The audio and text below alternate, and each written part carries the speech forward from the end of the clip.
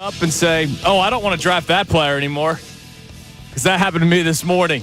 Uh-oh. It's Kincade Salciunas, 97.5, The Fanatic. This is Kincade and Salciunas. When we grouse about a sweep for the Pirates, which you should be embarrassed by that. Yeah. You got to bring up the fact that the division-leading West, Dodgers, the division-leading Central, Cubs, you're 3-0 in series against those two teams. That's why there's, to me, the misconception of, well, they can't beat any good teams. They only beat bad teams. They've played well against good teams, too. We've seen something in the last few weeks that you guys have never seen. The erratic EKG nature of a baseball season. Kincade and Salciunas. John Kincade, Andrew Salciunas. 97.5 The Fanatic and 97.5thefanatic.com. And a good Thursday morning, Philadelphia. I'm Andrew Salciunas alongside my man, John Kincade. Johnny, what a pleasant ride into work this morning. Yeah, it was nice. Finally. Great morning, and after a pretty good night, and then we wake up to another story on our laps. Yeah. Which is fun. It's fun when you go to bed, you think you got a show planned. Yeah. And then you get something that just falls into your lap. Full disclosure, I put out this show sheet, and then I was like, oh, I forgot this, I forgot that, I forgot this. Yeah, the first one wasn't your best. So I ripped it up, and I did another one. and did another one. Because that's what we do around here. Mulligan. Yes. Well, not really a mulligan. That would be if we redid the show at 10 o'clock. Breakfast ball. That would be Breakfast like ball, we yes. redid the show at 6:10. Which, by the way, you can't do if you have a legitimate handicap. Try and stop me. Yeah, see that? That's where people get scammed on their handicaps. So the story that we woke up to, and a lot of you woke up to, I would imagine if you're up at this point. They may not even know it when they're hearing We might be us start breaking the it show. to you. Ace Bailey, who a lot of people have projected going third overall in the NBA draft, which is just next week, by the way. Ace Bailey out of Rutgers. Thinks he's LeBron. So let's get to the news in a few minutes. First, when the Sixers get the third overall pick, we're just happy that they got the pick, right? Yes. First and foremost, they avoided the disastrous scenario where everything went to crap last year.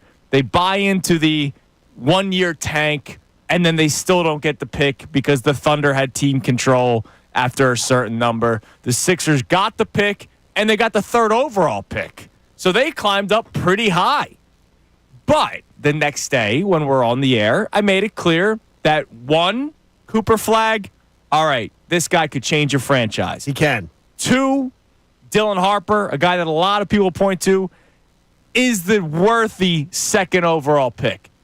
3 on, I don't believe there was a guy that you go, yeah, that's the lock third overall pick. A lot of people say 3 to 6 could be the same guy. Correct. And Ace Bailey, a lot of people pick going at 3, but it's not a lock.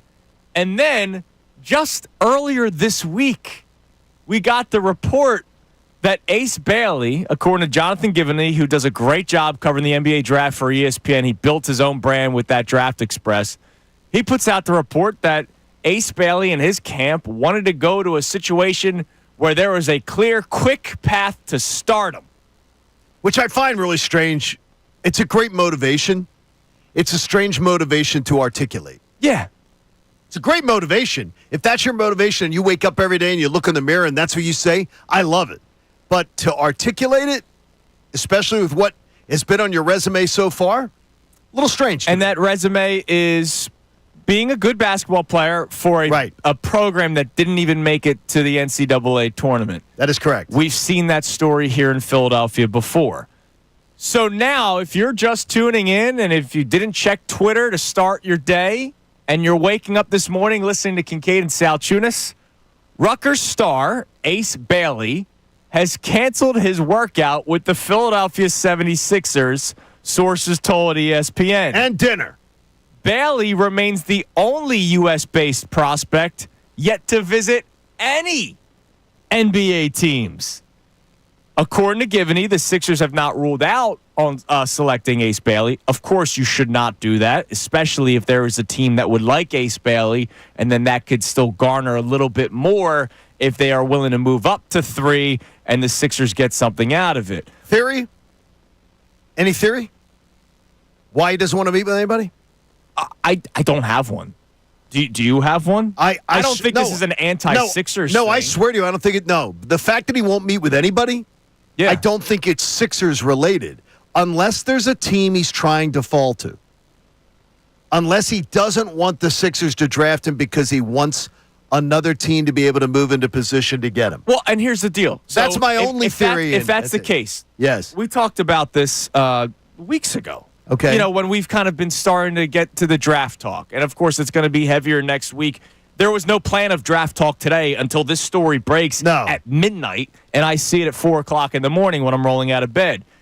If that's the case, then, all right, he wants to go to a team like Charlotte, or he wants to go to a team like the Wizards where he can be the guy, or, 1A, 1B with LaMelo Ball. Whereas here in Philadelphia, he's not. He might not even be a starter on this team. Not right away. Let's say game one, everybody's healthy, which we know that's a crapshoot. Please. But if game one, it's what are you talking about? It's Maxey, McCain, Paul George, Joel Embiid. That leaves one starting spot. And who knows? Do they bring back Gershon Yabusele, right? I know that's still a question mark. Is there another player that they could put at the 4? Or is it Ace Bailey? But I don't even know if that's a lock. Like, I don't think Ace Bailey getting drafted by the Sixers makes him a lock starter. Not day one. And maybe that's something that he would not want to do. Maybe he wants to be a starter, which he could be for the Wizards, or it could be for the Hornets. But we don't know that it is. Yeah, we have no idea. And so when this story breaks, I've already been hesitant to want to draft him. I've been scarred too much, John, by the programs not being great basketball programs. I saw it with Ben Simmons. I saw it with Markelle Fultz, and we saw how those played out. Does that mean that always happens? No. Of course not. Ja Morant, obviously he's got his own issues, but Ja Morant is one of the better players in the NBA, and nobody knew what school he went to until they started posting the highlights of him dunking pregame, right? So, you don't have to go to a great program. There's guys that come from Europe that didn't play for Duke or UNC, so that doesn't totally matter. But I've been scarred too much, and now that I'm hearing stuff like he believes he should have this quick path to stardom, and the fact that he played for a bad basketball team and they couldn't win games when they have 2 of the top 3 picks on a lot of big boards, I'm out. I don't understand how a guy is telling me he wants the quick path to stardom when he couldn't take the quick path to getting into a tournament with 68 teams in it. Yeah. I mean, it's not hard to make the NCAA tournament. It is not a monumental task to be a tournament team. Unless you're one of those lower conferences and you have to win your conference You're tournament. playing in the Big Ten, and you have 2 of the top 3 picks in the draft, reportedly? Yeah. And you couldn't make the NCAA tournament? That tells me something about you. Yeah. It tells me something about you being able to get other players. We've seen singular players get guys to the NCAA tournament, let alone having 2 of the top 3 guys in the draft. Now, here's the thing. In fairness to that, Okay. why isn't the same stuff said about Dylan Harper, who played for that exact same school with the exact same team that did not make it to the NCAA Are you hearing these tournament? things about Dylan Harper, though? No, out of you're his not. head? You're not. So Dylan Harper's not treating it like he's not one of the real housewives Right. heading into the draft. There's a difference. And so to me, one's a guy who's coming into the league humble. One's a guy coming into the league saying, I'm expecting red carpet treatment from day one. Scares the hell out of me. Now, Harper has only visited the Mavericks and the Spurs, the top 2 picks. That's because he knows those are the only 2 teams in the mix. He Right. knows he's the definitive number 2 guy. Right. Ace Bailey does not know that he's definitive 3, 4, 5, or Right. 6. And so the fact that he's canceling all these, workouts, canceled everything with the Sixers. Remember, last week, the story comes out that VJ Edgecombe was visited by the Sixers. Sixers flew out to him. They flew out Maxey. They had the dinner together. And apparently they hit it off. And then all of a sudden, I knew there was something weird about this. I said it to you guys last week. The story comes out that it was a great meeting with VJ Edgecombe. Okay. And then all of a sudden you start seeing the reporters put out Sixers just scheduled something with Ace Bailey. And I wonder if that was almost like we tipped our hand too much, that we had this great meeting with VJ Edgecombe. And if we did want to trade back, because maybe we could trade back a pick or 2 and still get our guy, maybe they tipped their hand too much. Maybe he found out where they were taking him to dinner. Maybe he didn't like the dinner choice. Maybe someplace that he chose for. I want to know where Darryl was taking him to dinner. Maybe he picked that French place. He didn't want French food. What, Park? I love maybe Park. Park's awesome. Yeah, Park's but a great maybe he spot. didn't want French food. Maybe. A lot of people want duck. A lot of people I love want the portions. duck at Park. It's a good I call. don't like duck. You don't like duck? I hate Oh, duck. dude, delicious. No, hate duck. Delicious item. All right, so Aflac. here's where we'll start. Ace Bailey, if you're just tuning in and didn't check Twitter this morning, because it happened overnight, Ace Bailey has canceled his workout with the Sixers. I'm out. I'm like right away. There's too many red flags for me. I get size and measurable and fit and all that kind of stuff. I'm out. So coming up next, I want you guys to talk on it more because I was pretty honest about it. The program not being one of those top programs, how much of that matters to you? It's Kincade and Salciunas, 97.5, The Fanatic. Ricky Bo, Bill Colarulo.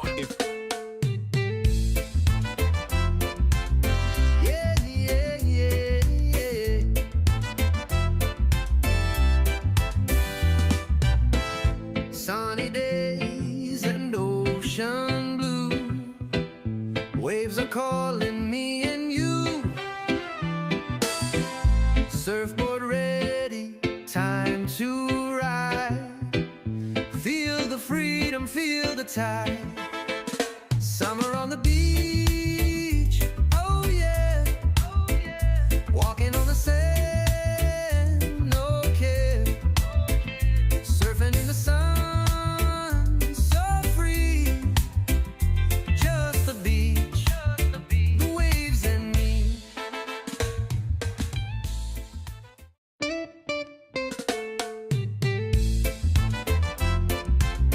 Yeah, yeah, yeah, yeah.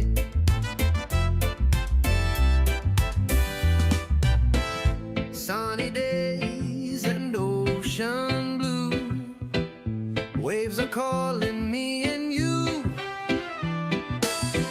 Surfboard ready, time to ride. Feel the freedom, feel the tide. Summer on the beach, oh yeah, oh yeah. Walking on the sand, no care. Surfing in the sun, so free. Just the beach, the waves and me.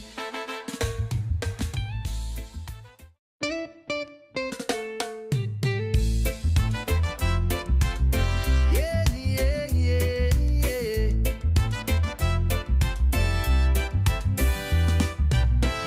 Sunny days and ocean blue. Waves are calling me and you. Surfboard ready, time to ride. Feel the freedom, feel the tide.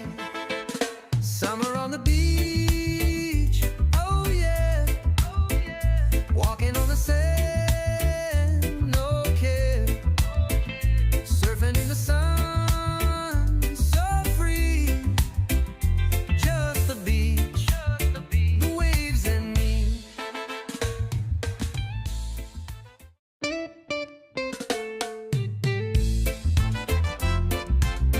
Yeah, yeah, yeah, yeah.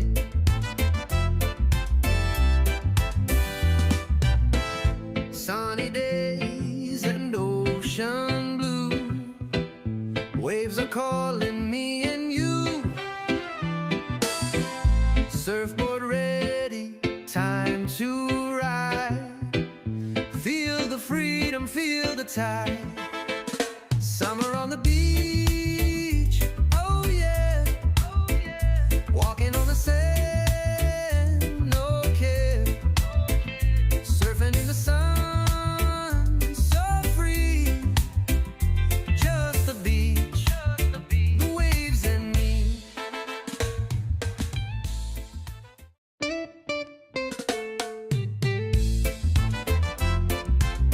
Yeah, yeah, yeah, yeah.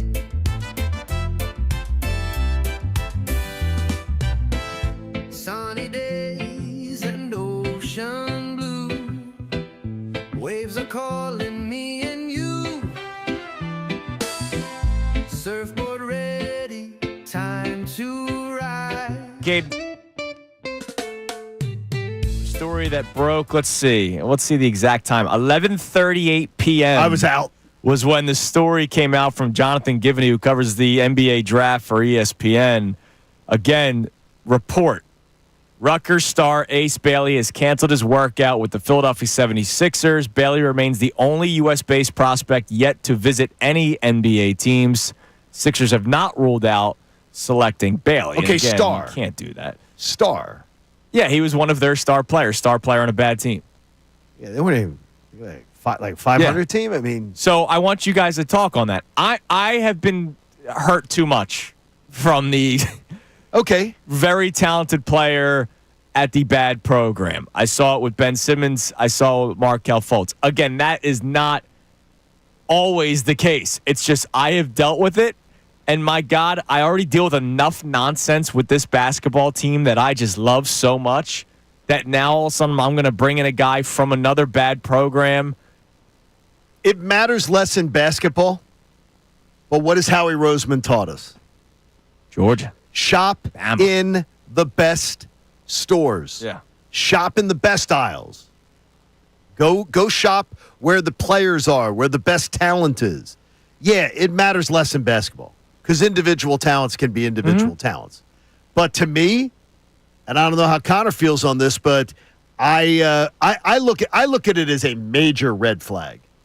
When 2 of the top 3 picks in the draft come from a program in a conference, you can make the tournament out of the Big Ten. The Big Ten had plenty of teams get in the tournament. You could make the NCAA tournament out of the Big Ten. Are you kidding me? Yes. And you can't even sniff one of 68 spots?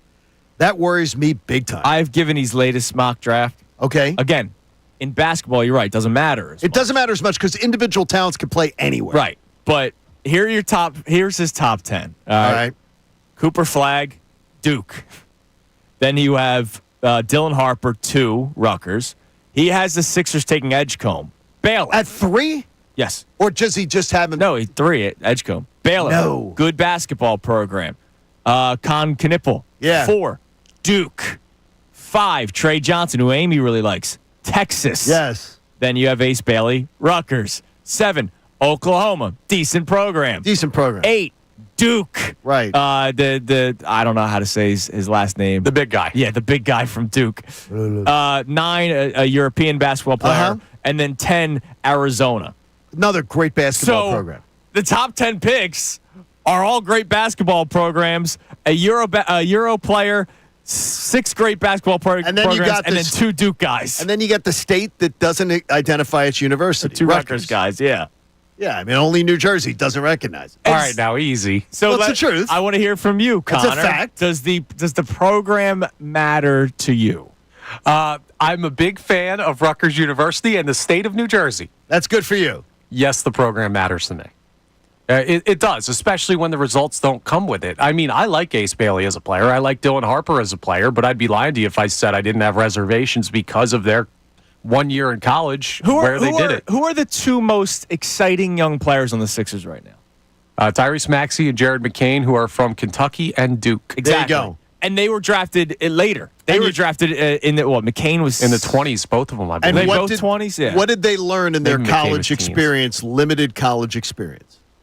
They practiced every day against other 5-star McDonald's All-American type players. Yeah. They played schedules against other McDonald's All-American 5-star recruits, things like that.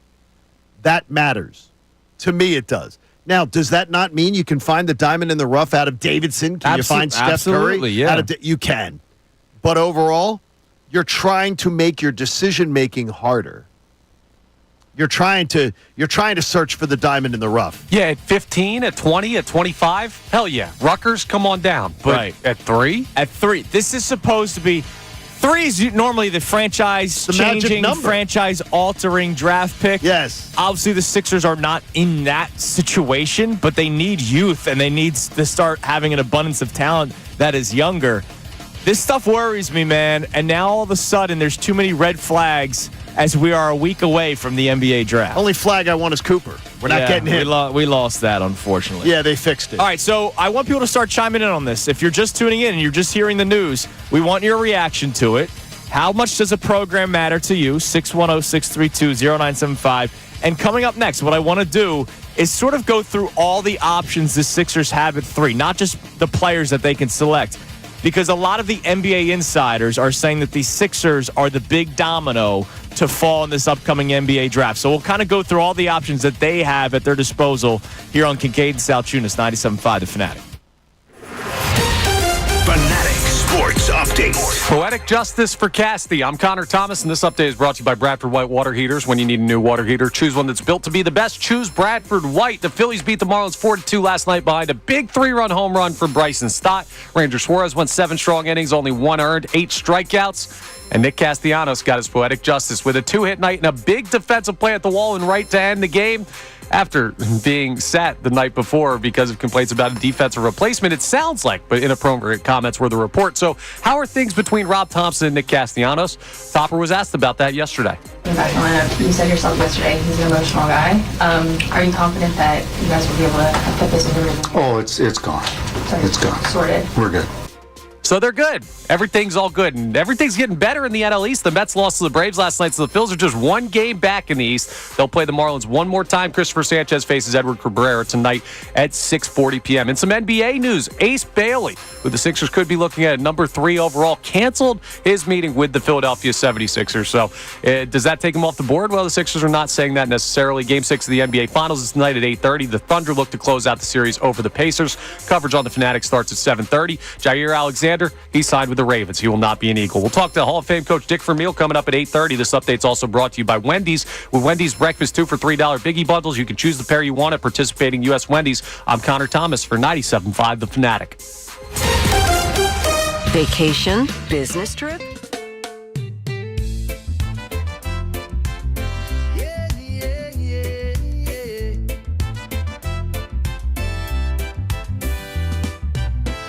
Sunny days and ocean blue. Waves are calling me and you. Surfboard ready, time to ride. Feel the freedom, feel the tide. Summer on the beach, oh yeah, oh yeah. Walking on the sand, no care.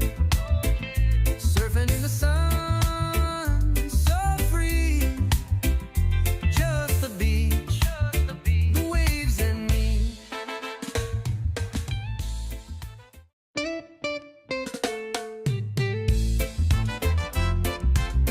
Yeah, yeah, yeah, yeah.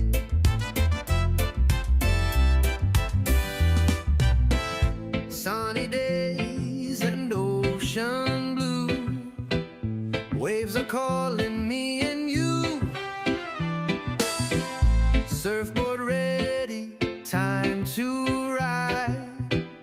Feel the freedom, feel the tide.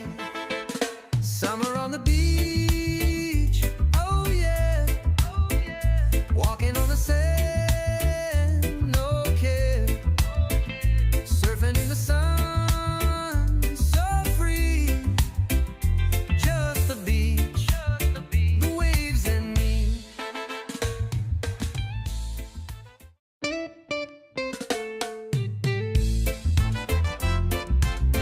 Yeah, yeah, yeah, yeah.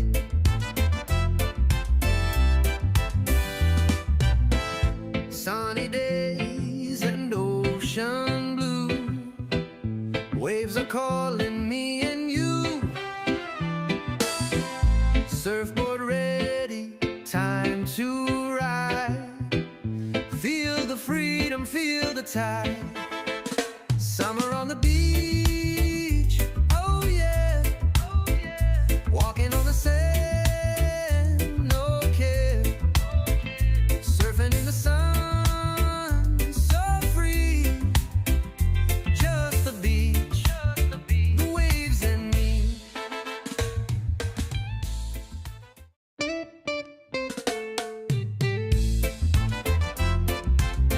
Yeah, yeah, yeah, yeah.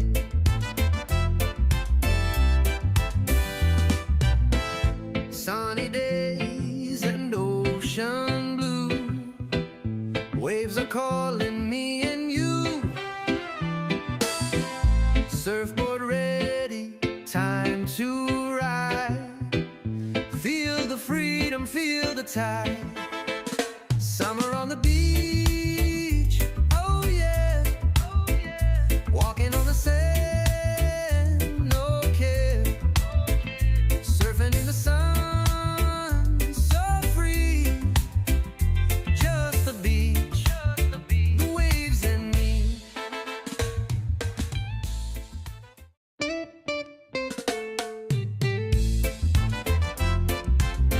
Yeah, yeah, yeah, yeah.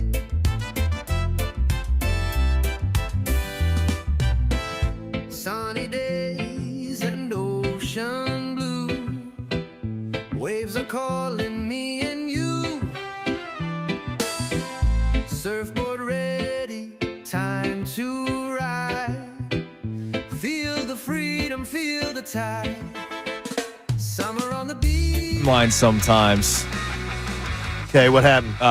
Because later on in the show, we're going to talk Phillies because they played last night, and obviously they played the Marlins. So Phillies, Marlins, the computer listens, the phone listens, and all of a Okay. sudden a video of Sixto Sanchez pops up on Really? my timeline. Remember Sixto Sanchez? Oh, like- you can't trade him. He's like Octo Sanchez, He's, right? he's the next Pedro Martinez, and this is why I always do proven versus unknown.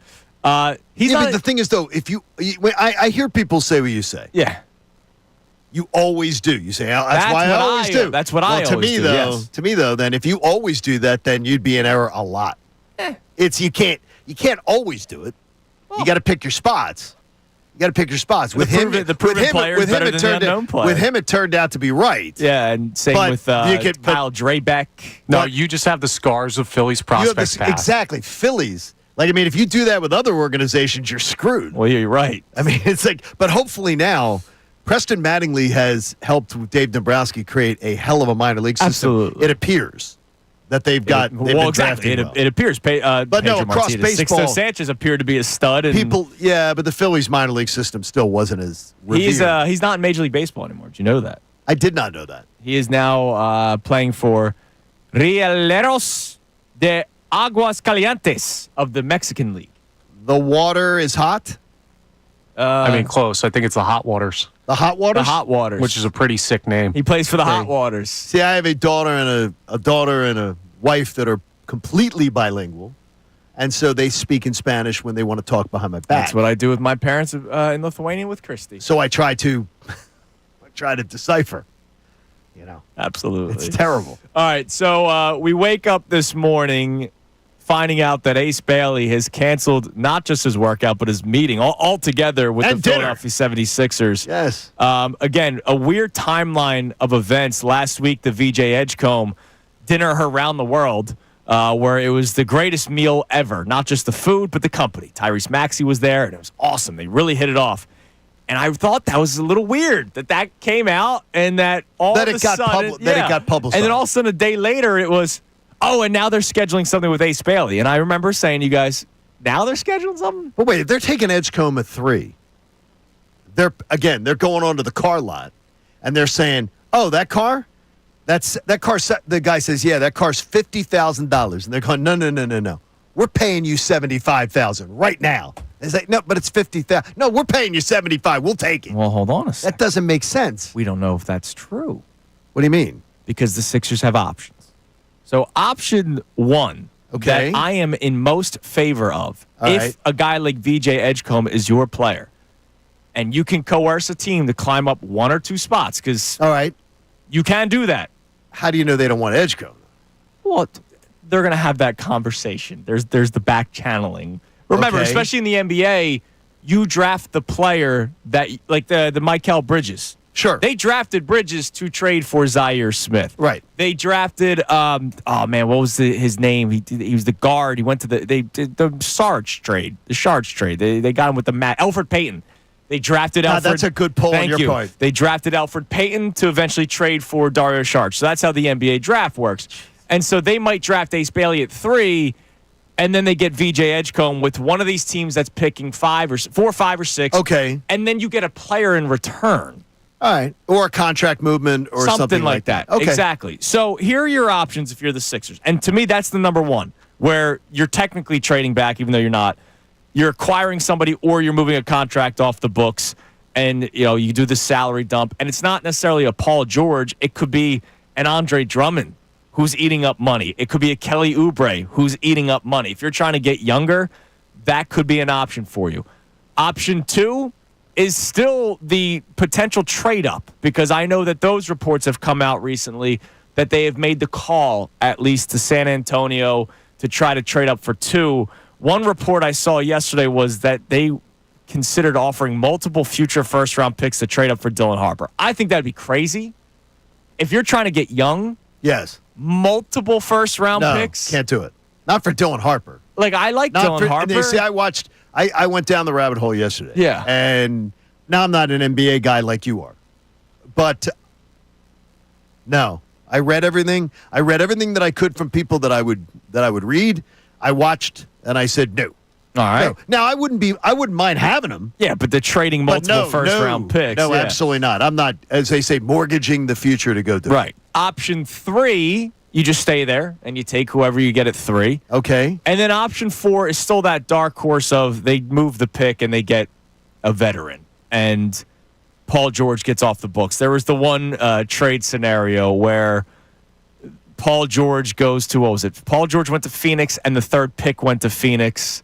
And then Kevin Durant went to the Spurs, something like that. It was like a 3-team deal. Something like that. And by the way, they said that no team, that the experts had said, Windy, the teams had not ever engaged in that conversation. Right. It was more of according to his knowledge. Speculative. It was speculative. Yeah. Right. So I'll ask you guys, of those 4 options, my number one is you technically trade back.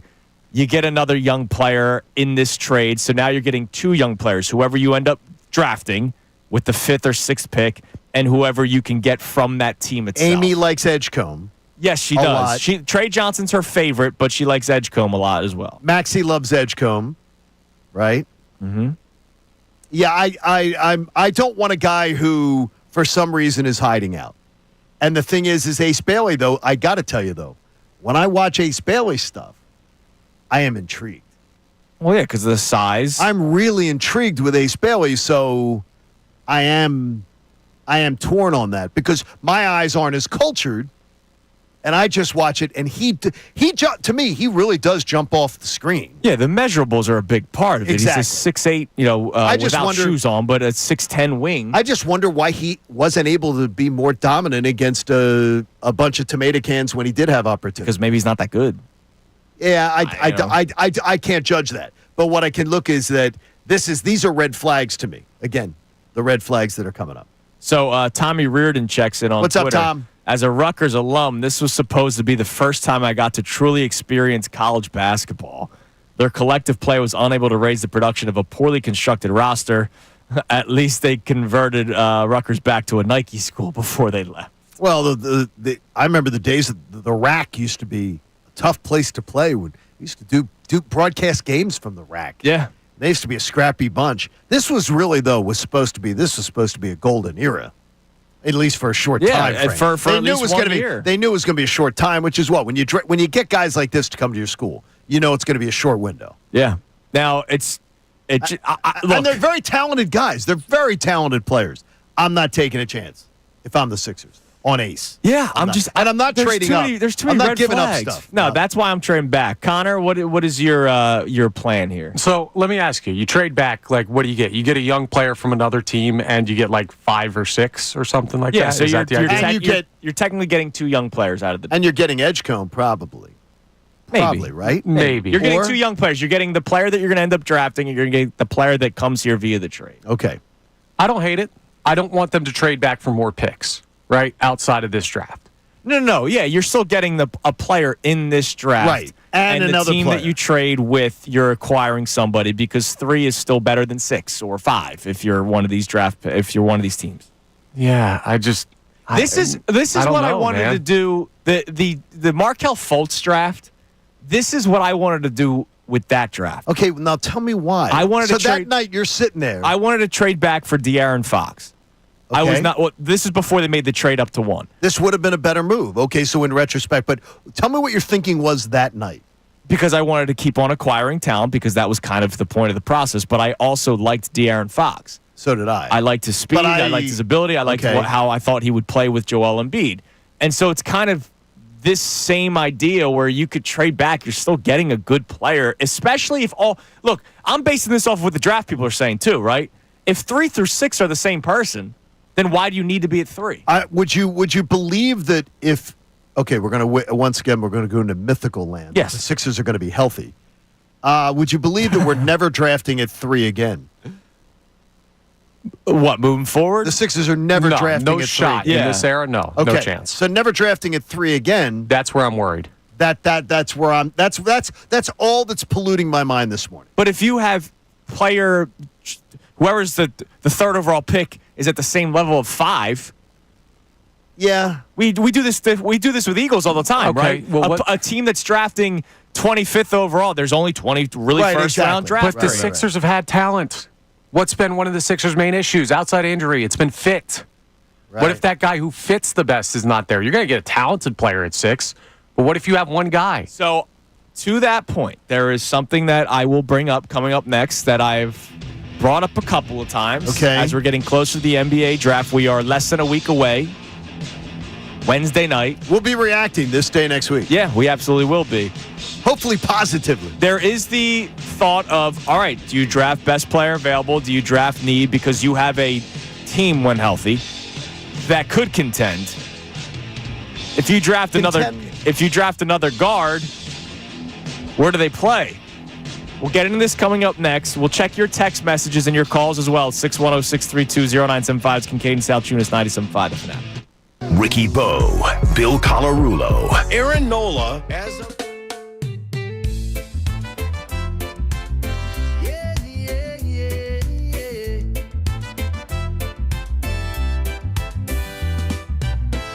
Sunny days and ocean blue. Waves are calling me and you. Surfboard ready, time to ride. Feel the freedom, feel the tide. Summer on the beach, oh yeah, oh yeah. Walking on the sand, no care. Surfing in the sun, so free. Just the beach, the waves and me.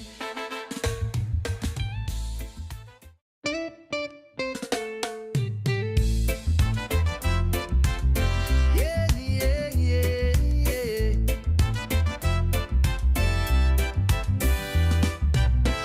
Sunny days and ocean blue.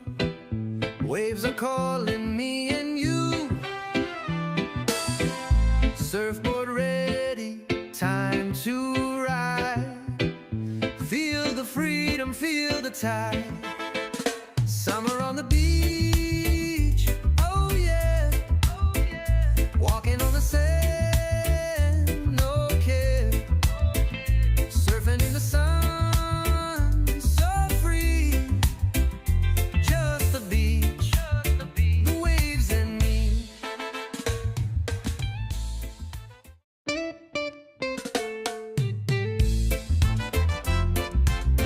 Yeah, yeah, yeah, yeah.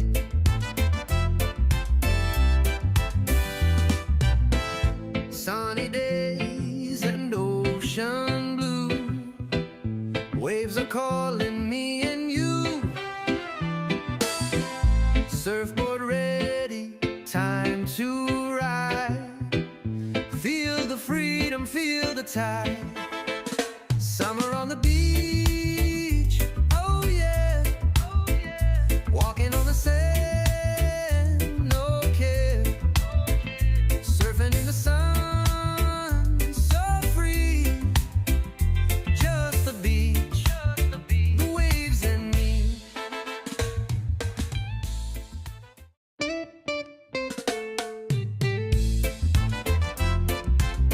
Yeah, yeah, yeah, yeah.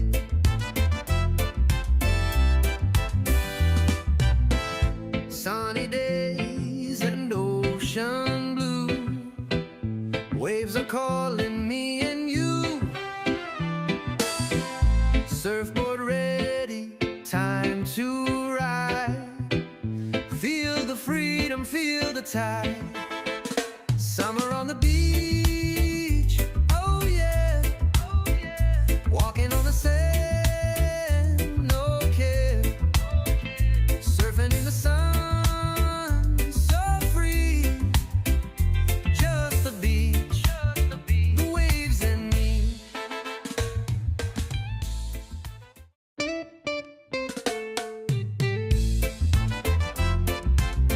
Yeah, yeah, yeah, yeah. Salciunas, the Fanatic. All right, we'll check our text line and our calls here in a second. As the news broke last night, if you're just tuning in and you have not checked social media just yet, at 11:38 last night, Jonathan Givney, who covers the NBA draft for ESPN, put out the report that Ace Bailey canceled his workout with the Philadelphia 76ers. That's unbelievable. Which, by the way, he got from the Sixers. Yes. Or from Ace Bailey's camp. Oh, God. Ah, boy. Anyways, Connor, you brought up the fit and all that kind of stuff. So when Daryl was on a few weeks ago with Amy and I asked him, like, hey, are you drafting position, best player? And he straight up said you draft best player. You never At make 3. Yeah, at 3. You never make the mistake of drafting for a fit. Now, if I had an hour to talk with Daryl Morey, I would love to pick his brain. Like, all right, but you're also in a different situation, right? Like this Sixers team, and I know you scoff at it, but this Sixers team has one healthy, legitimate players, right? Yeah, but they're not a competitor. Yeah, I'm not going to say championship contender, but can they win a playoff round or two? Absolutely. They are a team that is a contender to not be in the play-in tournament.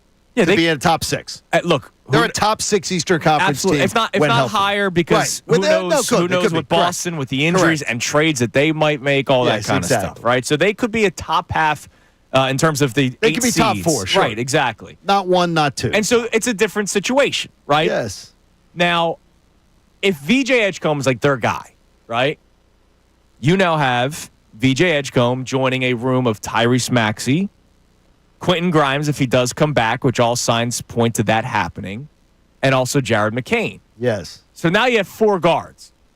Yeah, I'm trying to figure out in my head how that all fits. And that's why I've brought up a couple of times the Jared McCain potential trade. And there are people that get like really upset by it. And I get it because he was the really only exciting part of the team last year when everybody was still kind of playing before the tank happened, before he got hurt and B got hurt, Paul so George much got fun hurt. and an engaging guy with the fan base and everything. It's so much fun Right. to think of what he might be. But then it was also fun to watch after they traded for Quentin Grimes, and we saw what he was able to do. Now, I didn't see Quentin Grimes play enough with Embiid to say, all right, was he putting up points because he was really the only guy?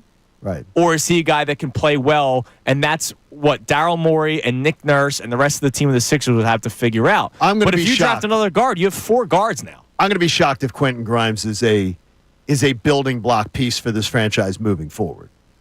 I'm going to tell you. Yeah, right but you're not I'm gonna asking be him. shocked. I don't think you're asking him to be building. No, block. but I'm going to be shocked if he's one of the core pieces of a team that's competing for something. Right, he's microwave off the bench. Yes, exactly. And you know what? Which that that's can be important. good enough. That's important to That have. can be good enough if you hit this draft pick well. That can potentially be a really Well, no, nice by piece the way, to have. somebody is going to have to be the microwave guard off the bench if you have 4 of them. No question. Right? Like somebody's going to have to be. and So- he'd be a perfect fit for that. And so I don't know if drafting another guard means you still have 4 guards after all this. You're not trading Tyrese Maxey.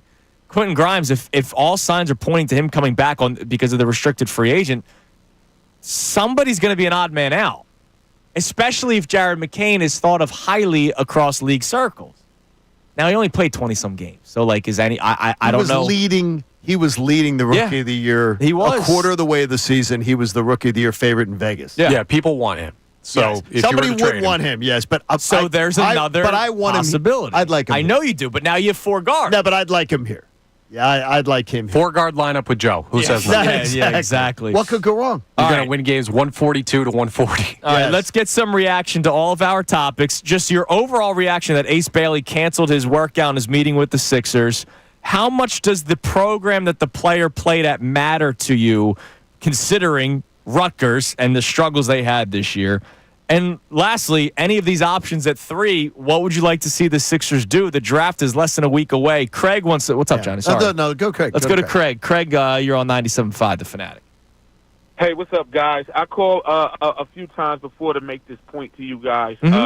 So I was a Rutgers alum, and my brother was a Temple alum. Played at Temple. Oh yeah, I remember talking to you before, That's Craig. good, yeah. man. So I used to hang out with Eddie Jones and all of those guys in the dormitory. And Eddie used to say to me, he didn't expect to win in the pros because he didn't win in high school. He didn't win that much in college. Same thing for my brother. They didn't win any games up in the Veterans Stadium, and he ended up being a 10-year veteran, winning the Super Bowl. The point that I'm making to you is that this Bailey kid, you got two types of kids. You got kids that are happy to be pros because they come from unfortunate situations, and then you got prima donnas, right? So this kid is saying, if I'm watching the Sixers, it's a very unstable organization, going back to the whole Okafor thing, the Nerlens Noel. You don't know, as a guard, your shelf life in the NBA can turn into you playing overseas in 4 or 5 years if you're not in the right situation, where people are exposing you to be a decent player, whether it's a starter or a contributor. If you go to the Philadelphia 76ers as a guard and you don't get playing time,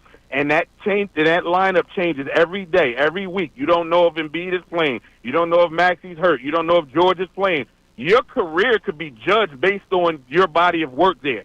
So I wouldn't want to go to a situation like that. The last point that I want to make to you is this. When I bring up my brother, and the reason why I do that is because when he got drafted out of Temple University, he went to the Tampa Bay Buccaneers, where they had the best defensive players on earth to not only mentor him, but he tells me in the locker room, them dudes didn't talk about what they did in the pros. They talked about University of Miami. They talked about Derrick Brooks at Florida State. They talked about what those dudes did in college. So to your point, the school does matter because that's where you're developing your work ethic and all of those things. These guys went to Rutgers, which is basically an academic school. Rutgers has never been a powerhouse in no sport. I went there, and I love the school, but you're just not going to compete with the Bamas of the world, the Dukes of the world, whatever it may be. So in regards to this Ace Bailey kid, you don't know much about him. Yeah, his talent is great, but respect he's telling you your team is not good enough. Yeah, but Craig, here's the deal, and thanks for the call, man. It's not just the Sixers. He's not met with anybody. Yeah, I mean, This isn't a Sixers situation thing. I understand what you're saying. Like, the Sixers situation has not been fun. And who is he on his resume to say that? Right, exactly. And here's the deal. If I'm Ace Bailey, knowing all that stuff that Craig brings up, the dysfunction and Joel Embiid's injury and not knowing if he's going to play, that might mean that you get more opportunities. And by the way, he's a wing player. So if Paul George is hurt, that means he gets more opportunities. Basketball, of all sports, you can go out there and show off by yourself and all of a sudden show to the rest of the league that you belong. With all the dysfunction that the Sixers had this past season, we're still talking highly about Jared McCain, right? Yeah. Yeah. Absolutely. Because he was a bright spot, and the season wasn't lost when he went down. By the way, take a little slander there, though. Eddie Jones at Temple played 3 years at Temple. I think he started 3 years at Temple. And I think he played in probably 8 or 9 NCAA tournament games. Yeah. Eddie Jones, and he was top 10 draft pick. He knew winning in Eddie college. Jones knew winning in college. Couldn't cut it at Rutgers. He played in tournament games. Yeah. Which this And I Rutgers think- team did not do last year. I'm trying to guess. I'm going to guess he played in 9 NCAA tournament games. Yeah, nice. So I mean, little like deep run. he had some tournament moments, unlike Ace Bailey, who watched it like we did on True TV if he could find it. Yeah. All right. Coming up next, we'll get back to all of our topics, sort of reset the show because this is big news that dropped late last night when a lot of us who wake up this early were asleep. Also, what we did see was the finale of the Phillies game in which they won, and nobody got benched. It's Kincade and Salciunas, 97.5 The Fanatic. Fanatic Sports Update. Ace is wild. I'm Connor Thomas, and this update is brought to you by Mercedes-Benz. The Mercedes-Benz Dream Days are back with offers on vehicles like the 2025 E-Class, CLE Coupe, C-Class, and EQE Sedan. Hurry in now through July 31st. Learn more at mbusa.com/dream. With the NBA draft under a week away, top prospect Ace Bailey canceled his workout with the Philadelphia 76ers. He hasn't met with any teams. A very intriguing strategy by one of the top prospects in the draft. We'll keep you updated on if the Sixers are still in. It sounds like they could still draft him at 3. The Phillies, they took down the Marlins last night 4-2 behind a big 3-run homer from Bryson Stott. Ranger Suarez, a strong start. Nick Castellanos got a little poetic justice. He made a great defensive play to end the game in the 9th in right field after being benched for comments about, well, being pulled as a defensive replacement. So, Rob Thompson was asked, well, are you guys cool? Well, here's the answer. You said yourself yesterday, he's an emotional guy. Are you confident that you guys will be able to put this in the room? Oh, it's gone. It's gone. Sorted. We're good. So things are all good. Things are even better because the Mets lost to the Braves, so the Phils are just one game back in the East. They'll play the Marlins one more time. Christopher Sanchez faces Edward Cabrera tonight at 6:40. Game 6 of the NBA Finals is tonight at 8:30 as the Thunder look to close out the series over the Pacers. Coverage on the Fanatic starts at 7:30. We'll talk to Hall of Fame coach Dick Vermile at 8:30. This update's also brought to you by Wendy's. With Wendy's breakfast 2 for $3 Biggie Bundles, you can choose the pair you want at participating U.S. Wendy's. I'm Connor Thomas for 97.5 The Fanatic. Ricky Bo. Bill. Yeah, yeah, yeah, yeah.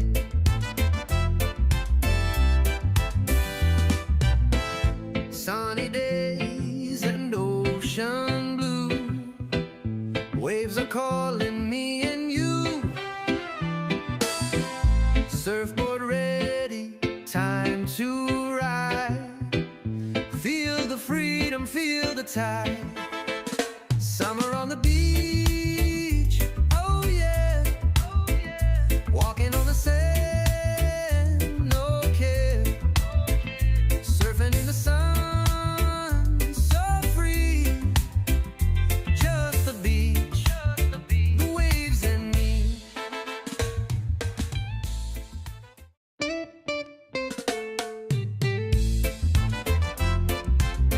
Yeah, yeah, yeah, yeah.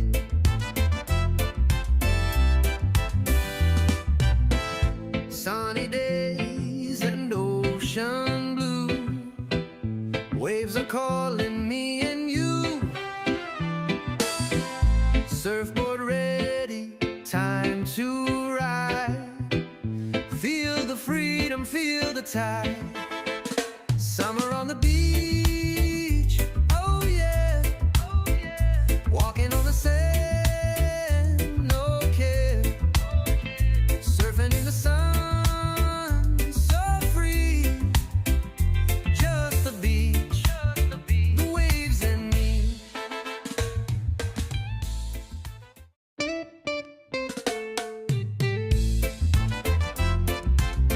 Yeah, yeah, yeah, yeah.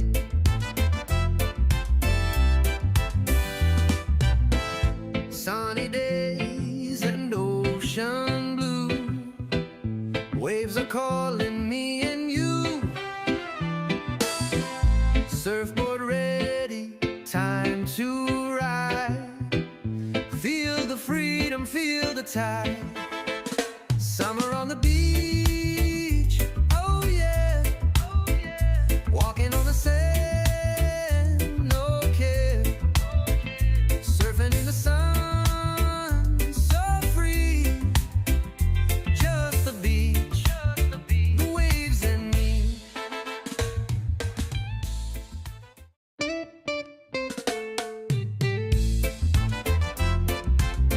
Yeah, yeah, yeah, yeah.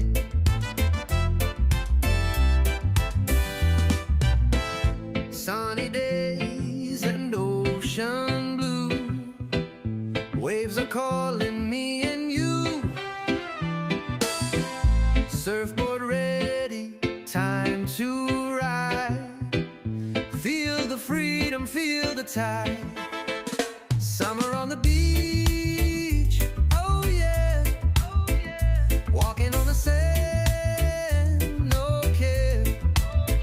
Surfing in the sun, so free. Just the beach, the waves and me.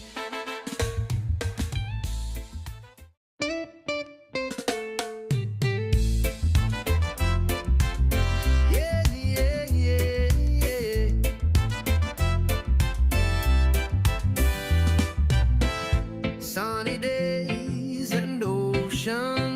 Salciunas, 97.5 The Fanatic on a Thursday morning, Johnny, which means it's time to give out our first $50 Wendy's gift card in honor of Ace Bailey in the third overall pick. Let's get caller number 3 at 610-632-0975. Third caller will win our first of 4 $50 gift cards. The Wendy's Breakfast 2 for $3 Biggie Bundles lets you choose your perfect duo from your fave 4, including a sausage or egg and cheese biscuit, small seasoned potatoes, or medium hot coffee at participating U.S. You guys Wendy's. are so excited. Yes, I love my on Thursday Wendy's mornings, Day. You man. guys are so excited. It's awesome. I got a little extra pep in my step each Thursday. Wendy's is great, Yes. and it gives you a great start to your day. Hell yeah, it does. But it wasn't a great start to my day. No, not when fun. I saw that Ace Bailey canceled his workout with the Philadelphia 76ers late last night. Now, again, I wasn't sold on Ace Bailey, so I'm not heartbroken. This isn't You're not losing sleep over this. let's say the Sixers had the first overall pick and Cooper Flagg's nah. Then I would be freaking out this morning. To me, this is just a crazy story of a player who I don't think is worth this drama. Sorry, he's an 18-year-old. I kind of feel bad. He's an 18-year-old kid, but dude, what are you doing? Canceling your workout with the team, talking about how you want to path to a motivation of not wanting to act thirsty on behalf of Ace Bailey. He thinks he should be the third pick. Yes. So he doesn't want to go visit 4, 5, 6 to make it yeah, I can understand why somebody would want to draft me there. Ooh. It's an ego thing. He's negging us. I like it. It's an ego thing. But here's the deal. He might not want to go 4, 5, 6, but there might be a team that wants to trade up to 3. Sure, that's what I say. And so, come on, dude. So if Charlotte wants to move up one spot, right? Show or what if you the can do. Pelicans want to climb up a few spots. And Pelicans, by the way, are the team that has been most publicly tied. By the way, next thing I read is that the Pelicans are the team most publicly tied to have had eyeballs of interest on Ace Bailey. So there it is. That's a team. You go and you meet with them. Right. You make them fall in love with you. That's the thing that I don't get. And to your point, the Pelicans are one of those teams, and they have young players that could be a part of this trade. If you were to trade back with the Pelicans, you could acquire a player, and then all of a sudden you're still getting whoever you're drafting. And to me, that's the best situation for the Sixers. You get 2 young players out of it because they need to get younger. And Daryl Morey finally realized that after the season played out so horribly. I wonder who you could get from the Pelicans. We'll have to look at their roster Herb later. Jones is a guy that's brought up a lot. Okay. He was a player that missed a lot of time last year. And you don't want that. Which is perfect for the Sixers. You don't want that. No, we know who's perfect for the Sixers on the Pelicans. Zion Williamson. No, we don't want that either. No, you're not going to do that. Be a great bench that. when everyone's hurt. No, Herb Jones is just last year. His rookie season, he played 78, 66 his second year, 76 his third season. It was just last year he got hurt. Don't we need another guy on the couch playing video games? Got enough of those. But he shoots around 40% from 3. His third season in the NBA, he shot 42% from 3, and he's 26 years old. So that's your young player. He's a wing player. And then you also draft a VJ Edgecombe if you trade back to 5. And now all of a sudden you get 2 young players. That is my favorite scenario for the Sixers. I listen to you every day. I listen to you a little bit more when you talk about this because of your enthusiasm, and I like your plan there. I like your plan. I could buy into letting you sit at Daryl's table and have a little bit of a say. Well, we tried that. I still wonder where we're taking him to dinner. That could have been it. You think Ace Bailey just didn't like the He might have been like you. Spot? Well, like you. He may have gone online and looked at the menu and said, oh, they're taking me some fancy place. I'm from Chattanooga, Tennessee.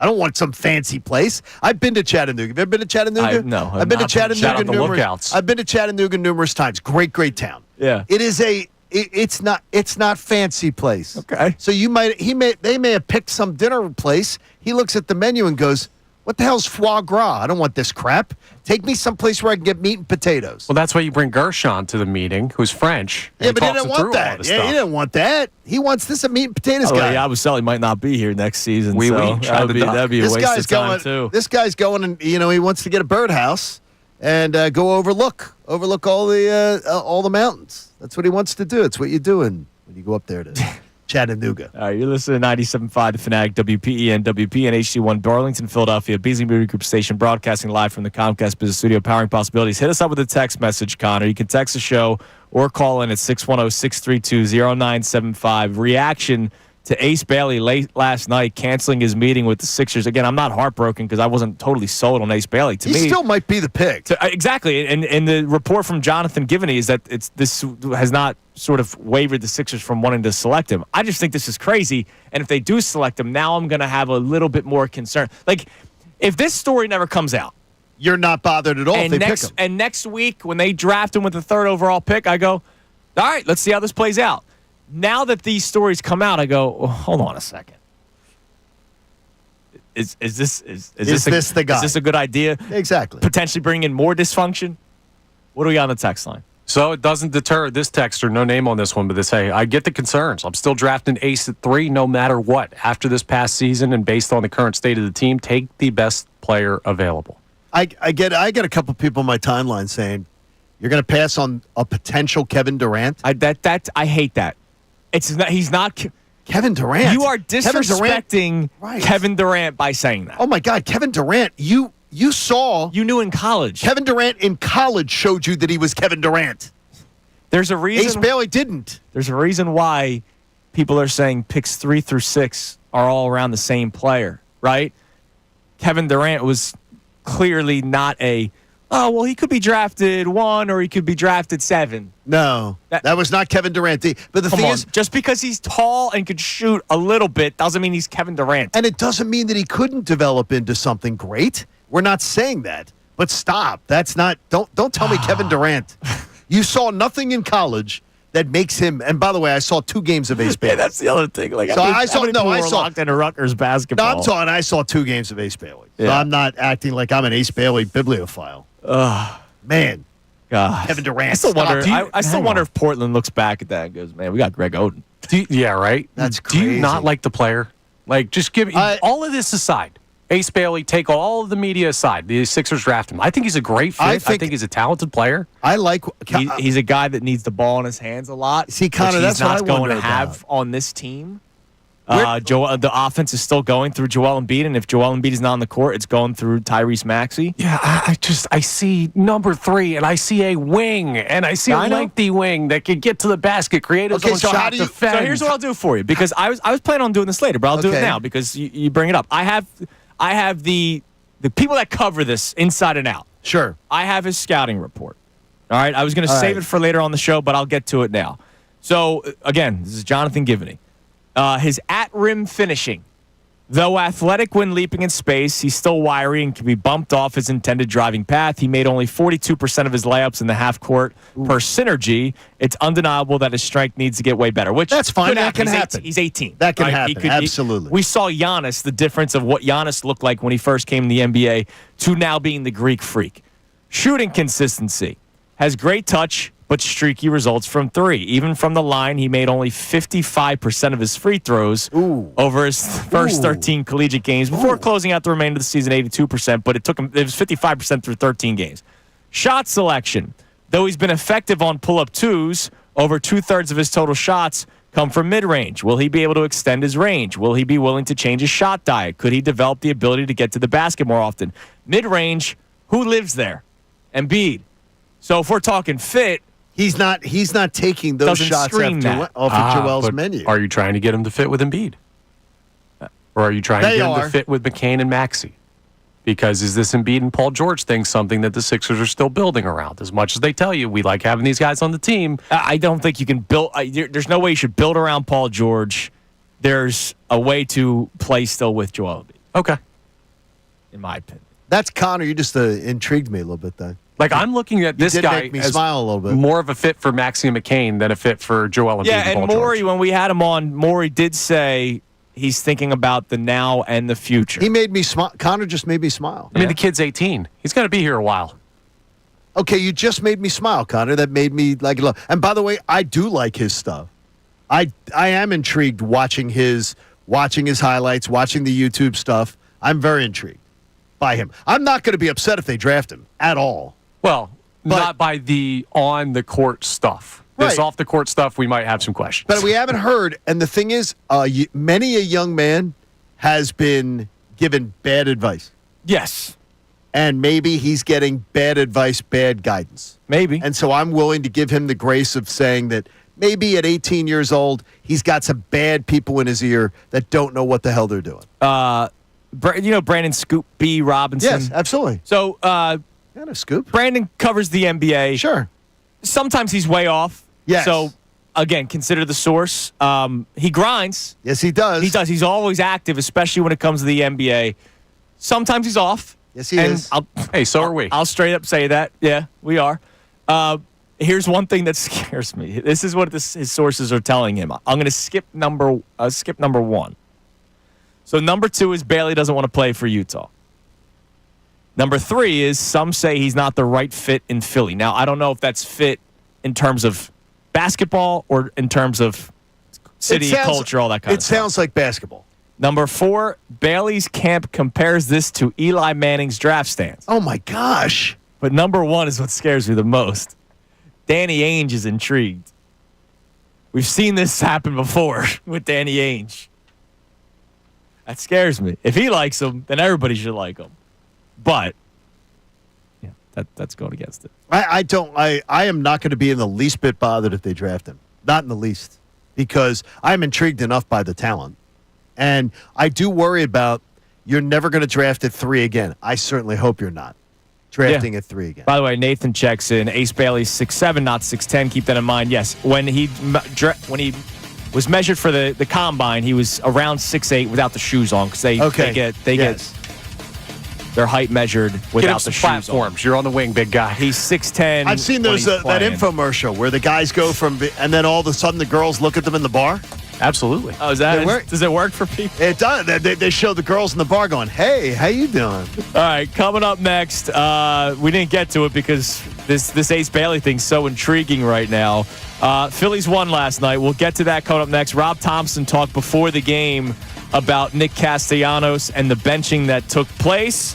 So you'll hear from Topper. We'll react to the Phillies win and another incredible performance by Ranger Suarez. It's Kincade Salciunas, 97.5, The Fanatic. Philadelphia Union Soccer. William Piper hit over the plate.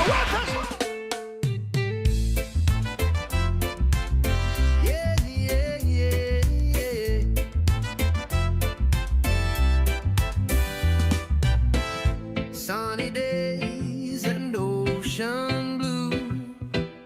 Waves are calling me and you. Surfboard ready, time to ride. Feel the freedom, feel the tide. Summer on the beach, oh yeah, oh yeah. Walking on the sand, no care. Surfing in the sun, so free. Just the beach, the waves and me.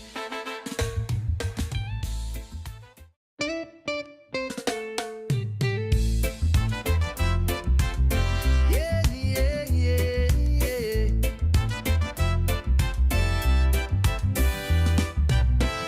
Sunny days and ocean blue. Waves are calling me and you. Surfboard ready, time to ride. Feel the freedom, feel the tide.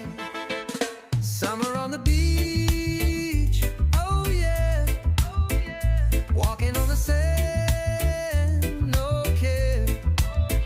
Surfing in the sun, so free.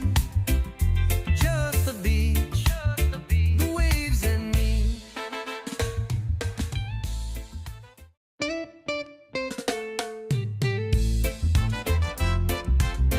Yeah, yeah, yeah, yeah.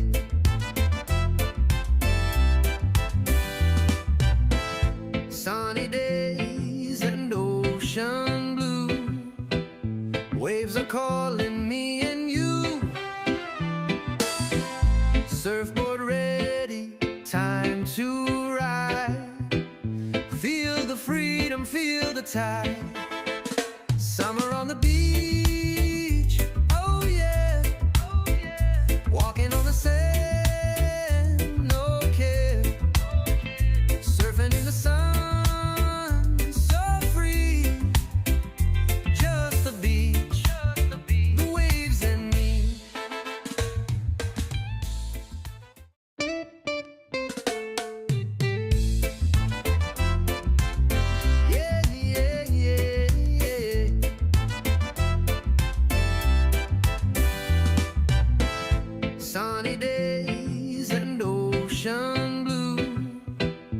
Waves are calling me and you.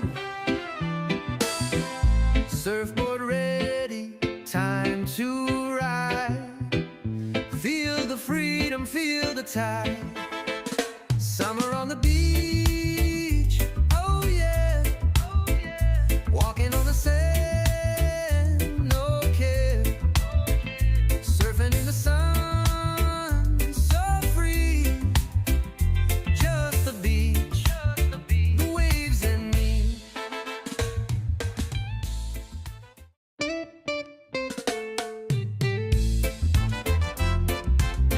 Yeah, yeah, yeah, yeah.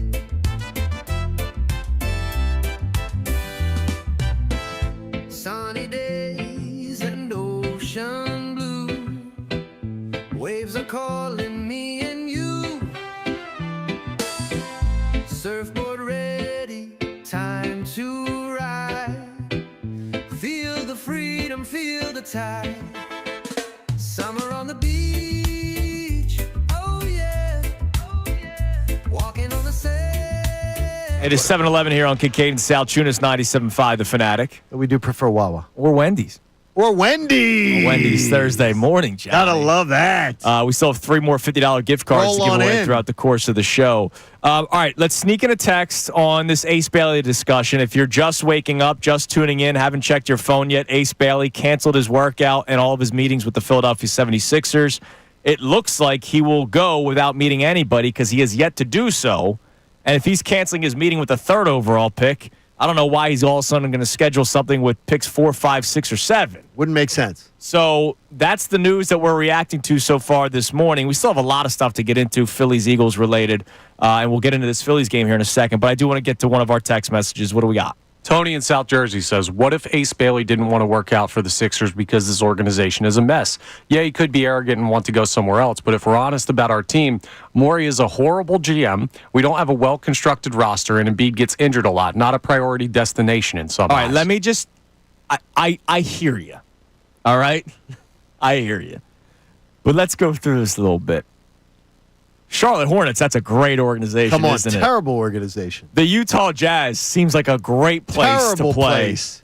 The Washington Wizards, everybody says that's basketball pedigree right there, the Come on. Washington Wizards. The Sixers are better than almost every one of those. As good if they're better. New Orleans Pelicans, let's talk about on. function and dysfunction with their star player. They're better than every one of those organizations. The Brooklyn Nets. Oh, my gosh. That was fun. The 18 games they had with Kevin Durant, James Harden, and Kyrie Irving, and have been trying to get out of the mud since then. Those are picks 4 through 8. So as much as I understand, I love this Sixers team, I get it. I don't run from the dysfunction. All right? Come on. The It dysfunction. chases me like a ghoul. Yeah, but those other organizations may be out dysfunctional. Right. So if that's the case, then Ace Bailey has not done his research for the 4 teams after the Sixers. That's crazy. All right, Phillies win yesterday. Yay! They beat the Marlins. Look, yay. That was great. Yeah, yay. That was a nice win. They beat the Marlins yesterday 4-2. Ranger Suarez again, dude. 7 innings, 4 hits, 2 walks, 1 earned run, 8 strikeouts. He ain't getting traded. Well, yeah, But is he but he's getting paid by somebody He's getting at some paid. point, yeah. He's getting paid, so enjoy him while you got him. I heard Mikey Miss float out this idea yesterday. What's that? Could Luzardo end up being the guy come playoff time that makes his way to the bullpen? No. Well, you're only going to have 4 starters. If Nola ends up being one of them. But Luzardo will be here next year, so you're not putting him in the bullpen. At this point, just throw every starter 1 inning every game. Luzardo's going to be here next year, so you're not going to do that to him, I don't think. All right, Walker. I don't think. They did it to Walker. He came back the next year. Yeah, Walker's staying on. Look at Walker like Luzardo. Return on investment, Luzardo's been much better. Oh, my God, yeah. So, I mean, they're not doing that to Luzardo. But if they think that's what's best for the team? Yeah, they could. I mean, but, yeah, I don't believe they would I'm do not that. there yet either. I don't think I they saw. do that. I heard it on the overnight coming in. Suarez has tied for the active streak of. Oh my God, the Quality start. Quality start. Thank you. Which is About to say fantastic. competitive start. Quality start. So that's good. I mean, he's been pitching really well. No, he's been ungodly. Now, before we have the fun with Rob Thompson and his pregame media availability with Nick Castellanos, good to see Bryson Stott get a hit, number 1, But it was Big hit. it was a big 3-run shot yesterday. JT Realmuto once again comes through with an RBI single. So you got some stuff from the back end of the lineup yesterday. Alec Boehm, another 3-hit day yesterday. Nick Castellanos following his benching goes 2 for 5. But real quick, one more negative note. They got to do something with Strahm, or they have to act soon. Okay, so you saw Kerkering the other night. Yes. Do a great job. Close out the game. So why using Kerkering in the 8th? I'm guessing it had something to do with matchup. That's just my guess. Because you know that they don't believe in the 9th inning thing. They did it with Craig Kimbrell, and that was really it. Other than that, they do the closer by committee thing. I can't grasp it. I can't grasp the wisdom in it. All right, well, here's what I'll say. Because Strahm, I guess, I don't care what the wisdom is that you think you have in it. Mm-hmm. It's Strahm, who hasn't been good, who's been giving up a run every single time you put him on the mound. So why are you doing that? So to that point. That is not smart. I hear you. That's not smart. Whether he's pitching in the 8th or the 9th, he's not been good. No, he hasn't been. And so let's say Kerkering goes in for the 9th, but Strahm still gives up a run in the 8th. I would still be coming in here today saying they got to do something about this. Because he's your go-to lefty out of the pen because Jose Alvarado decided to cheat. And again, for the people that were annoyed that next morning when we did 4 hours on it, oh, come on. You're really going to spend 4 hours on this? Yeah, because it was a big deal. It was their best reliever, period.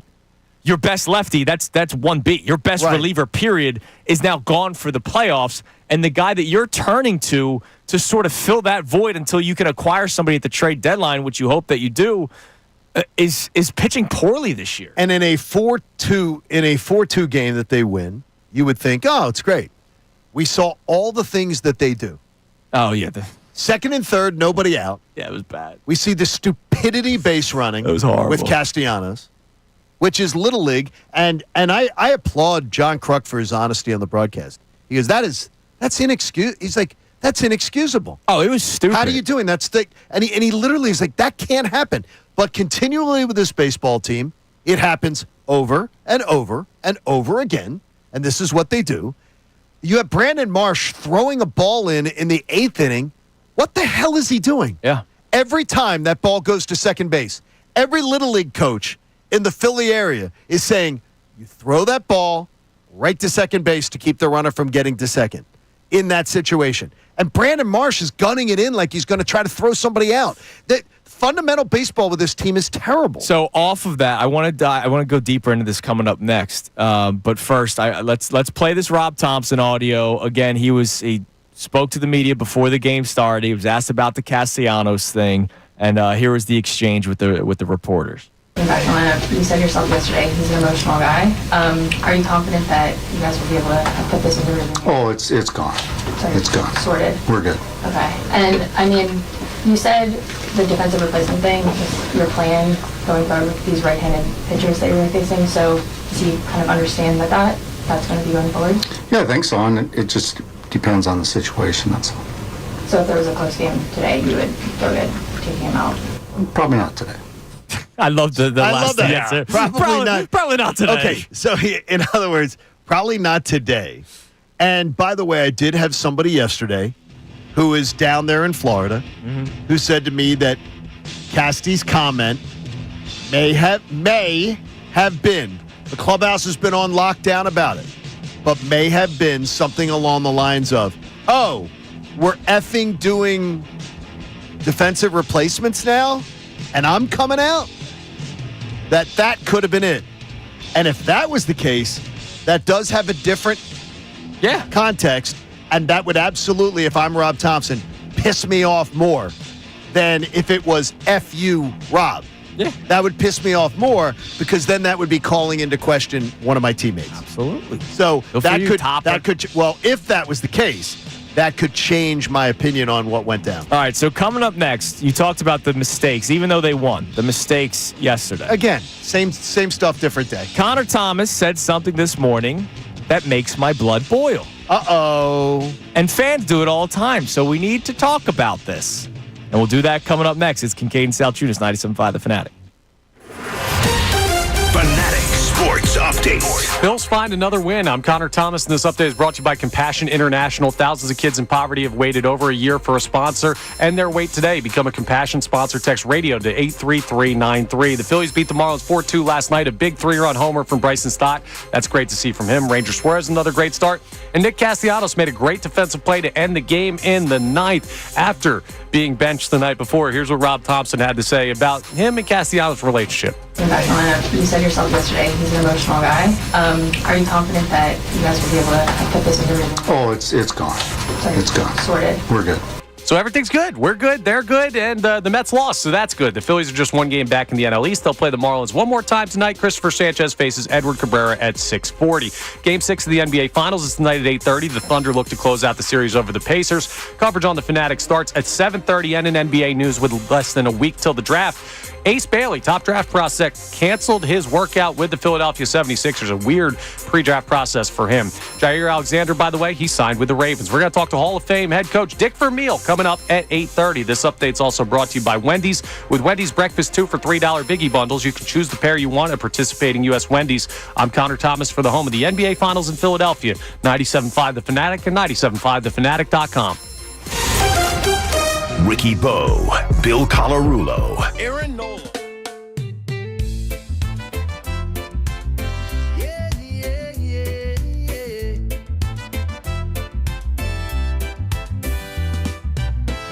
Sunny days and ocean blue. Waves are calling me and you. Surfboard ready, time to ride. Feel the freedom, feel the tide. Summer on the beach, oh yeah, oh yeah. Walking on the sand, no care. Surfing in the sun, so free. Just the beach, the waves and me.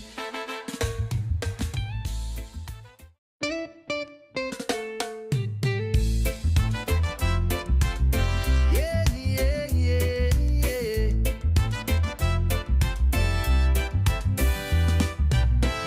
Sunny days and ocean blue. Waves are calling me and you.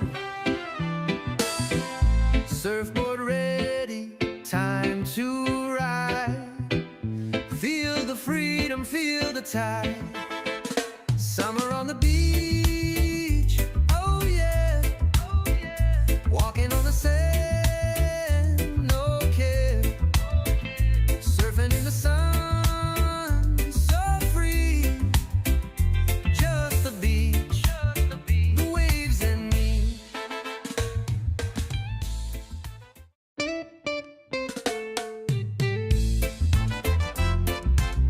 Yeah, yeah, yeah, yeah.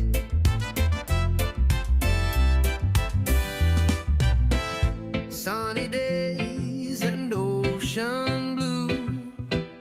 Waves are calling me and you. Surfboard ready, time to ride. Feel the freedom, feel the tide.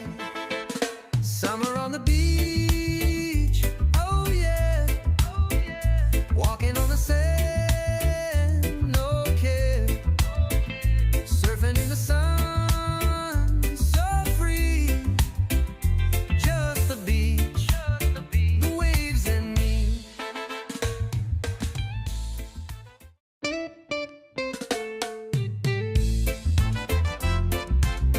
Yeah, yeah, yeah, yeah.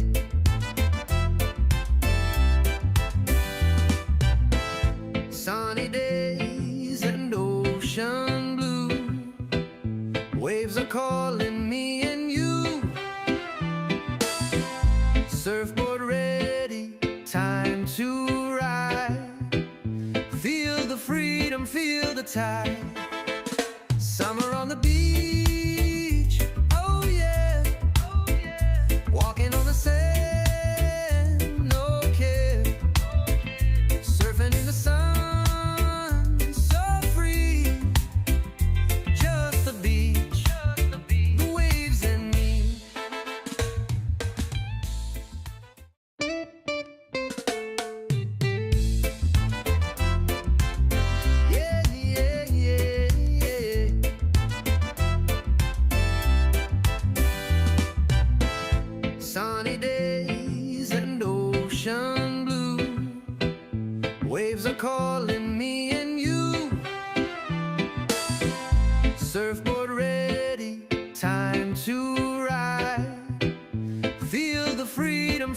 tide.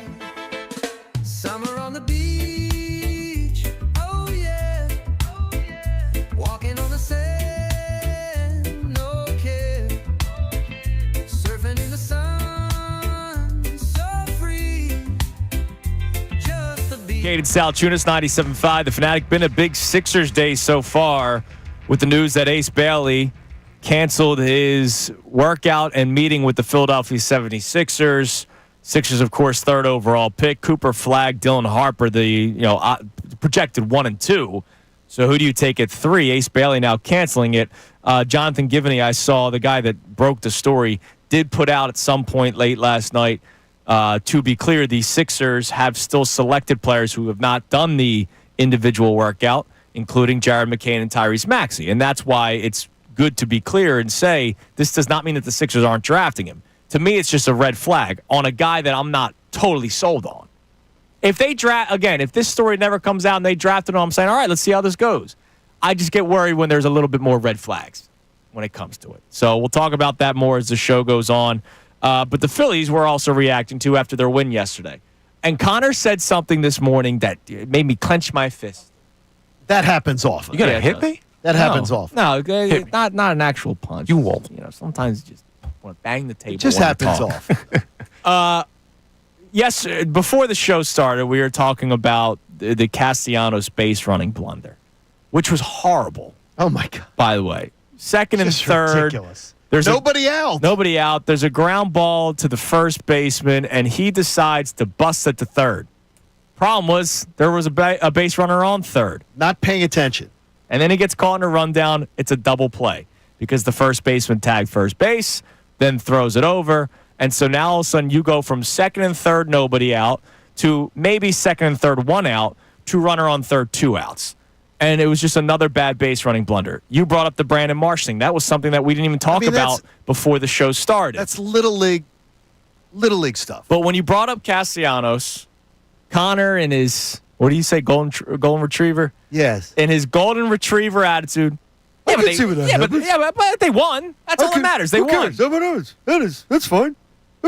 Hey, Look, Scooby. I don't sound like that. I know Hey, Shaggy. that they won, and this team, considering they dropped 9 of 10 not long ago, needs to start piling up wins. I am happy that they won, but something that you need to realize, Connor, and a lot of people need to realize, because we get this from a lot of people, yes, they won, but there are things that they need to work on. Now, if that was one base running blunder over the course of the entire season, have they made others? Yes. Yeah, they are. In fact, by the way, and I thanked the listeners last night because I had people going, oh, my gosh, they're winning.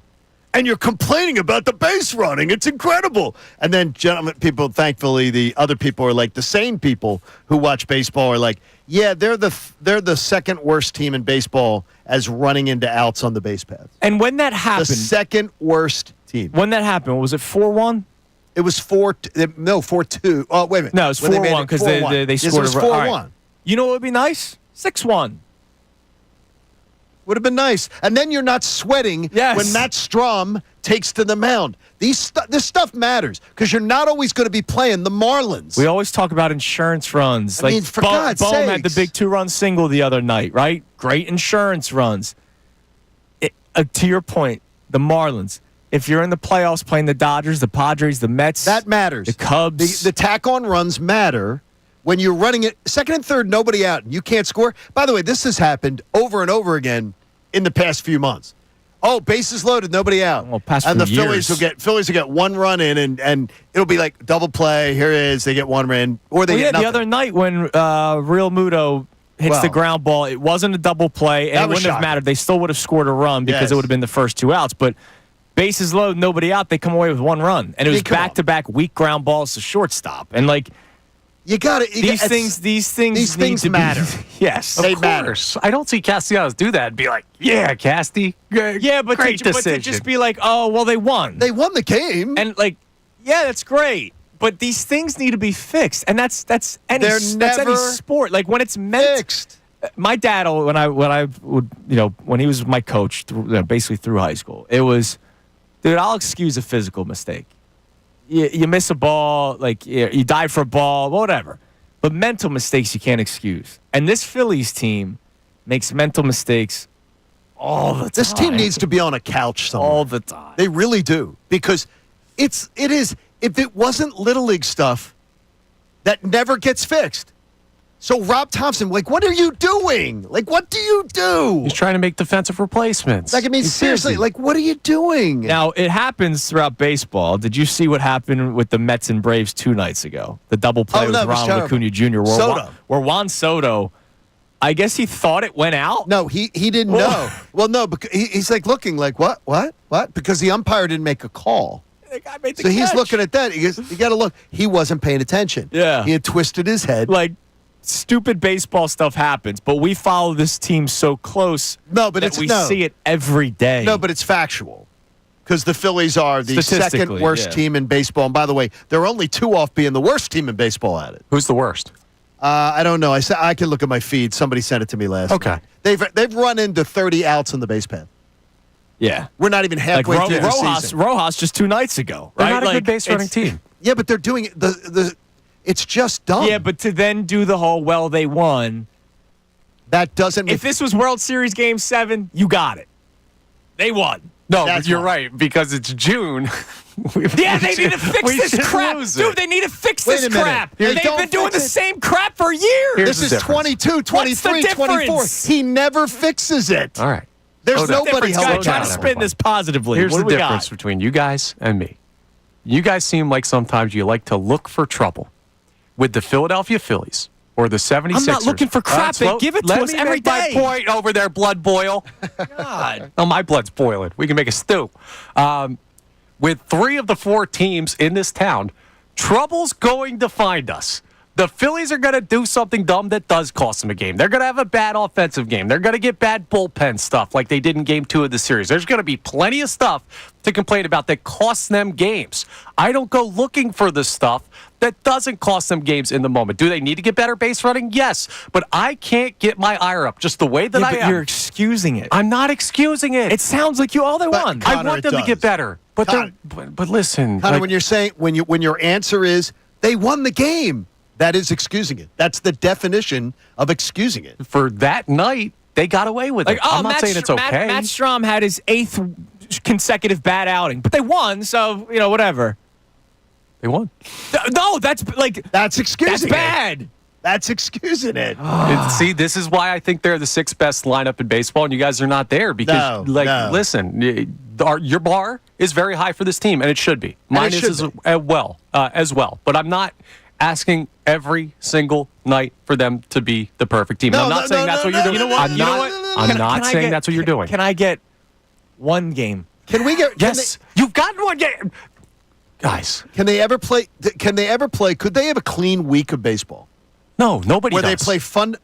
No, where they play fundamentally sound baseball for a week. For 5 Well, no, games. you're going to have an error. I don't care about an error. A guy making an error, I don't consider that. A guy boots a ball. Well, Unless it's a That's one shortstop. thing. unless it's no, a shortstop. No, a guy boots a ball continuously, or a guy continuously fields balls to the side of him instead of getting his body in front of it. That's not fundamental baseball. A guy makes a mistake, that's fine. It's the Brandon Marsh not knowing which base to throw it to is inexcusable. The fact that Nick Castellanos doesn't pay attention enough on the base paths to know, well, it's 2nd and 3rd, nobody out. No, you're right. It's Howard, a bad base running decision. That is so dumb. It is. But it happens with this team 3-4 times a That's week. the thing. If it that we're happens talking about it. once in a blue, if it happens once in a while, like, man, come on, dude, you can't do that. But the fact that it happens all the time with this team, you're saying we're looking for trouble. They give us trouble every day. It's over. Every day it's something. And Castellanos now, it's been what, 2 times in the last week? Yes. They're It's trying 2 to times stretch the past week. into the double the other day when God only knows why he tried doing that. Yeah, just the defensive stuff for the base running stuff feels like sometimes people in this fan base make a mountain out of a molehill. And I'm not a fan of molehills. I want to keep the backyard clean. I know you guys have been working on Have yours. you had but a molehill in your backyard? No, I don't have a backyard. Live in the city, Okay, so apartment there you go. building. But it's just like, I don't know. I can't get up the way that you guys do for these mistakes because to me, there's so much over 162 that's actually going to play more of a factor But in whether here's this team the wins or problem, loses. because you're doing the whole, well, they won, right? So it didn't cost them the game. But I can come right back and say, well, it could have. Like, what if we if could have Strom had a anything. total meltdown? By the way, that ball travels, what? Castellanos catches that ball at the wall. That ball travels 2 more feet. 2 more feet, he's against the wall. He probably doesn't catch it. It does cost them the game. Okay, yeah, sure. If we're going to do that, you're right. If the ball travels and every ball's a Connor, home you're doing the whole, well, they won, so it doesn't matter. Like John says seriously, all if the you're time, gonna do that, it doesn't matter till it doesn't matter till it matters. And by the way, I heard it in 22, 3, and 4, and every time those things come back. The lineup is going to be poorly selective and everything. It all comes back to haunt them, and they do it again when it matters. That's different. The lineup's approach is something that I'm on the same side with you guys with. Yes, the base running and defense. You are brother in arm on that one. I let that stuff go more than you guys do. Yeah, and that's a problem. Says who? I imagine a lot of baseball people would say it. All right, coming up next, One Dream is Dead. And the little money pains me. It's Kincade Salciunas, 97.5 The Fanatic. We want to hear from...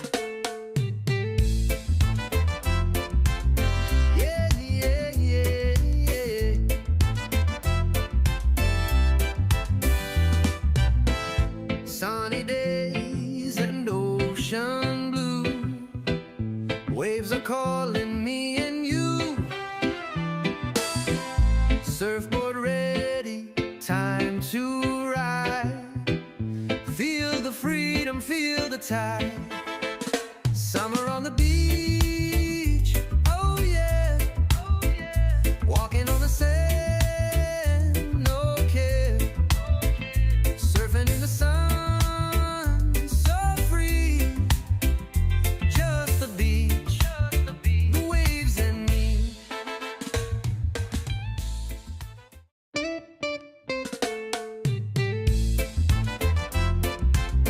Yeah, yeah, yeah, yeah.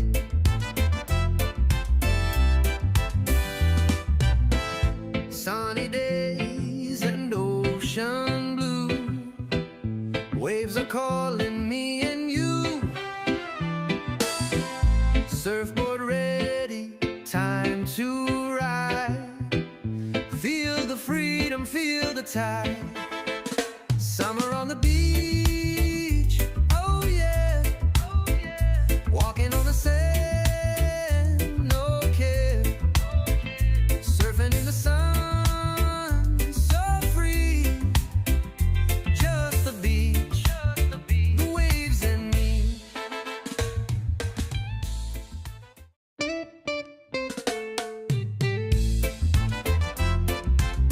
Yeah, yeah, yeah, yeah.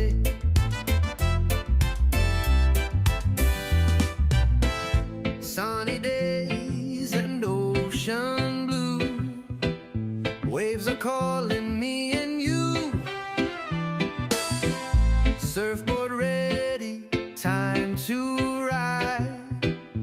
Feel the freedom, feel the tide. Summer on the beach, oh yeah, oh yeah. Walking on the sand, no care. Surfing in the sun, so free. Just the beach, the waves and me. Yeah, yeah, yeah, yeah. Sunny days and ocean blue. Waves are calling me and you. Surfboard ready, time to ride. Feel the freedom, feel the tide. Summer on the beach, oh yeah, oh yeah. Walking on the sand, no care. Surfing in the sun, so free. Just the beach, the waves and me.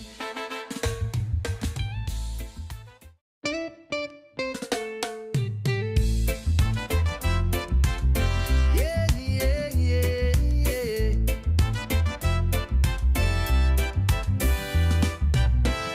Sunny days and ocean blue. Waves are calling me and you. Sunny days and ocean blue. Waves are calling me and you. Surfboard ready, time to ride.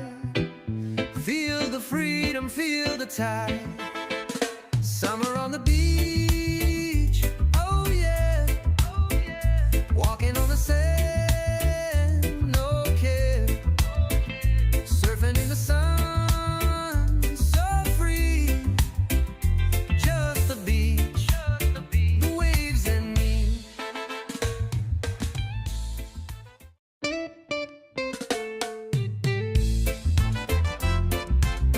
Yeah, yeah, yeah,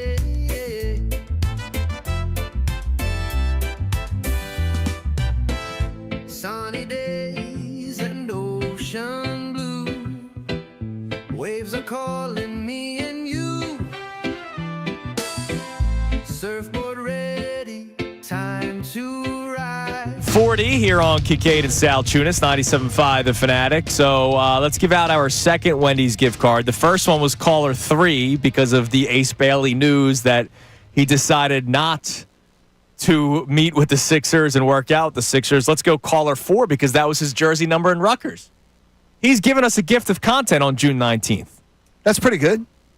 So how about Appreciate that. Thank you. you. Thank you very much for Ace Bailey. Caller number 4 at 610-632-0975. We'll get our second of 4 $50 Wendy's gift cards. Wendy's breakfast 2 for $3 biggie bundles lets you choose your perfect duo from your fave 4, including a sausage or egg and cheese biscuit, small seasoned potatoes, or medium hot coffee at participating U.S. Wendy's. You are so happy on Wendy's Day. You're a happy guy normally, but you are happy on Wendy's Day. Oh, yeah, man. Gets you guys so smiling. Yeah, absolutely. And by the way, I'd say June 19th. Today is Juneteenth, which, of course, commemorates the ending of slavery. The last state to cooperate. Correct. They were a little dragging down in Texas. Yeah. They dragged a bit. So they got it done. So Juneteenth. Yes, today is Juneteenth. All right. Yesterday, you would think in June, this is when sports talk radio is nothing to talk about. That's not true. No. First off, I need to thank the NFL as the league that never sleeps because they always give us something to talk about, and everything can somehow be turned into an Eagles discussion. Obviously, when you're close to the NBA draft, there's a lot of stuff, and when your team is drafting 3rd overall, there's a lot of talking points surrounding it. When the Phillies are a good yet dysfunctional baseball team, they give us plenty to talk about, whether they win or lose. But yesterday, a dream of mine sort of crumbled. What was that? When the Baltimore Ravens were the team that won the Jair Alexander sweepstakes for $6 million. Which was very disappointing to hear the number. Correct. Now, to be fair toward Howie and the Eagles and their cap and all that kind of stuff, by all reports, Shefty reported yesterday, and I'm excited to talk to him next week to see how in the Eagles were on Jair Alexander, if at all. He wanted to go to Baltimore to play with Lamar Jackson, and according to Shefty, he took less money to go to Baltimore on this one-year deal to play with his former college teammate. Now, that's a good situation to go in, and the Ravens are a good football team. He gets to play with Kyle Hamilton in the same Nate Wiggins. Oh, my gosh. Now, all of a sudden, that secondary is pretty damn good. It was already pretty good, and now considering you had an all-pro safety. Now it is a secondary that rivals the Eagles. Oh, my God, yeah. Absolutely. If not eclipses them. Now, of course, it all comes down to whether or not he's healthy. The odds for the Super Bowl changed because of the move yesterday. I don't know why 2 teams are now ahead of the Eagles. The Baltimore Ravens jumped the Eagles at plus 700, as did the Bills. Wow. I don't know how the Ravens getting Jair Alexander increased Buffalo's Super Bowl chances. Maybe somebody just made a big payday because you know how that could also and that can affect move the line. Eagles still plus 750, which is second best odds. The Ravens and Bills tied at plus 700. The Chiefs and Eagles tied at plus 750. But that's a good move for the Baltimore Ravens. But I like that move. Out. I like that move. I didn't think that they were in on it, so I wasn't expecting it to happen. That's why it was a dream. It was a dream. But what it told me is a referendum on Keely Ringo. It tells me they truly believe in Keely Ringo in a big way. Yeah. So I guess that's the time's yours, Keely. They're in on Keely Ringo. So in one way or another, that's going to pay off. Either the Keely Ringo thing either works out or it doesn't. Because they're telling you right now that it works. They're comfortable with it. They aren't BSing you. So we'll see. We'll see. They're very confident, and I hope it is. I hope it works. Yeah. For $6 million, and even if he did take a little less money to be a Baltimore Raven, you could have been in the mix for it. Well, and maybe they were in the mix for it. I don't know. Remember, it's a 1-year prove-it deal. Right. maybe he thinks he's got a better shot of proving it in the system that Baltimore has. I don't know. I like the system Baltimore has for safeties. I mean, and so corners and safeties, they do well. So if you're a corner or a safety, that's great. And so maybe he goes, look, this could be, I'm playing with my buddy Lamar. Right. And now I can maybe get a real big payday after the season. Now he's got to stay healthy. That's his biggest thing. And that's why there are people that were hesitant to want him to come here. To me, I thought it was a no-brainer to try to bring him here because you're not trading for him. You're paying him money. And for all the people that are in love with Keely Ringo, well, if he did get hurt, Keely Ringo would play. Well, it doesn't seem like it doesn't seem like the Eagles were really in the mix because I think we would have heard it. Yeah. I think yesterday would have been the day that we heard it. There would have been talk of, well, the Eagles made a real strong run at him. Right. You didn't hear any of it. Well, we'll talk to Shefty again next Wednesday just to sort of tie the bow on this conversation. But it is a disappointing one because one of your top but again, they're an AFC team. I don't know about you. But when I hear that an AFC team made a big move, especially when they're not on your schedule, I sort of go, okay, nice move. See you in February. Exactly. Right, they're not on your schedule. Yeah, I'll worry about it in February if it comes to that. And it actually makes other teams more nervous over there in a very, I think there's a more rugged path. Yeah. On the other side. Don't worry, Aaron Rodgers will be fine. Yeah, we're bearing the lead here, though. What's that? Does Liv Kincade have inside information? She does have a little bit. Because she gave you the Ravens-Eagles matchup before the Jair Alexander signing. That's right. Rice. Yeah, I get that. We might have the wrong Kincade on the show. She could. And if Kyle when Kyle does get married, when Kyle Hamilton gets married, I would believe that there's a good chance that she would get a wedding invite. Ooh, nice. So she could really have some inside information then, as she would know his fiance. She knows his fiance well. Yeah. And so I don't know. That Super Bowl matchup's looking more likely by the day. 35-21. It's on the card. I am going to place that bet, though. Yeah, you should. I think in honor of your daughter. That would be a story to tell. Yeah, and absolutely. she has her own betting accounts now. She's 21. By the way. And she does have her 3 and 14 parlays going in baseball. I'm like, you're betting 3 and 14 parlays in baseball? You are my child. Well, she's got the big job now. Oh yes, now she's working. Yes. Philadelphia 9 on our YouTube account, who's always a cheerful person.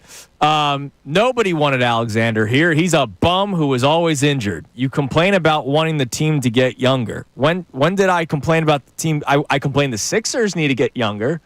I think the Phillies need to get younger and need some spice. The Eagles team is young, and I'm not sold on Keely Ringo. And it's a 1-year deal for $6 million. So I know you're always Mr. Negative on here. I get it. That's your kink. That's cool. The Eagles getting younger? When have we had the Eagles are one of the youngest teams in the league? Yeah. When have we called for that? I get it. Some people. I'm not a kink shamer. Some people's kink is to always bitch and moan about life. Yes. I get it. Yeah, like you guys with the bass run. He's a bum. Yes. He's not a bum. There's actual reasoning to it. I know. When healthy, which I feel like I have to say that a lot in Philadelphia. Well, especially if you're talking to your Sixers. He's a good football player. 1-year prove-it deal, I totally would have done it. Maybe. No kink shaming on this show. All right.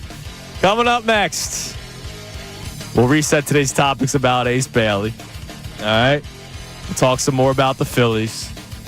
And also, Dallas Goedert dropped some cool nuggets on the John Clark Taking Off podcast. One that was really cool about Jalen Hurts. And two, one that was interesting about motivation to try to repeat. It's Kincade Salciunas, 97.5 The Fanatic. Fanatic Sports Update. Stott shows some pop. I'm Connor Thomas. This update's brought to you by Groundworks, your expert for basement waterproofing and foundation repair since 1997. Book your free inspection at groundworks.com. The Phillies beat the Marlins 4-2 last night. Bryson Stott, a big 3-run home run in the game. Ranger Suarez, a strong 7 innings on the mound. Nick Castellanos, well, he made the game-ending play in right field a bit of a tough one, and this comes after a day of him getting sat because of comments he made in the dugout. Well, Rob Thompson talked about the relationship yesterday. You said yourself yesterday he's an emotional guy. Are you confident that you guys will be able to put this into Oh, it's gone. It's gone. Sorted. We're good. So, sounds like everything's fine with the Philadelphia Phillies. The Mets lost to the Braves last night, so the Phils are just one game back in the NL East. The Phils will play the Marlins one more time. Christopher Sanchez faces Edward Cabrera tonight at 6:40. Game 6 of the NBA Finals is tonight at 8:30 as the Thunder look to close out the series over the Pacers. Coverage here on The Fanatic begins at 7:30. In other NBA news, Ace Bailey, one of the top draft prospects, canceled his workout with the Philadelphia 76ers. So some intriguing strategy by the young Rutgers star ahead of the draft. Jair Alexander, he signed with the Ravens. In football news, we'll talk to Dick Vermile, Hall of Fame head coach, coming up at 8:30. This update's also brought to you by Wendy's. With Wendy's breakfast 2 for $3 biggie bundles, you can choose the pair you want at participating U.S. Wendy's. I'm Connor Thomas for the home of the NBA Finals in Philadelphia, 97.5 The Fanatic and 97.5thefanatic.com. Join 97.5 The Fanatic for a live broadcast.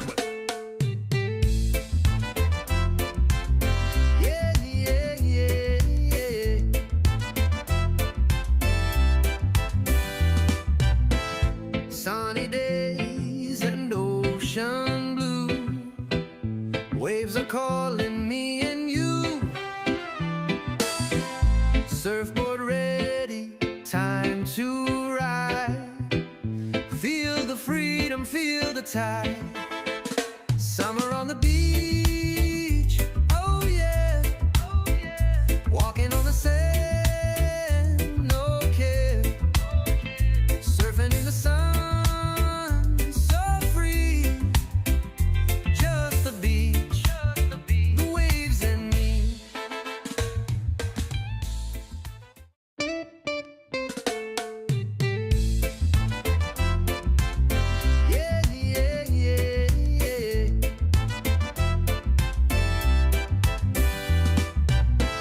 Sunny days and ocean blue. Waves are calling me and you. Surfboard ready, time to ride. Feel the freedom, feel the tide. Summer on the beach, oh yeah, oh yeah. Walking on the sand, no care. Surfing in the sun.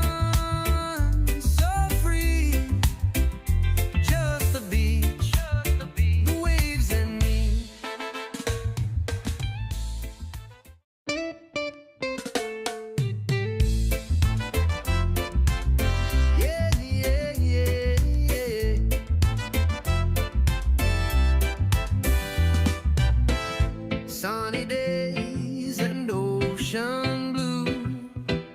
Waves are calling me and you.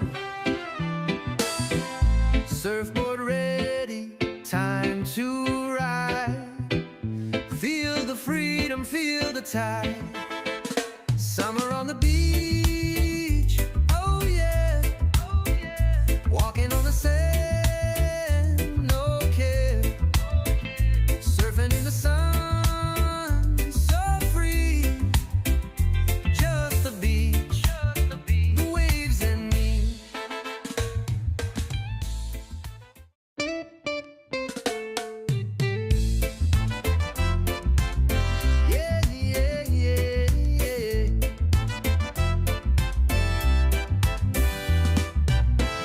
Sunny days and ocean blue.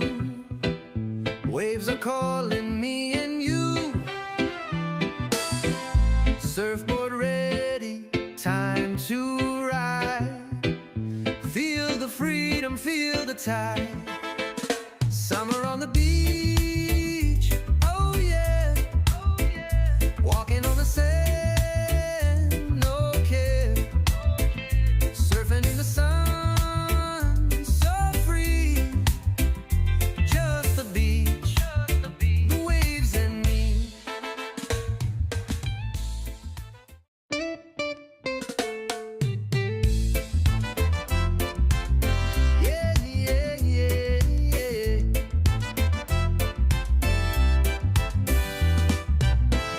Sunny days and ocean blue. Waves are calling me and you. Surfboard ready, time to ride. Kincade Salciunas, 97.5 The Fanatic. Wendy's is here.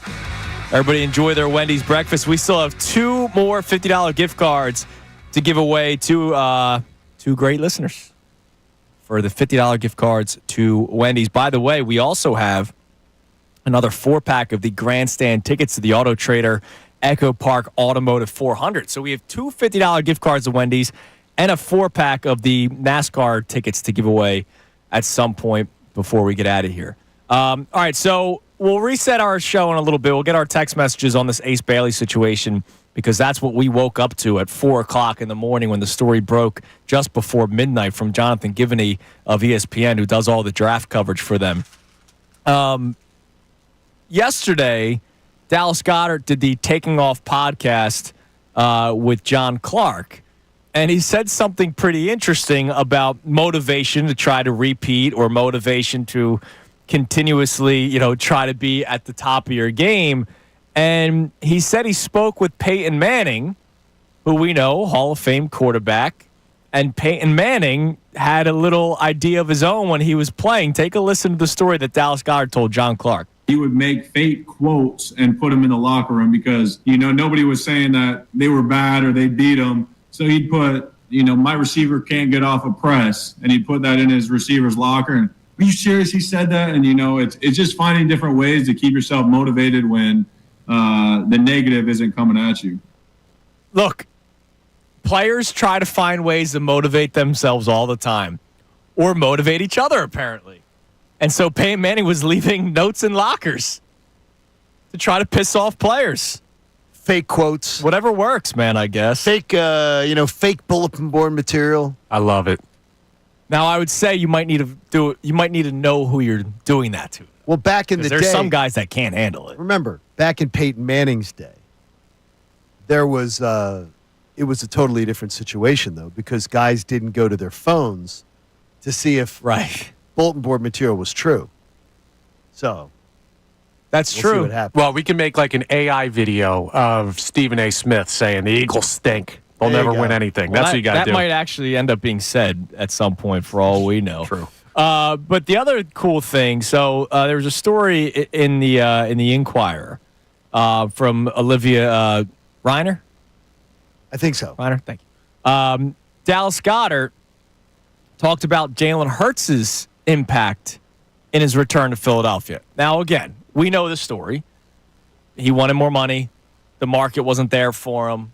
So we all know maybe what was more of the truth behind it. Correct, yeah. But I'm proud of Jalen Hurts because Jalen Hurts actually reached out to Dallas Goedert during all this contract talk where they renegotiated, but even before that, when he was looking to maybe get traded to go elsewhere.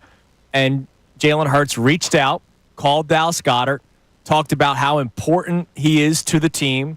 And here's a quote from Dallas Goedert: "Playing with a quarterback that you're comfortable with was also important to me. Someone that values you just makes that even better."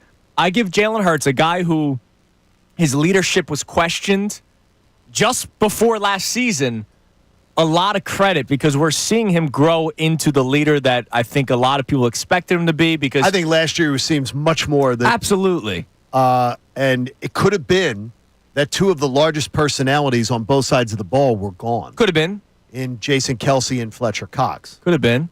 Maybe he felt more in control. Yeah, could have been. And it was talked publicly by teammates of his own that he needed to take that next step. Sure. And we saw him take that next step last year.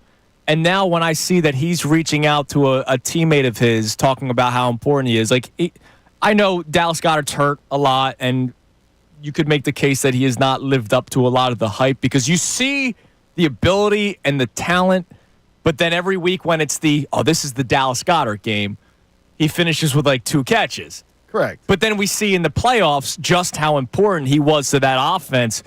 In the Packers game, in the Rams game, the Commanders game was a blowout, but he had a good game statistically for them. Part of the reason why it was a blowout. I like that Jalen Hurts probably also realizes, all right, I want this guy on my team. He makes me better. He makes this offense better. Let me reach out to him. I give Jalen Hurts a lot of credit. I do too. And it seems like Jalen Hurts has become the player and is becoming the player that we all hoped he would be. And it came in time.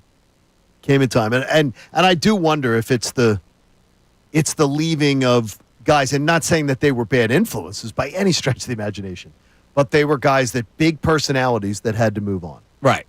Could have been. And maybe not big, like had to move on like they were a detriment, but No, it, they it were just- helped Jalen Hurts take that next Well, step. they were the guys that, look, it's when Jason Kelsey's in the room, you're never going to be the biggest personality. On the defensive side of the ball, Fletcher Cox was the senior member. And Brandon Graham was there, and Brandon Graham's always going to be the energy guy. Right. But Fletcher was the guy who sort of was in the center of everything with that defense. Right, absolutely. You're listening to 97.5, The Fanatic, WBEN, WBN, HD1 Burlington, Philadelphia, Beasley Media Group station, broadcasting live from the Comcast Business Studio, powering possibilities. All right, and again, the news from last night. We'll get some text messages here. Ace Bailey canceled his workout, canceled his meeting with the Philadelphia 76ers. Sixers, of course, drafting 3rd overall in next week's NBA draft. A lot of people have Ace Bailey going number 3 to the Sixers, but there's also mocks that have him going 4, they have him going 5, they have him going 6. Sure. I don't know how much last night helps or hurts his case with being drafted 3rd overall when the stories that have been coming out are he wants the path to stardom, which he might not be a star when he first comes here with the Sixers because there's other big-name players here. If he goes to a team like the Hornets, it's him and LaMelo. If he goes to the team like the Jazz, it's him. I know they still have Lauri Markkanen, but that trade talk's been going on for a while. So who knows what's best for him or what he wants most, but clearly he didn't want to work out the Sixers, and that's why it got canceled late last night. What do we have on the text line, Connor?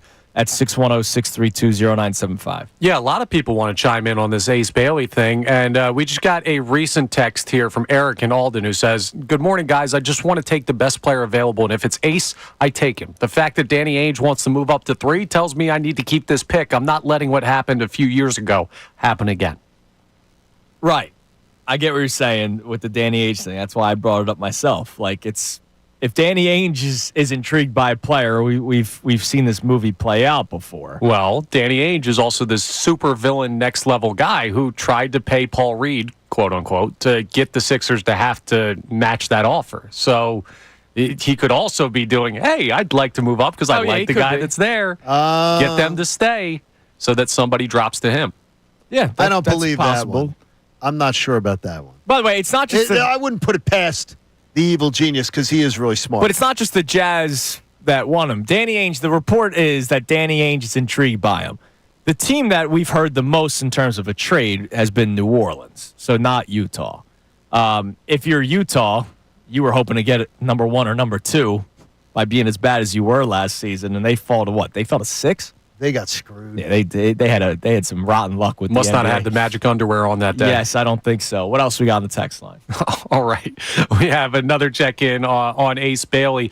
And G's from Philly, I guess, says he followed Bailey since high school, and his knock was, what position player is he? He's not strong enough to be a forward, can't score at all 3 levels to be a 2-guard. Big risk to draft, in my opinion. Yeah, well, again, and that's why. What do you learn, though, in high school games?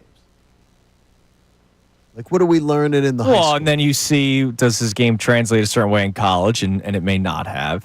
If he's been following him his entire career, then I'll take his word for it. Yeah, like senior in high school for basketball is one step away from the the NBA, Like, I know you're not but the competition. the competition isn't. Right. Well, it depends. Depends on who you're playing for. Yeah, but when right? I saw him in but the competition in high school still isn't. I mean, that Cooper Flag team had like 3 prospects in this draft on it in high school. Not for this kid. He's also not playing in like South Jersey High School League. He's playing AAU where it's all these guys are playing. Yeah, but then when I saw him in college, we got to base it off of Rutgers, don't we? Too? Well, college outweighs it for sure. Right. I'm just saying it's not Connor Thomas defending him. And there's concerns with his games from the college level too. Though I would lock him down.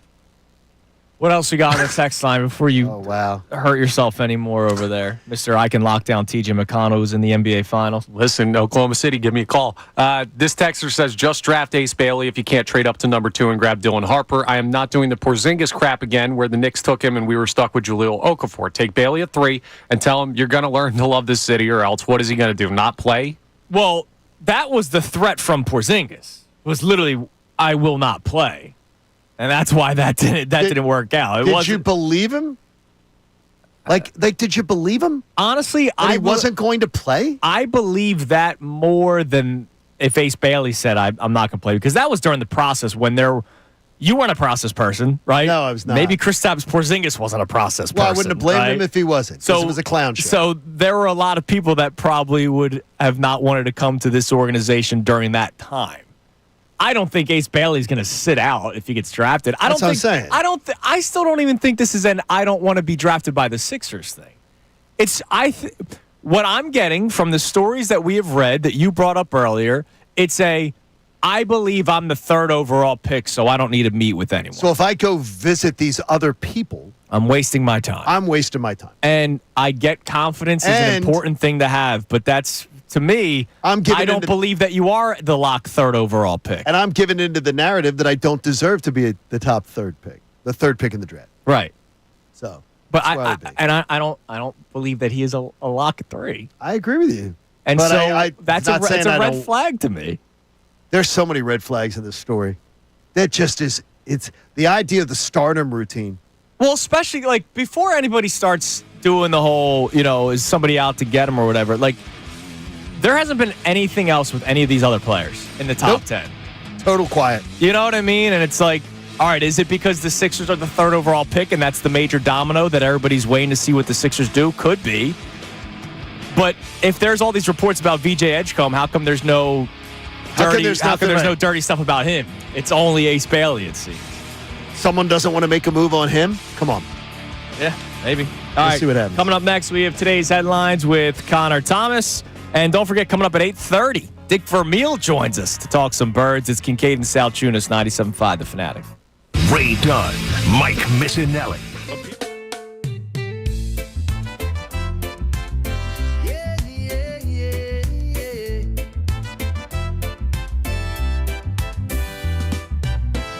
Sunny days and ocean blue.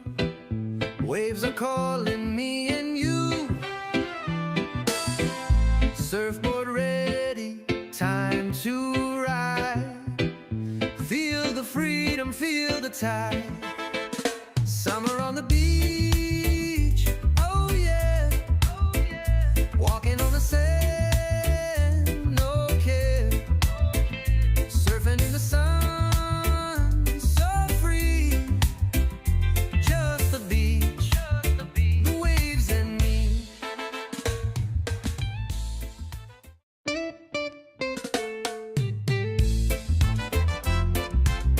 Yeah, yeah, yeah, yeah.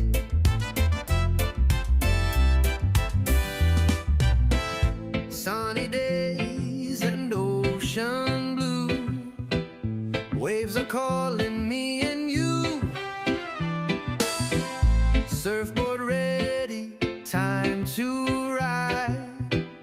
Feel the freedom, feel the tide. Summer on the beach, oh yeah, oh yeah. Walking on the sand, no care. Surfing in the sun, so free. Just the beach, the waves and me.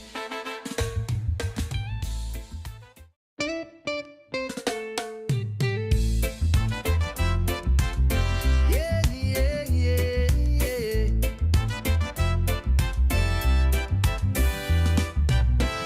Sunny days and ocean blue.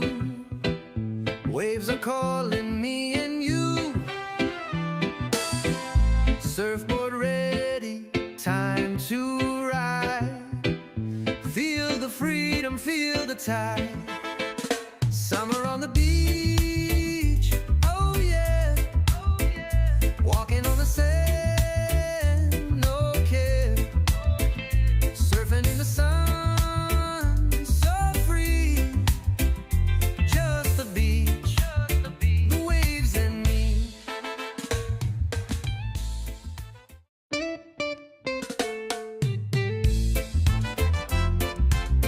Yeah, yeah, yeah, yeah.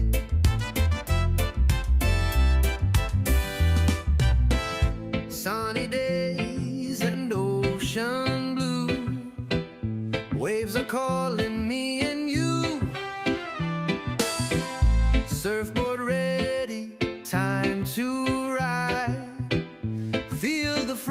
feel the tide. Summer on the beach, oh yeah, walking on the sand, no care, surfing in the sun, so free, just the beach, the waves and me.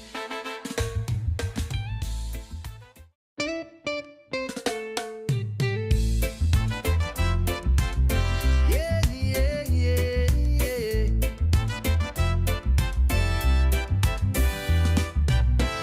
Sunny days and ocean blue, waves are calling me and you.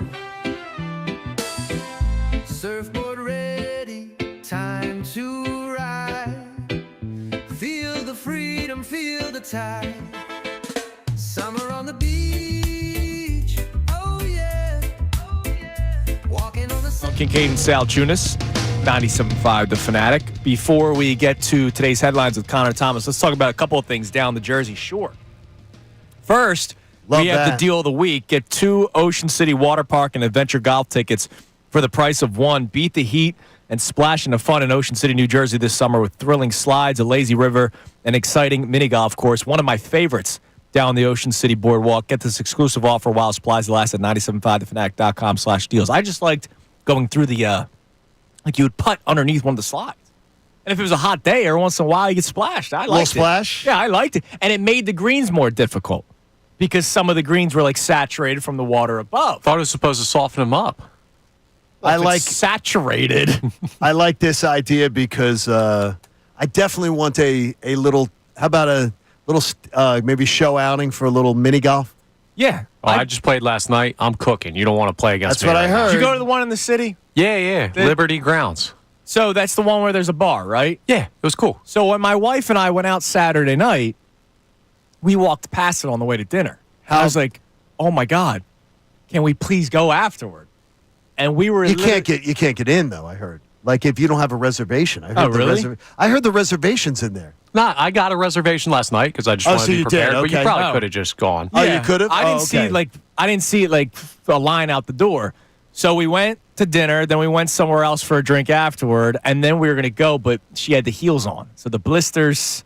And you don't really want to golf in heels. It's mini golf. So we're gonna do another night out in the city to do that. And then you do a little bar hopping. Yeah, bar hopping. It's not going to be the fancy night out when she's wearing the beautiful red dress. Can I come? Nice. Sure. Nice. I'd be okay with it. The red dress was she looked adorable. Yes, she did. Fantastic Some look. say sexy. Also down the Jersey Shore. I wasn't going to say that about your wife. Join the Fanatics live broadcast with Flyers leadership and alumni to celebrate the first night of the NHL draft. I believe one of the members that will be there will be John Kincade. I will be there. Yes, I will. Friday, June 27th from 6 to 10. So 8 days from now, it's at the Hard Rock Hotel and Casino in AC. Tickets are $6 per person to commemorate the Flyers selecting 6th overall. Proceeds benefiting the Flyers charities. Complimentary food vouchers is included along with access to raffles and giveaways. Special appearances other than John Kincade. Flyers Governor Dan Hilferty. Flyers head coach Rick Tocchet. will be there. Mark Recchi, Todd Fedoruk, and more. Go to 975thefanatic.com for all the details. Rick Tocchet, who had to be laughing yesterday. He had to be laughing. Hearing the stories about that, well, Topper let the cat out of the bag. I can tell you, stuff that I witnessed that I know Rick Tocchet witnessed as a player. Yeah. Between coach and player. Yeah. I guarantee you, would have been 10 times. I mean, would have set this town on fire for a week, players and coaches. It's just, it's a different day and age. Maybe it's a different sport, too. I do believe a different sport. I do believe that's a big There's part. a different thing, too, is that the makeup of players, the baseball players a little more country clubbish, hockey players a little more. Especially this baseball. Yes, exactly. All right, time now for today's headlines with Connor Thomas. Today's headlines with Connor Thomas. What do we got? Well, first we got a sponsor. It's brought to us by Lundy Law. For over 70 years, Lundy Law has been fighting for injured people. If you need them, remember the name Lundy Law, your injury lawyers. Visit LundyLaw.com. That's LundyLaw.com. And with the Stanley Cup Finals over, we are now into Cup celebration territory, boys. What are the Florida Panthers doing with it? Well, Alexander Barkov wanted to make sure his entire neighborhood got in on the celebration. So what he was doing was he was taking the cup around door to door in his neighborhood and knocking on his neighbors' doors at like 5 a.m. asking people if they want to have coffee with the cup. You might say, wow, I wish someone got this on camera. There was, like everything these days, Ring doorbell footage of him doing this at one of his neighbor's house. Here's what the audio was like. He's coming. Well, he's coming out or what? Yes, he's coming. Turn your legs on. It's dark out here. You asked for this. You asked for it. What's up? He's on his way. Could you imagine that's how you start your day, is Barkov at your door with the Stanley Cup? I think that'd be really cool. If I'm in a deep sleep, I'm pissed. No, you're not. No, you're not. You liar. I'd say come back to my house in a couple minutes. If the Stanley Cup is outside your door, that'd be freaking awesome. Come on. Did you see what else was being done yesterday? No, I didn't. One of the players ate pasta out of the cup. I forget who it was. It was already broken too. They damaged the cup before it even left the arena. And it wasn't just like buttered noodles. Like this was like red sauce or gravy. Right? Love it. They can clean it. And then Brad Marchand is like on the Cooper DeJean tour right now. He was out. He's on the sort of the FU Boston tour. Yeah, he was out and about yesterday. There was one photo where he had a beer tucked under his armpit that he was holding, 2 other drinks in his hands, and a cigar in his mouth. He was at the Elbow Room. Okay. Which is a very famous bar right along A1A in Fort Lauderdale. In fact, so was Baldy. I'll be there in like 10 weeks. I'll be there in like 10 days. I mean, like we're staying like right near Baldy's place. Yeah. We're staying there in like 10 days. That's cool. Going down there. Haven't been there in a long time. And it's an incredible spot. And they were there at 7 a.m. Local radio stations had said, okay, well, we're going to be there. Yeah. And the players just decided to bring the cup there. Yeah, well, players never went to bed. That's awesome. Live it up, boys. You're Stanley Cup champions. A team that will not be winning a championship, the Arkansas Razorbacks. So I have a bit of a pop quiz for you 2 baseball guys in there. Let's say that you have 1 out in the bottom of the 9th, and you could go to the College World Series final. Ground ball rolled over to shortstop with a runner on first and second. What are you doing? Well, where was the ball hit? Directly to shortstop, like a 2-hopper. Flip over to second, then they throw it to first, double play. They threw it to third. And got 1 out there. Another pop quiz. If a ball's hit directly at your left fielder, do you A, want to see him catch it? This is multiple choice. Or B, want to see it hit him in the shoulder and bounce into the corner so both those runs score? Obviously, you want them to catch it. What happened to the Razorbacks yesterday was horrible. And I feel terrible. There was one of the players was like so emotional. Like they were 2 outs away. They were 2 outs away. A tailor-made double play to chance to end it. A fly ball for a chance to end it, and then a line. Go ahead. I'm sure continue. If there's a line drive hit at your second baseman and it touches his glove, do you hope that he catches it? Yeah, you hope that he does. Now that one was a tough play. He had to time it, and it was a line drive. He had to time it and leap. But that don't That was a tough play. That was a tough play. The other two. The other two got to be made. The other two are inexcusable, and that's horrible. Knowing that you lost your chance of playing in the college baseball, the actual championship. Good news is though, the Phillies saw that defense and they've decided to offer all of these guys. So I mean, if none of them get drafted, the Phillies say that's the kind of defense that we just say. Connor Thomas says, "Look, we won." Yeah. Yesterday they didn't win. So I'm not saying that. And to me, that's an all-time wheels fall off because it was. That's a gag. It was shortstop, left field, second base. So 3 different players, 2 different chances to win it. The line drive was the game-winning hit, but the game was tied at the time. But that chance you could have sent it to extra innings. Who knows how the game plays out? You're 2 outs away, and you have 3 different blunders. Yep.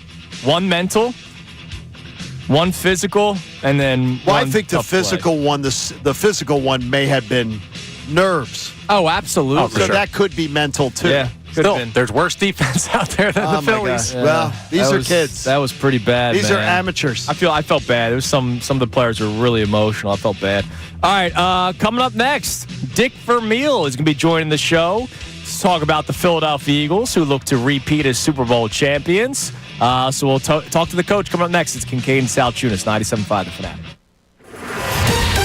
Fanatic Sports Update. Ranger deals again. I'm Connor Thomas, and this update is brought to you by the International Hot Rod Association. Nitro's back. The IHRA Outlaw Nitro Series is lighting up the track. Nitro Nation. Grab your tickets now at IHRA.com. That's IHRA.com. Phillies beat the Marlins 4-2 last night. Ranger Suarez, 7 strong innings, 8 strikeouts, only 1 earned run. He's been on a heater lately. Bryson Stott is not, but he had a big 3-run homer in last night's game, so that was great to see from him. And it was great to see Nick Castellanos making the defensive play at the end of the game that helped the Phillies win it, especially after he was sat down because of comments he made about defensive replacement stuff on Monday night. Rob Thompson talked about where he and Nick Castellanos stand after the benching. Back lineup, you said yourself yesterday he's an emotional guy. Are you confident that you guys will be able to put this in the rhythm? Oh, it's gone. It's gone. Sorted. We're good. So things are all good. They're good. They promise they're good. The Mets lost to the Braves last night. They're not all good. The Phils are just 1 game back in the NL East. Phils play the Marlins one more time tonight. Christopher Sanchez faces Edward Cabrera at 6:40 p.m. Game 6 of the NBA Finals is tonight at 8:30. The Thunder looking to close out that series. You can hear the coverage starting at 7:30 here on The Fanatic. We're going to talk to Dick Vermile coming up at 8:30. Oh, and by the way, Ace Bailey, he canceled his workout with the Sixers, so more drama with the draft process. This update's also brought to you by Wendy's. With Wendy's Breakfast 2 for $3 Biggie Bundles, you can choose the pair you want at participating U.S. Wendy's. I'm Connor Thomas for 97.5 The Fanatic. Texting, the easiest and most convenient way to communicate.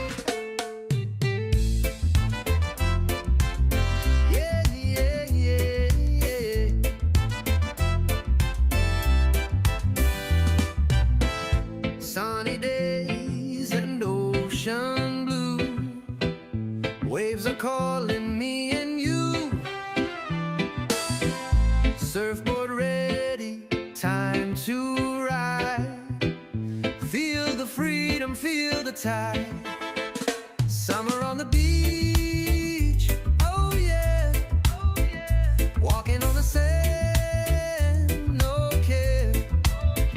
Surfing in the sun, so free. Just the beach, the waves and me.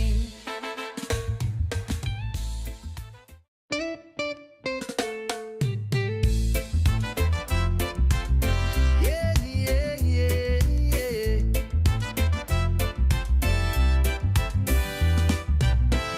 Sunny days and ocean blue. Waves are calling me and you. Surfboard ready, time to ride. Feel the freedom, feel the tide. Summer on the beach, oh yeah, oh yeah. Walking on the sand, no care. Surfing in the sun, so free. Just the beach, the waves and me.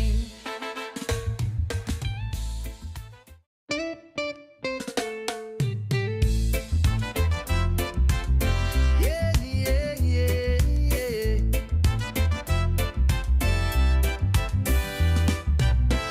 Sunny days and ocean blue. Waves are calling me and you. Surfboard ready, time to ride. Feel the freedom, feel the tide. Summer on the beach, oh yeah, oh yeah. Walking on the sand, no care. Surfing in the sun, so free. Just the beach, the waves and me.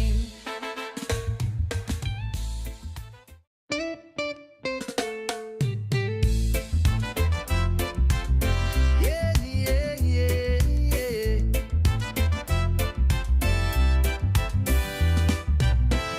Sunny days and ocean blue. Waves are calling me and you.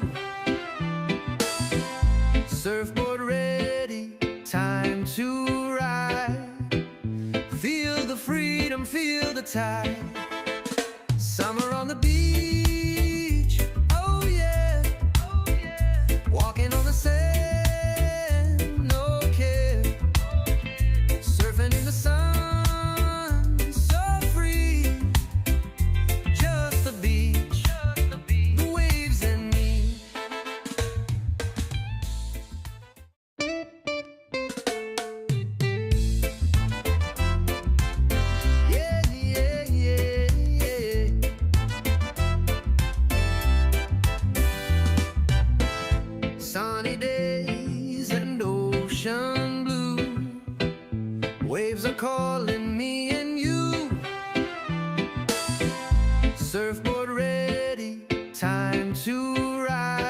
live here on Kincade Salciunas, 97.5 The Fanatic. We'll be joined momentarily by head coach Dick Vermile to talk about the Philadelphia Eagles, obviously Super Bowl champions, and how you try to get back to it. And maybe we'll bring up the Peyton Manning story, just any way to find motivation. As Dallas Goedert told John Clark when he spoke with Peyton Manning used to write fake negative reports on players and put them in their lockers to try to piss them off a little bit. Whatever works, I guess.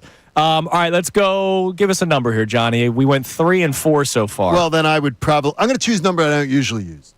7. 7. Well, 3 plus 4 equals 7. That is very good. Good math on your part. Thank you. Caller 7 to the line at 610-632-0975 will win our third of our 4 $50 Wendy's gift cards that we do every single Thursday. Wendy's breakfast 2 for $3 biggie bundles lets you choose your perfect duo from your fave 4, including a sausage or egg and cheese biscuit, small seasoned potatoes, or medium hot coffee at participating U.S. Wendy's. I devoured the sausage, bacon, egg and cheese sandwich on the hamburger bun. You made a good run on that one. It's just a great combination.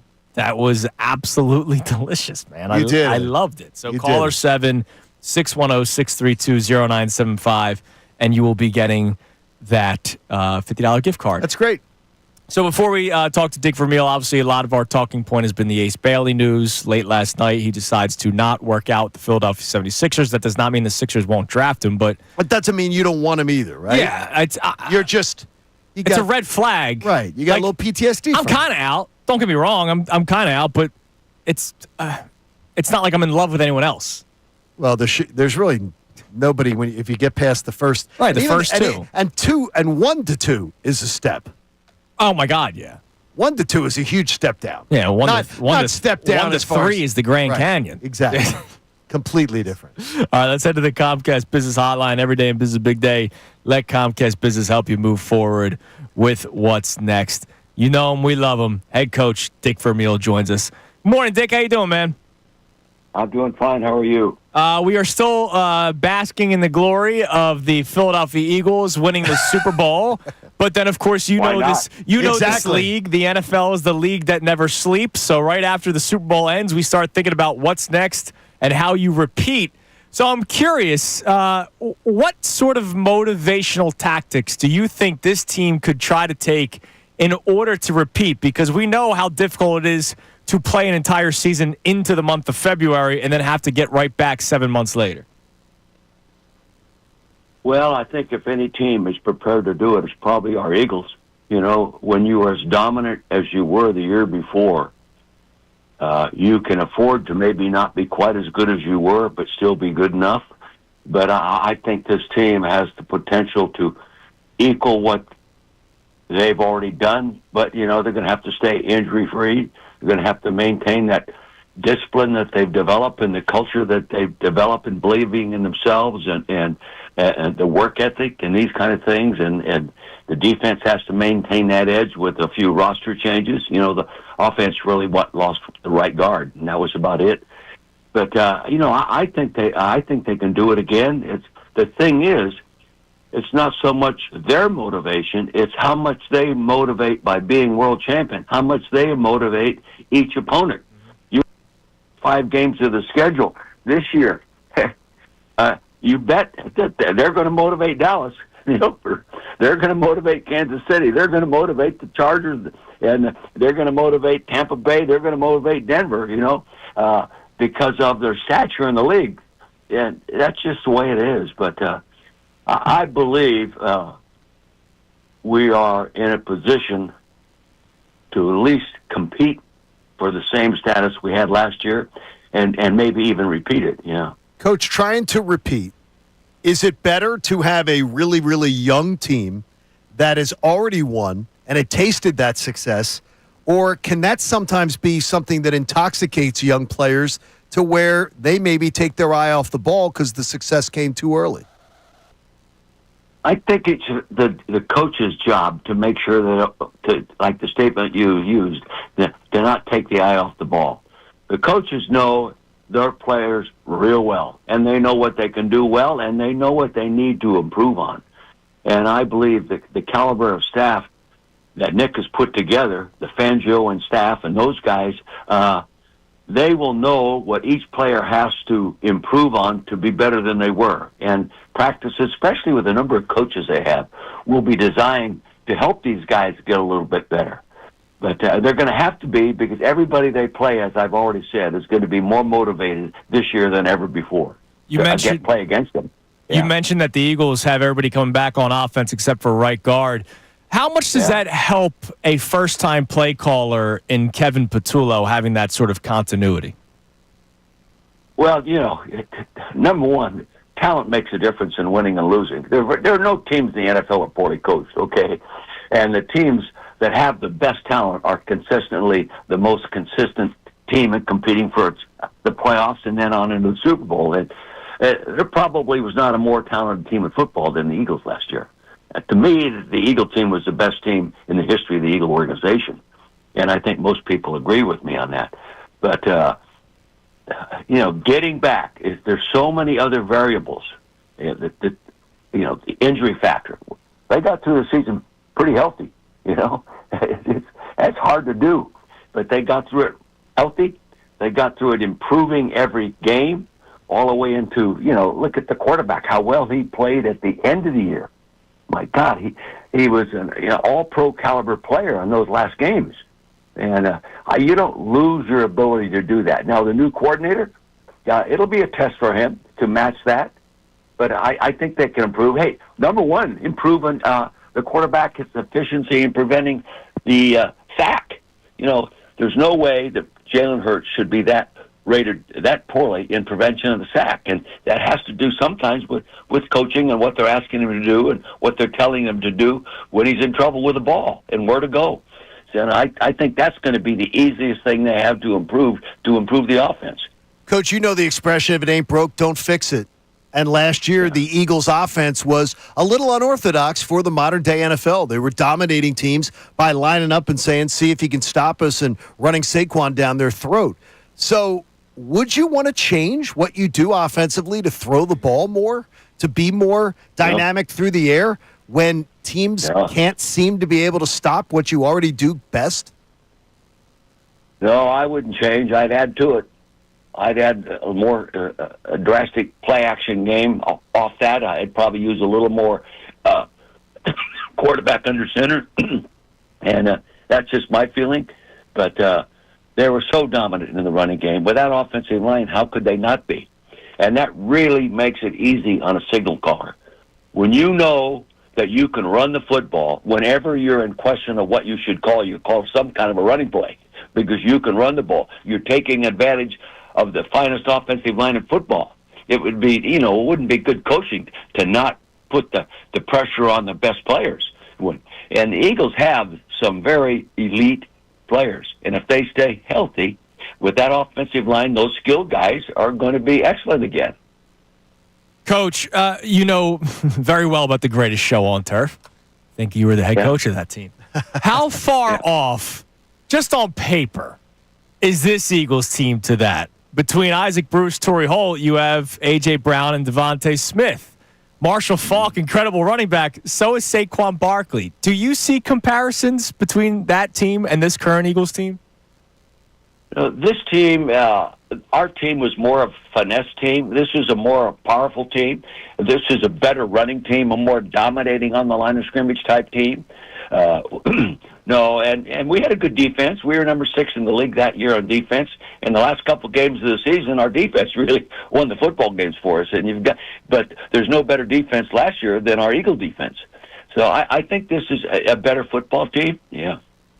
Wow. Right. Love hearing that. How's the wine business, Coach? It's struggling a little bit right now. The wine world right now is down in California. I think all through the United States. The kids are drinking these canned drinks with a little alcohol in them and all these different things. And it's down a little bit. Hopefully it'll rebound, but we're so small it doesn't matter. We haven't made any money yet, so it doesn't matter. All we do is make good wines and pay our bills. Yes, you do. And look, they'll mature, Coach, the young kids. Coach, of all the Reds, would you give me a top 3 favorite Reds or red blends from you? Not just from your winery, but if you were to choose, you're looking at a red wine, what is your top 3?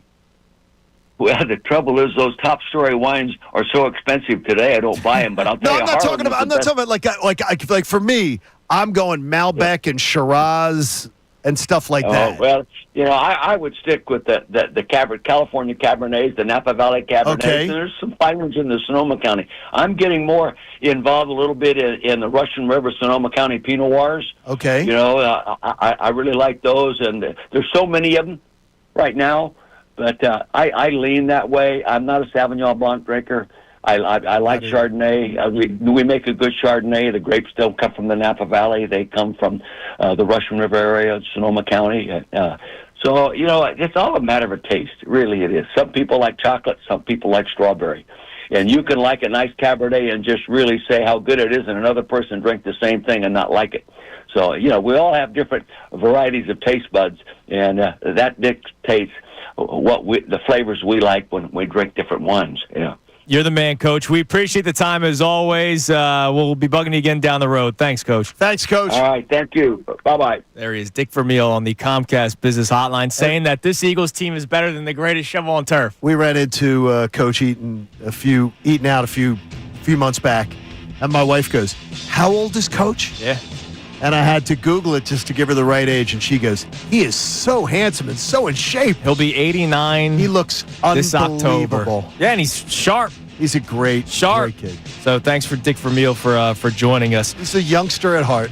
Oh, yeah, absolutely. It's unbelievable. All right, coming up next, we'll get back to the Ace Bailey discussion. Also, there was a mock trade by one of the better baseball insiders. And, Johnny, have we not learned, don't look the gift horse in the mouth? It's Kincade Salciunas, 97.5 The Fanatic.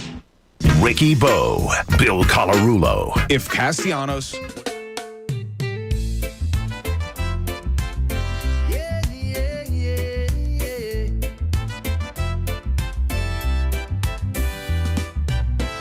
Sunny days and ocean blue.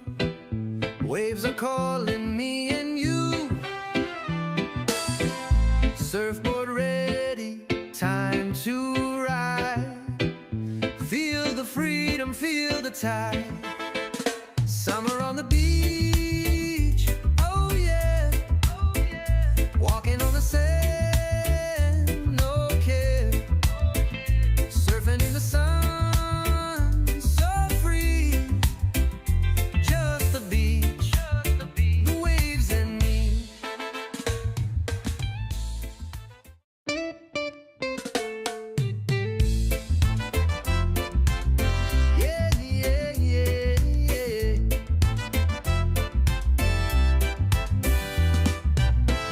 Sunny days and ocean blue. Waves are calling me and you. Surfboard ready, time to ride. Feel the freedom, feel the tide. Summer on the beach, oh yeah. Walking on the sand, no care. Surfing in the sun, so free. Just the beach, the waves and me.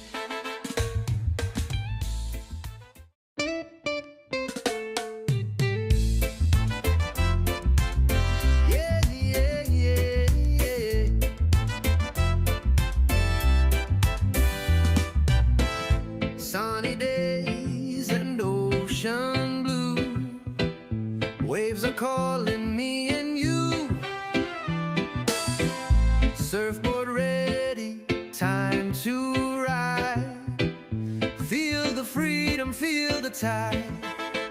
Summer on the beach, oh yeah. Walking on the sand, no care. Surfing in the sun, so free. Just the beach, the waves and me.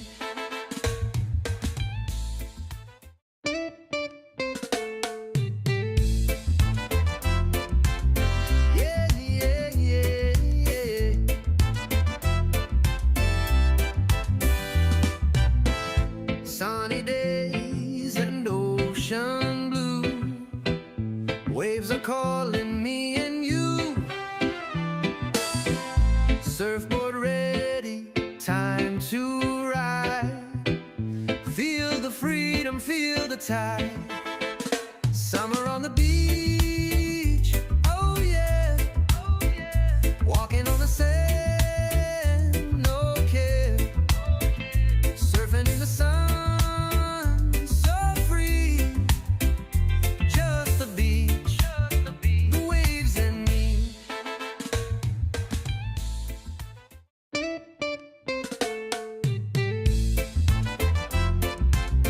Yeah, yeah, yeah, yeah.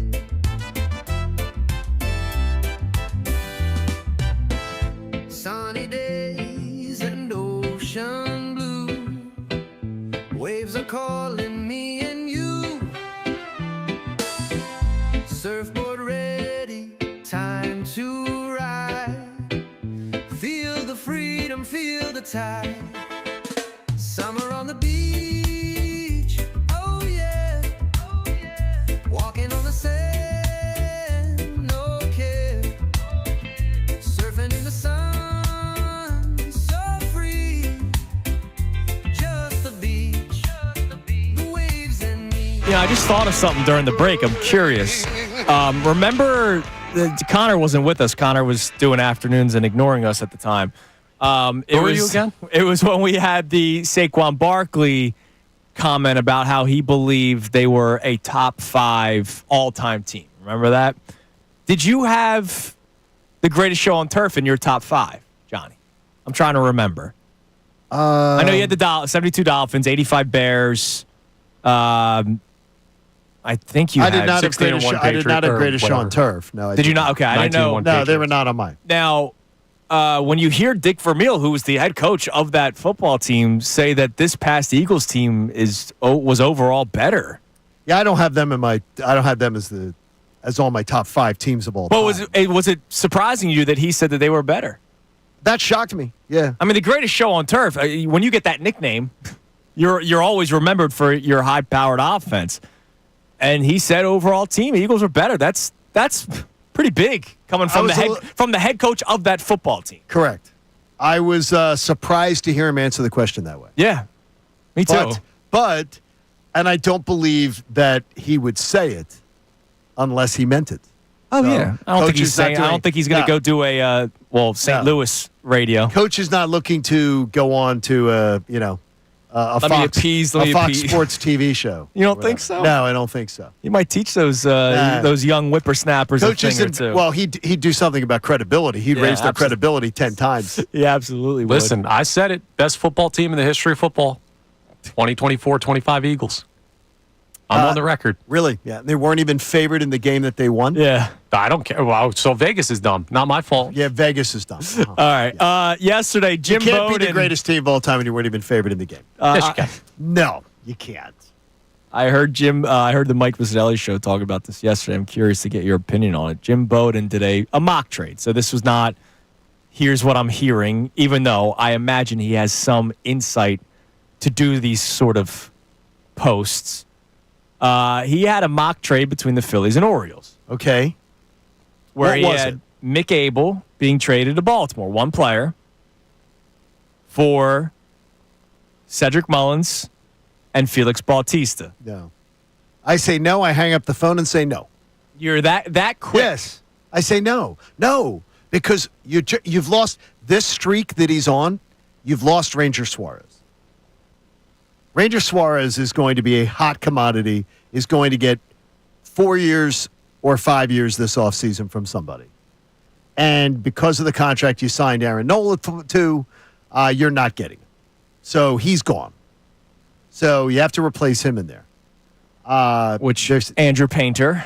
Yeah, is Andrew Painter's great. Still that Andrew possible Andrew Painter, piece. we're hoping Andrew Painter's going to be everything we hope he's going to be. Right. I need more opportunities, more chips in the. Okay. There's a game on Price is Right where you reach into a bag. Yeah. And there's greens, and then there's green go buttons, and then there's like numbers in it, and then there's like red strikes. Okay. I need to reach into the bag and have more numbers. And Could less there be strikes. red stripes?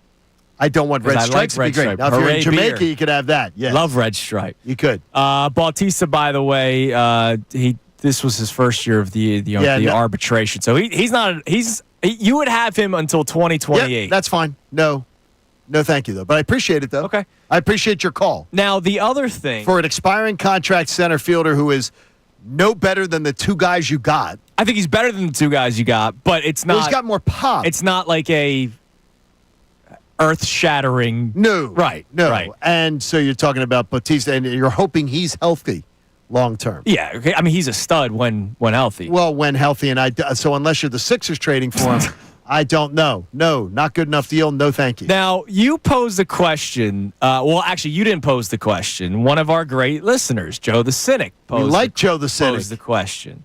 I don't know if you have it. The tweet I do in have it. front of I you. do have it in front of me. I know it was about Joe the Cynic. Marsh and Bone. Joe the Cynic asked the question, and this was on Monday when you were out. Oh, okay. He asked the question: what if Bowman Marsh getting hot, which by the way they have been getting hot, fools the Phillies brass into thinking they have got things figured out and they don't need new bodies? That's the gist of it. Mm. With the lack of urgency we've seen, this is me. With the lack of urgency we've seen out of the Phillies, could they get bluffed into thinking, yeah, let's let this ride, and the Logan O'Hoppe trade, we want to make this thing look correct. So they let the trade deadline become non-urgent, where 2 weeks ago it was looking like they're going to make it be really urgent. Well, first and foremost, Bone wasn't a part of these plans either way. No, like they weren't trading for at the trade deadline a third baseman. No, but long-term plans, is this going to change your long-term plans? I personally am not a Bohm alarmist. I'm fine with Bohm. I'm fine. I don't with think it. they're in love. They tried shopping him this past offseason. They're not in love with him. And I think if they can move him this offseason, they would. Now the Marsh thing, look, I understand. Dave Dombrowski has made me very upset this year. But I will still say that he knows his stuff. And if that were to be the case, that he was fooled by this stretch by Brandon Marsh, then he doesn't know what he's doing anymore and shouldn't be in baseball anymore. This is a very good stretch for Brandon Marsh, and I always give credit when credit's due. He's been playing good baseball right now, even though he had another fielding blunder yesterday. He cannot be, and I don't care how the bat is, your center fielder if you are a World Series If you're contender. thinking you're going to win in October, he cannot be. And it is a Brandon Marsh, what we're looking at right now, it's my propane tank, which I still don't know why they haven't invented propane tanks that show you how much propane's left in the tank. I still don't understand. You don't think there's one out there anywhere? It's 2025. It's got to exist.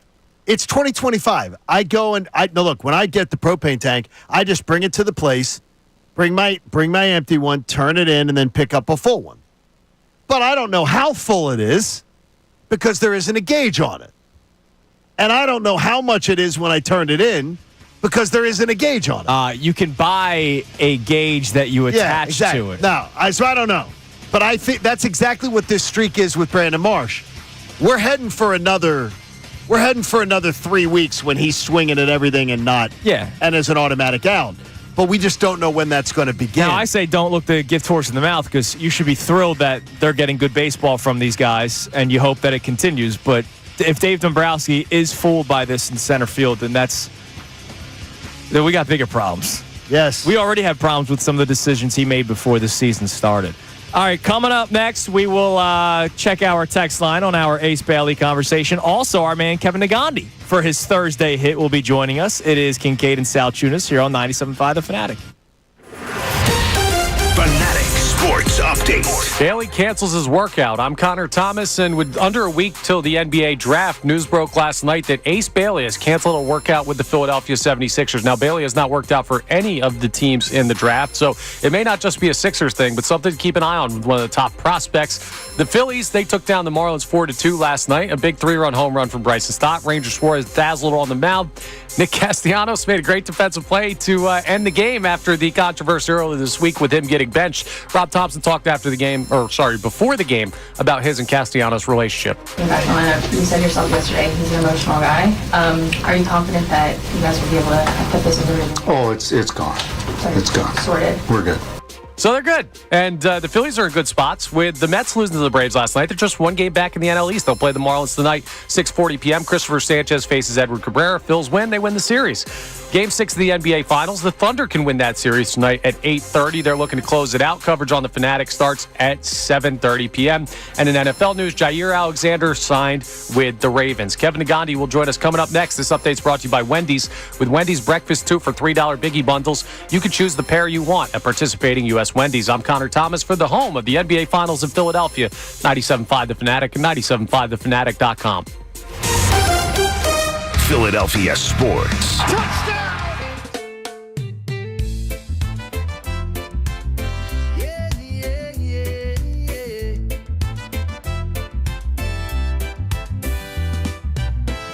Sunny days and ocean blue.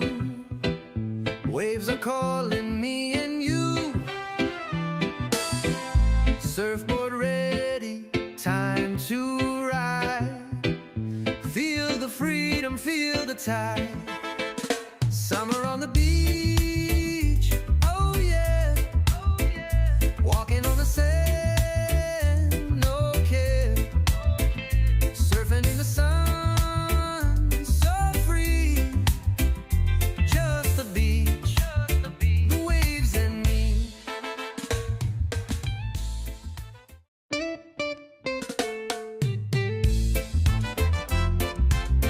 Yeah, yeah, yeah, yeah.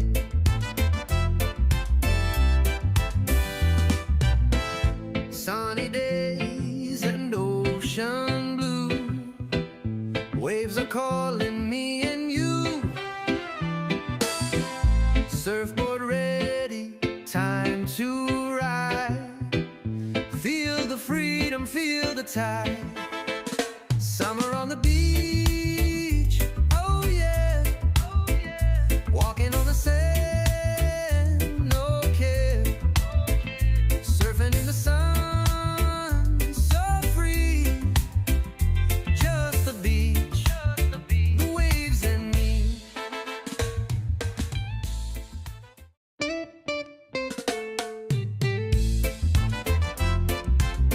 Yeah, yeah, yeah, yeah.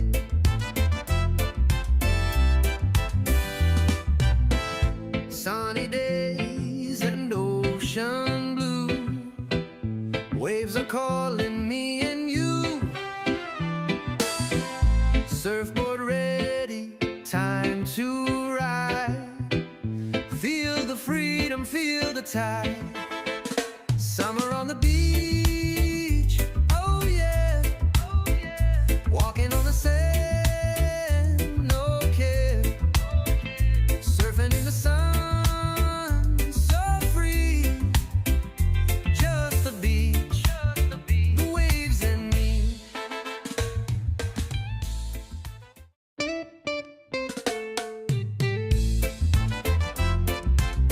Yeah, yeah, yeah, yeah.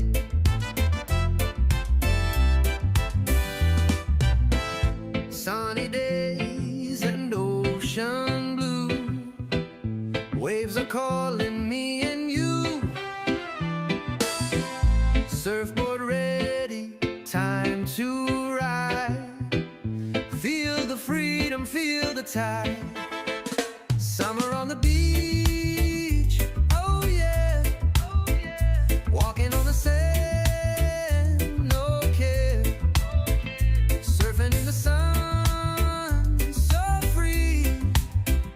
Just the beach, the waves and me.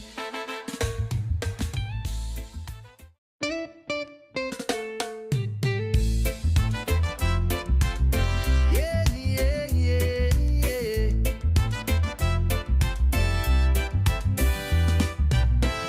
Sunny days and ocean blue. Waves are calling me and you. Surfboard ready, time to ride. Feel the freedom, feel the tide. Summer on the beach, oh yeah, oh yeah. Walking on the sand, no care. Surfing in the sun,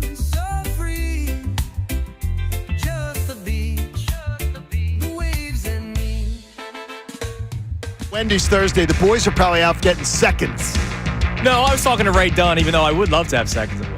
Well, Ray should be able to get firsts before you get seconds. Yes, he should. But yeah, we were chopping up with Ray Dunn, the great Ray Dunn, as we're waiting Kevin Gandhi here to join us on the Comcast Business Hotline.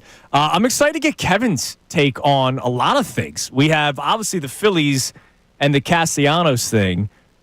The Ace Bailey news that drops late last night from one of his compadres at ESPN, Jonathan Givney, and then the Dick Vermile just now saying that he thought that the 2024-25 Eagles were the better overall team than the greatest show on turf, which he was the head coach of.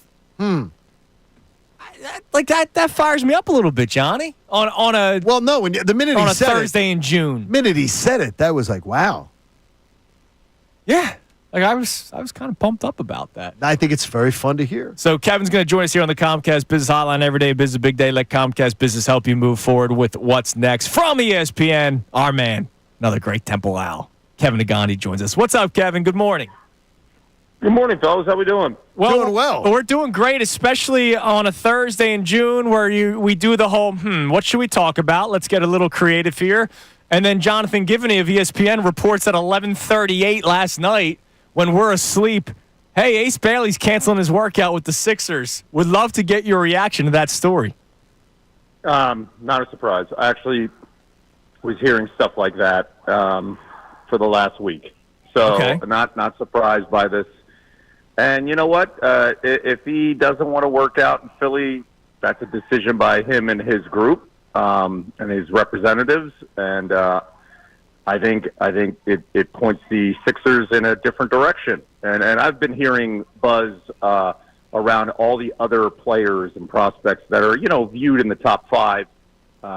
Anyway, VJ Edgecombe is one of those guys that I've heard his name a lot. And if you don't want to be here, you don't want to be here. You can't force something, no matter what. I think Ace Bailey, when you watch his tape, and the stuff with the Rutgers kids, they're really talented. And I think everybody just comes to the question of, you have two of the most talented players in college outside of Cooper Flagg, and then how come this team struggled to win games?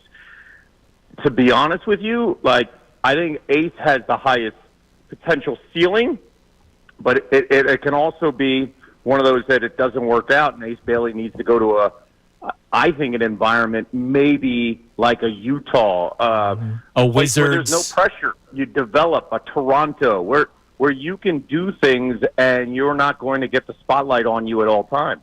So that's kind of how I view it. That if the environment is not matching the player and the player's talent at this point, and where this team is right now, so you move forward. Kevin, the one thing I'm thinking though is that if this team is trading back, my one hesitation is I'm hoping that we're never going to be drafting at 3 again in any type of the near future. And to me, how about passing on being able to grab a talent at that kind of level of the draft that we hope to never see again very soon? John, I'll tell you this. Fair question. I will tell you, I will be floored and shocked if they trade down. I'll just say that. The people that I've talked to, I would be floored if they traded down. Okay. So I think if they hold the pick at 3 or they trade to 2, and I'm not saying that they're trading to 2, I would be floored if they trade down and drop to 5, 6, or 7. It is tough, though. This is a type of draft that you're sitting at 3, and potentially you can get a talent that you really like at 5 that you could potentially have gotten at 3. That's the toughest part. But I'll come back to one thing. I'm glad at least they got the pick, and it's not going to be with the potential team that's about to win the NBA championship tonight. Sure, right, exactly. Now to that point, now you say you're hearing that they would not trade down. I wish they did.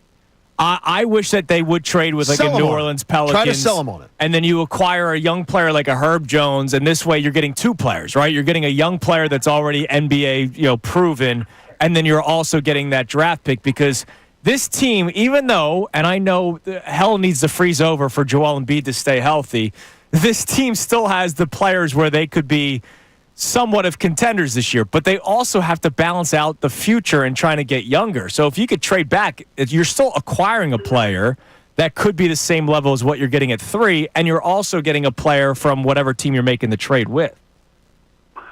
I 100% agree with you in that reasoning. I just think if you look at the history of the Sixers and the past and what talent that has gone at 3, I just think that they don't want to be in a position where you pass on somebody at 3 to drop to potentially 6 or 7, and 3 turns out to be really good. Okay. Are we I'll smoked by the history, though, Kevin? I mean, how much is that? What it is? I think so.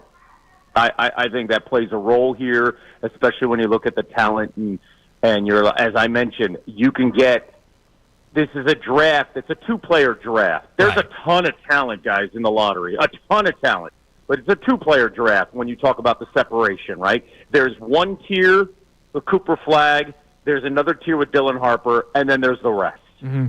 And I think the viewpoint is that Ace Bailey could potentially, a few years from now, be like, whoa, he was actually supposed to be in that top tier. He also could not be near that top tier. We just don't know that.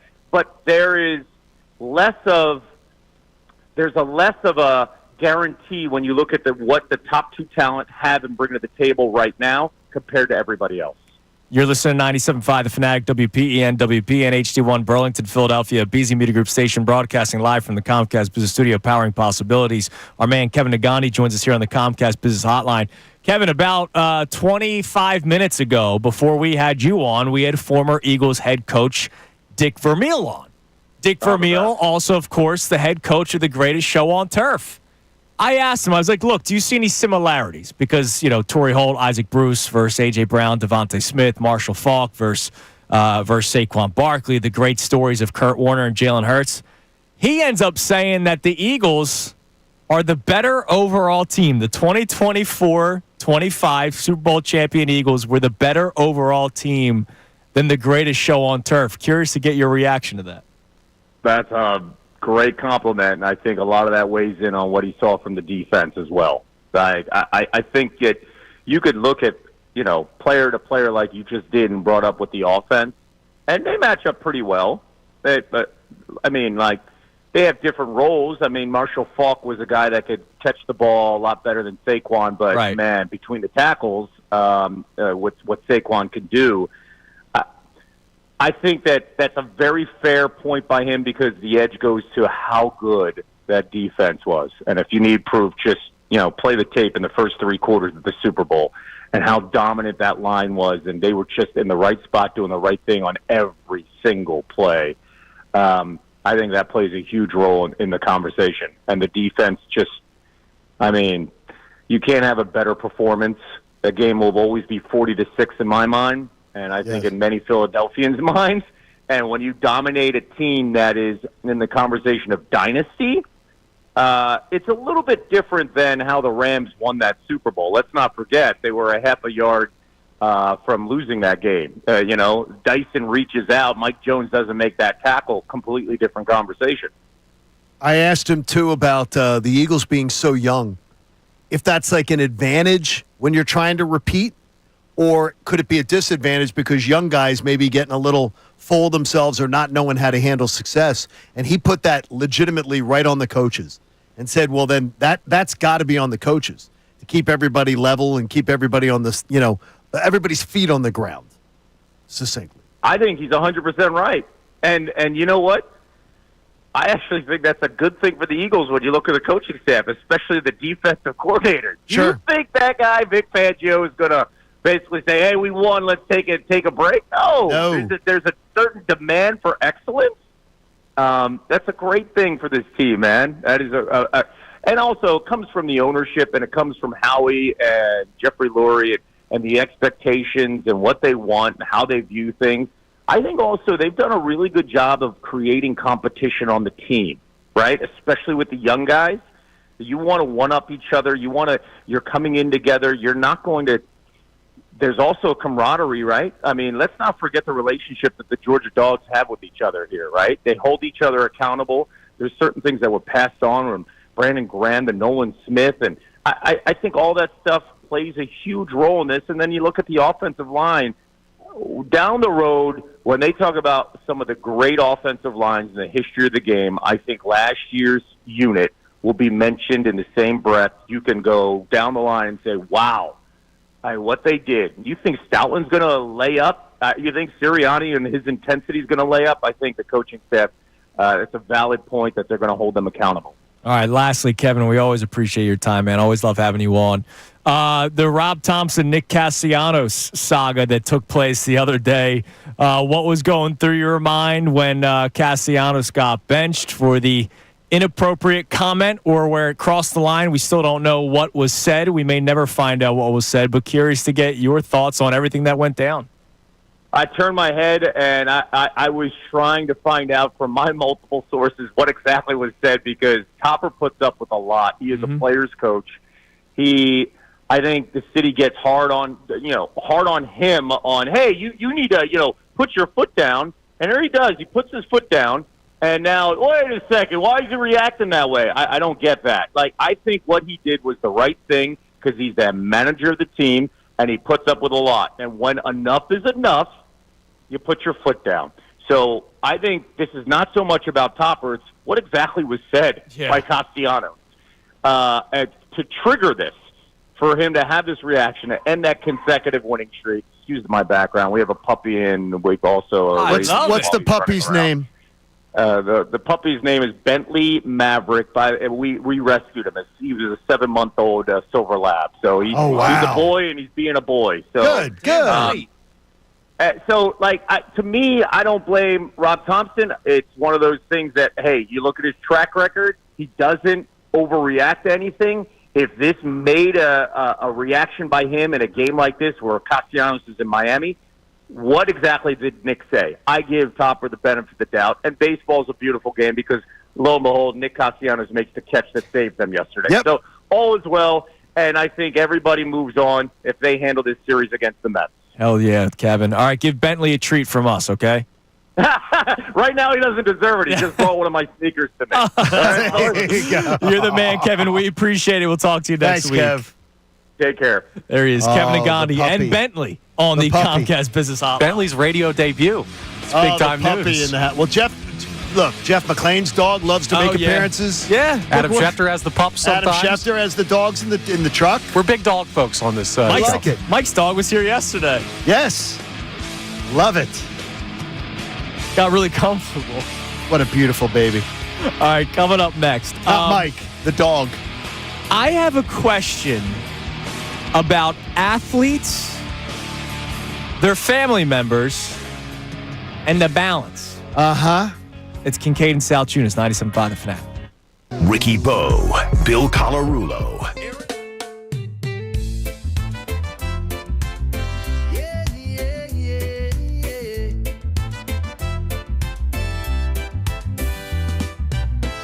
Sunny days and ocean blue, waves are calling me and you. Surfboard ready, time to ride. Feel the freedom, feel the tide. Summer on the beach, oh yeah, walking on the sand, no care. Surfing in the sun, so free. Just the beach, the waves and me.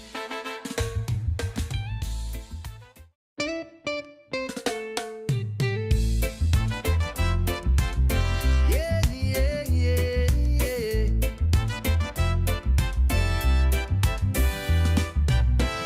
Sunny days and ocean blue, waves are calling me and you. Surfboard ready, time to ride. Feel the freedom, feel the tide.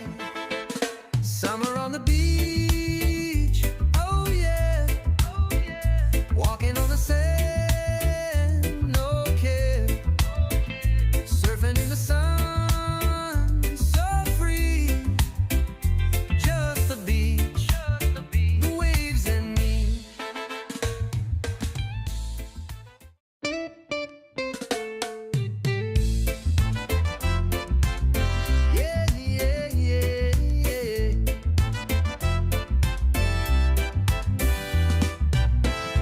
Sunny days and ocean blue.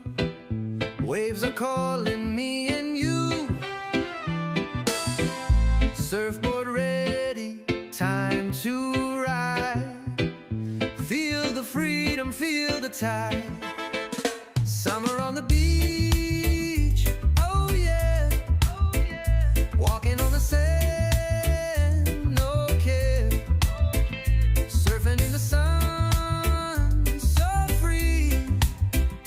Just the beach, the waves and me.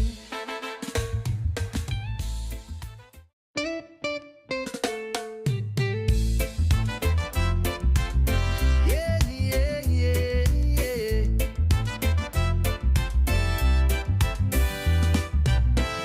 Sunny days and ocean blue. Waves are calling me and you. Surfboard ready, time to ride. Feel the freedom, feel the tide.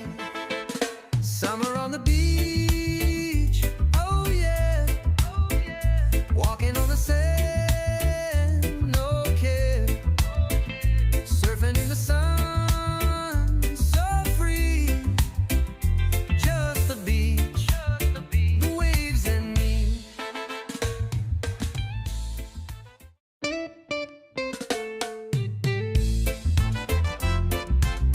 Yeah, yeah, yeah, yeah.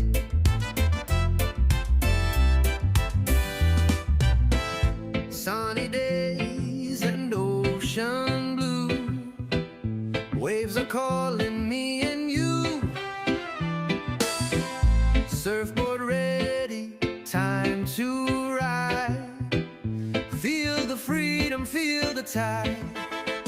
Summer on the beach, oh yeah. Walking on the sand, no care. Surfing in the sun, so free. Just the beach, the waves and me.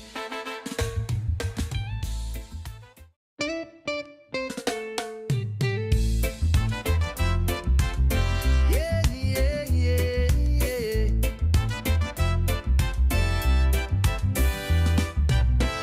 Sunny days and ocean blue. Waves are calling me. 320975 for the 4-pack of the grandstand tickets to the Auto Trader Echo Park Automotive 400 NASCAR Cup Series race Sunday, July 20th at the Dover Motor Speedway.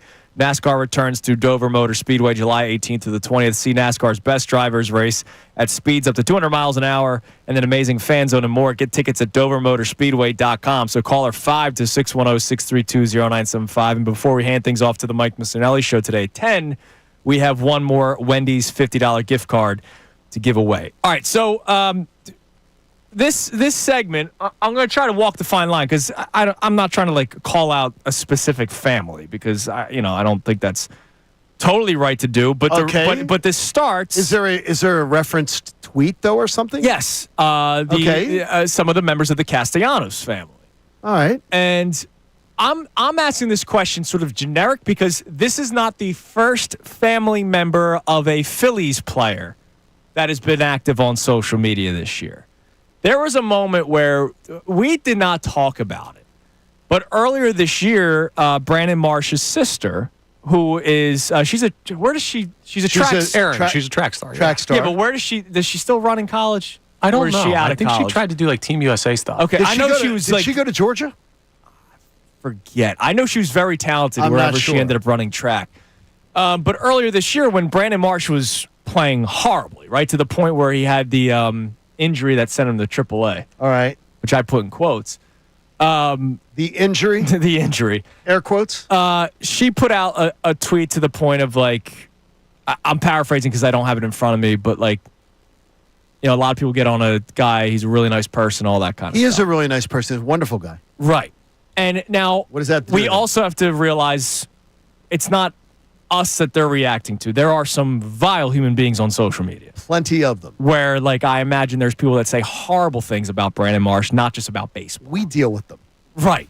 Right. Not Brandon to the Marsh, same. Not Brandon to the Marsh same deals with extent. them. We deal with them. But yeah. So I imagine they see some of the tweets that are like horrible about their family members. So in this recent case, when Nick, I almost said Sirianni, when Nick Castellanos was suspended the other day, benched for the one game, during the game, Max Kepler had the misplayed ball in right field because he plays left field. He does not play right field. And Nick's mom put out a tweet where she just said, quote tweeting the video. Okay. So not like she just put out that tweet and then we all have to try to speculate what it was. No, she quote tweeted the video of Max Kepler missing the fly ball in right field. Okay. And then, that's not good. No. And then yesterday, Nick's wife, Jess, put out a tweet about people that say that Nick Castellanos is not a good fielder because of sort of the deeper, like the analytic stupid Fangraph stuff. Yeah, but some you of mean it's that Major League Baseball teams do not use. By the way, well, hold on a second. Wait a minute. Go ahead. I'm gonna say it. Major League Baseball front offices, they roll their eyes at Fangraphs. They roll their eyes at it because that Fangraphs will tell you that Nick Castellanos sucks. Major League Baseball front office executives, talk to numerous ones, will roll their eyes at Fangraphs. But those numerous baseball executives will agree that he does not cover much ground. Oh, no, they will. But he makes the plays that he can get to, which no question. That's why he doesn't have errors, right? Oh, Like, no, I'm he not makes saying the plays, that. but yes, there's also a lot of balls that he does not get to because of his lack of speed out there. And I'm not contesting maybe that. judgment could be an issue. I just see people that will constantly make the case regarding, well, look at Fangraphs says. Major League general managers are not sitting in front of Yes, Fangraphs. I agree with you there. But like there is like a point to make that Nick Castellanos, even though he doesn't drop the ball or not catch it's it, because you don't get an error because you don't get to it when you just don't get to it. So, man, we already only have a minute left. I want to talk about this more about. Again, I don't have a family member in a professional sport. Like No, this would be your wife going onto social media. Correct. To some of the people that are absolute a-holes on social media. Or my father, because I know my dad. My dad is on social media. Exactly. And he goes, you just say, stay away, because the majority of people are really great people. The majority of listeners are really great people. Right. And then you've got the jerks. But then, like in any other walk of life, they, as a family member, feel either the need or necessary or whatever to like defend their husband or their son, right? In this case, it's literally husband and then Michelle Castellanos' son. Say don't, unless I'll do it if I feel like it. But don't do it. You don't do it on my behalf. But what if he doesn't care? Well, then no. Then he's using them as sub-agents. All right, let's not use it. Let's talk about this. He's more. letting them do his dirty work. Yes. Let's talk about this more coming up next, because I think it's a fascinating conversation. Because again, this is family, right? You always want to defend your family. Yeah. But we're not professional athletes. Correct. So like, I don't know that fine line between. I think it's worse. And by the way, this is not the first case. Tobias Harris's dad, right? When Tobias Harris was still a member of the Sixers, was very vocal about his son's an assassin scorer and all this kind of stuff. Let's talk about this more coming up next. It's Kincade and Salciunas, 97.5 The Fanatic. Fanatic Sports Update. Poetic justice for Casty. I'm Connor Thomas, and this update is brought to you by Groundworks, your expert for basement waterproofing and foundation repair since 1997. Book your free inspection at groundworks.com. Nick Castellanos got his poetic justice at the end of last night's Phillies game. The Phils won 4-2 over the Marlins. Bryson Stott a 3-run homer. Rangers swore as a great start. And the final out of the game was Nick Castellanos making a big catch up against the right field wall down in Miami after being benched the night before for inappropriate comments that seemed to come from a defensive replacement in Monday's game. Rob Thompson was asked before the game where he and Castellanos stand. Here's what he had to say. You said yourself yesterday he's an emotional guy. Are you confident that you guys will be able to put this in the rearview? Oh, it's gone. Sorry. It's gone. Sorted. We're good. So they're all good, and the Phils are in a good spot. With the Mets losing to the Braves last night, they're just one game back in the NL East. The Phils play the Marlins tonight, 6:40, the final game in that series. Christopher Sanchez on the mound against Edward Cabrera. Game 6 of the NBA Finals is tonight at 8:30. The Thunder looking to close it out.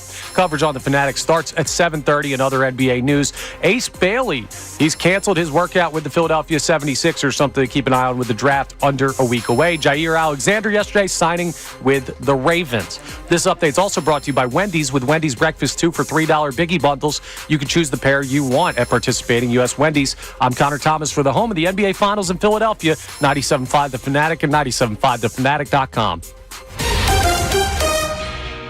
What's happening in Philadelphia? Andrew DeCecco here, Birds Insider.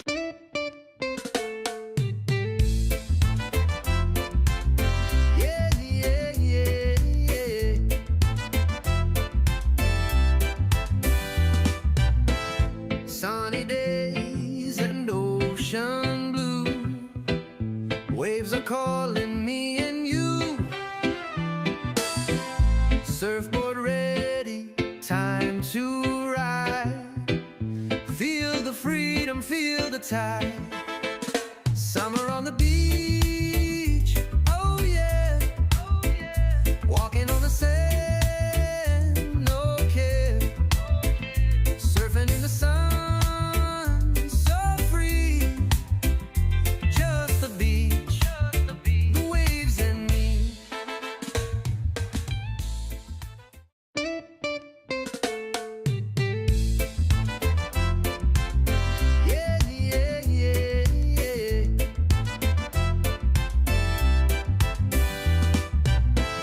Sunny days and ocean blue. Waves are calling me and you.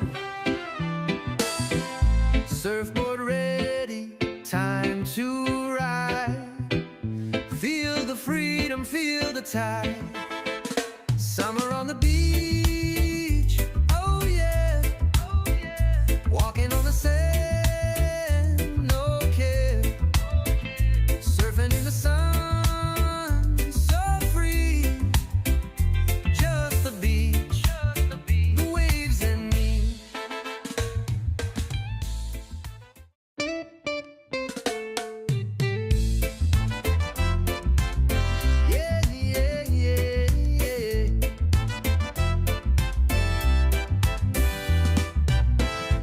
Sunny days and ocean blue. Waves are calling me and you. Surfboard ready, time to ride. Feel the freedom, feel the tide. Summer on the beach, oh yeah. Walking on the sand, no care. Surfing in the sun.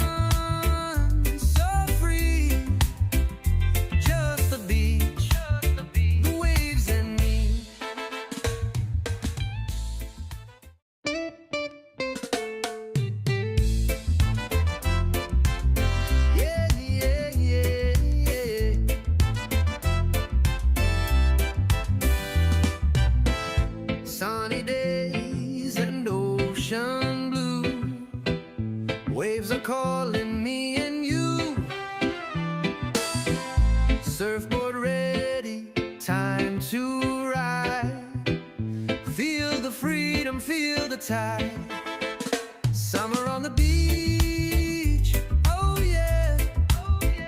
Walking on the sand, no care. Surfing in the sun.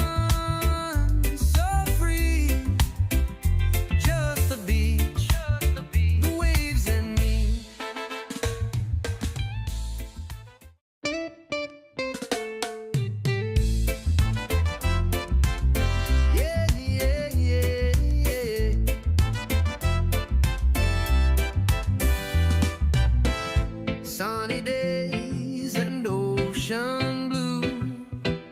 Waves are calling me and you. Surfboard ready, time to ride. Feel the freedom, feel the tide. Summer on the beach, oh yeah. Walking on the sand.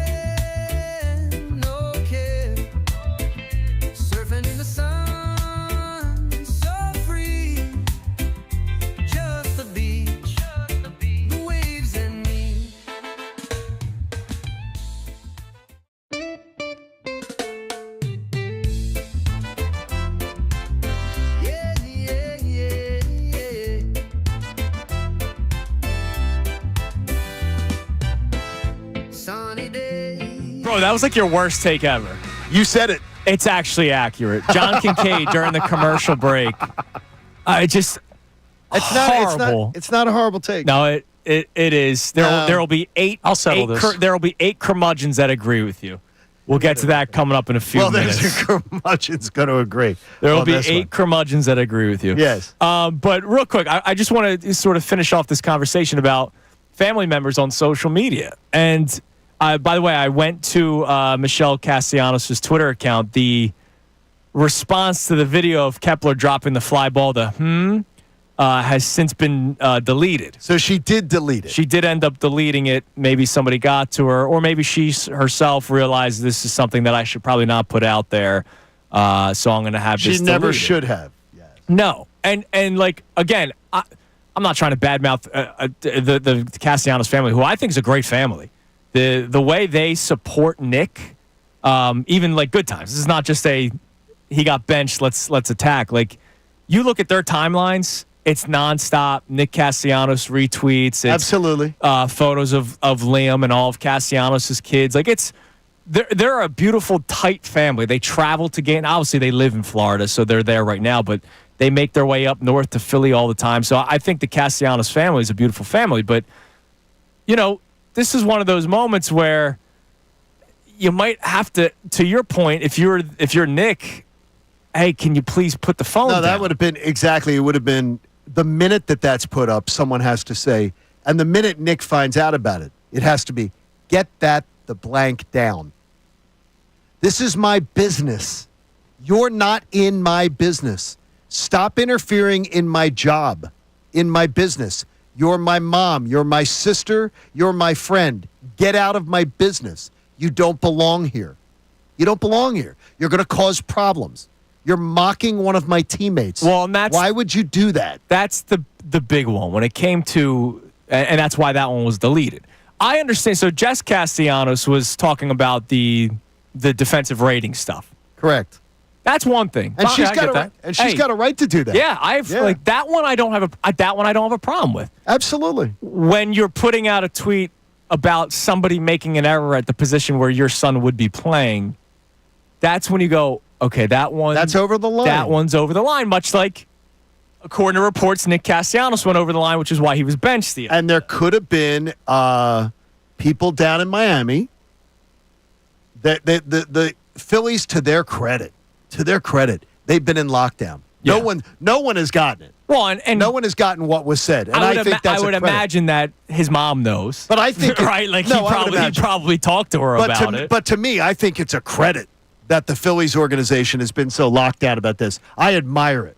Right. Because they're not. That shows that they do have a good clubhouse. Yeah. And because we don't have to know. They don't owe us an explanation. But I think it's a tough spot though, because again, like I think of Tobias Harris's dad, right? Like I disagree with everything he said, but I don't blame him for trying to stick up for his son. I do. It's his. Well, he's his agent. He's also his agent. No. Stay out of it. Stay out of it. It's his business. Stay out of it.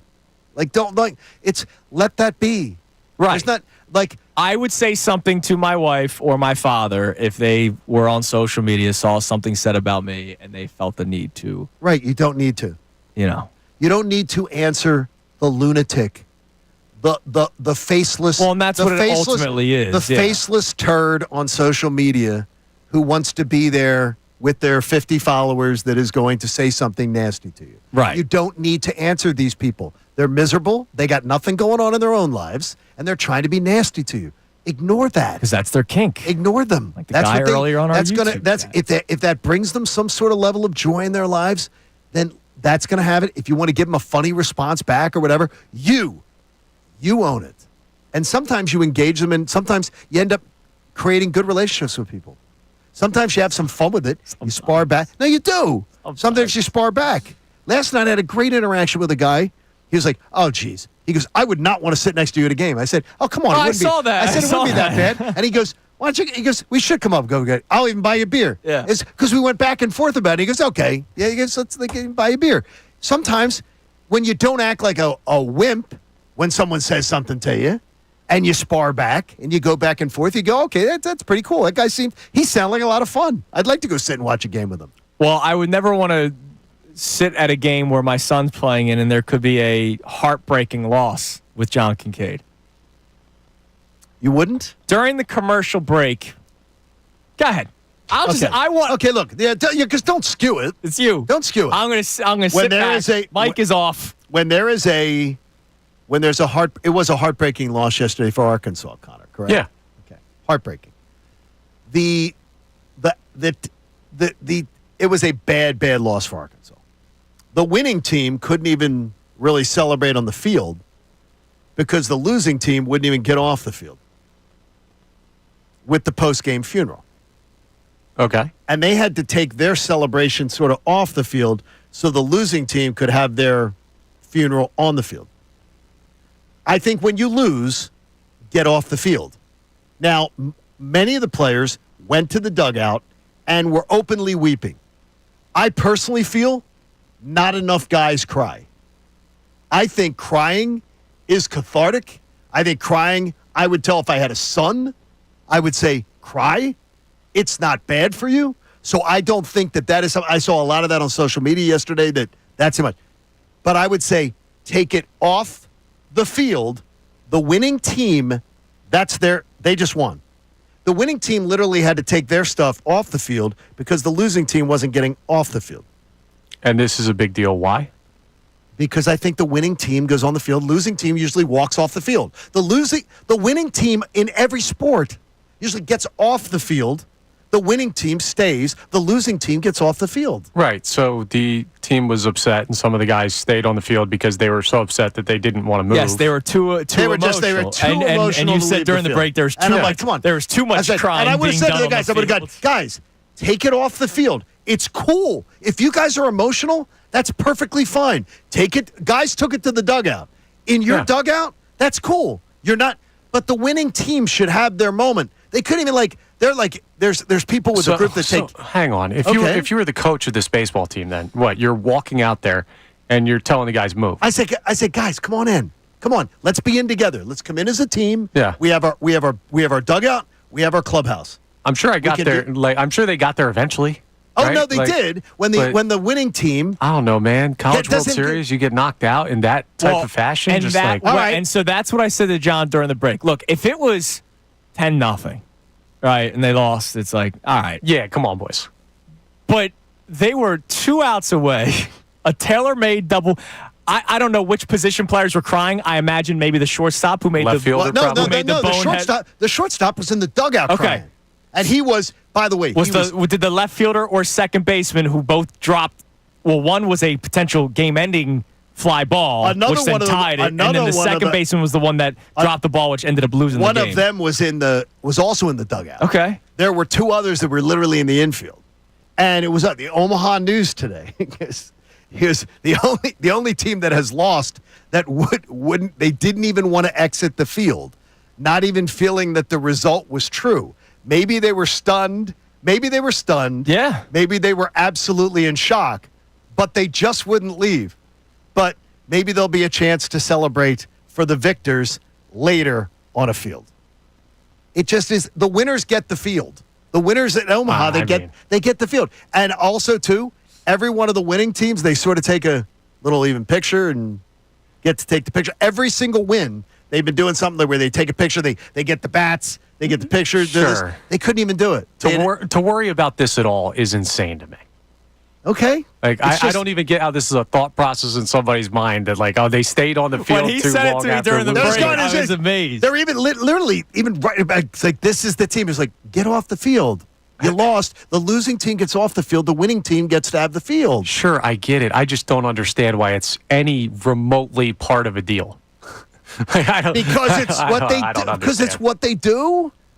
Because the winning team stays on the field and they even take pictures. They show them they had the bats. They didn't get their picture. Wait. No, that was what the other team. They didn't get their picture. That's what the other team was doing. Well, now you're doing it on behalf of the winning team. Who cares? Come on. You come on now. Every single team. So every single team does one thing. Every single team. There's a protocol. They all do one thing. The losing team exits the field. They exit the field.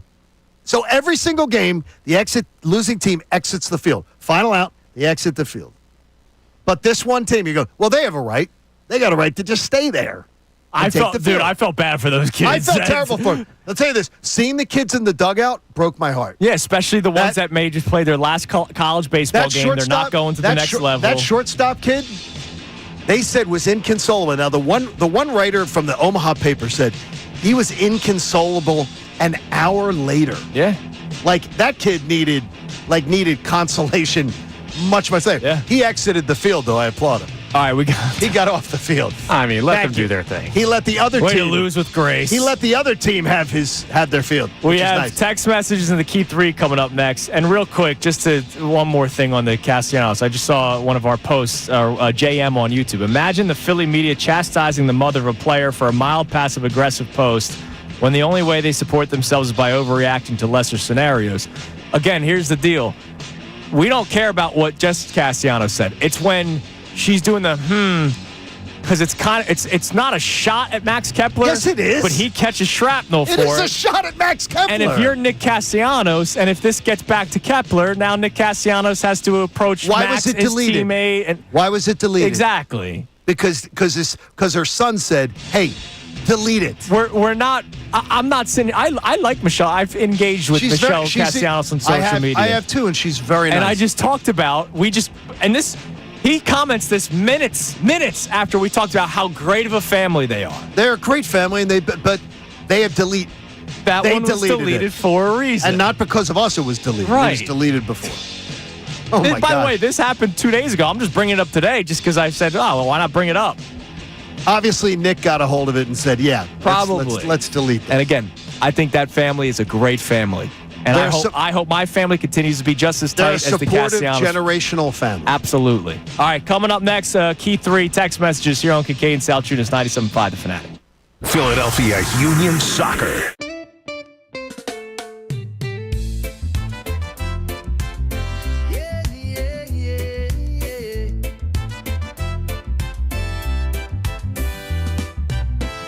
Sunny days and ocean blue, waves are calling me and you. Surfboard ready, time to ride. Feel the freedom, feel the tide. Summer on the beach, oh yeah, walking on the sand, no care.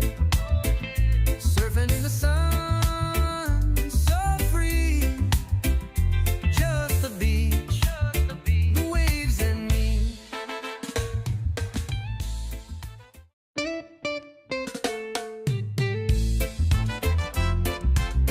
Yeah, yeah, yeah, yeah.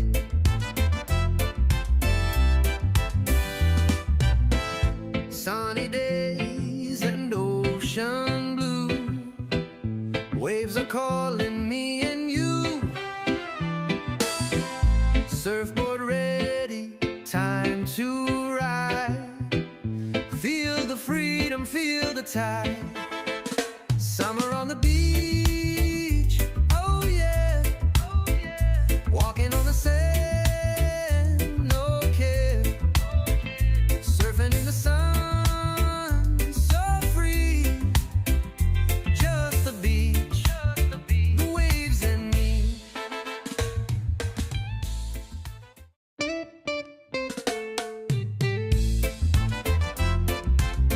Yeah, yeah, yeah, yeah.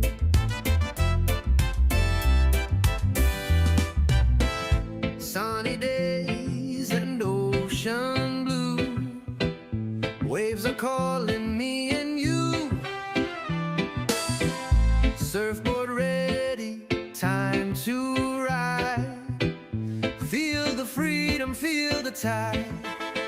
Summer on the beach, oh yeah, walking on the sand, no care. Surfing in the sun, so free. Just the beach, the waves and me. Yeah, yeah, yeah, yeah. Sunny days and ocean blue, waves are calling me and you. Yeah, yeah, yeah.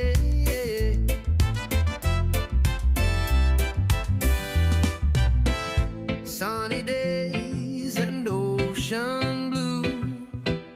Waves are calling me and you. Surfboard ready, time to ride. Feel the freedom, feel the tide. Summer on the beach, oh yeah.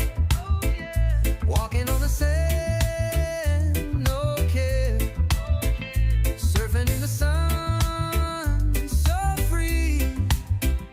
Just the beach, the waves and me.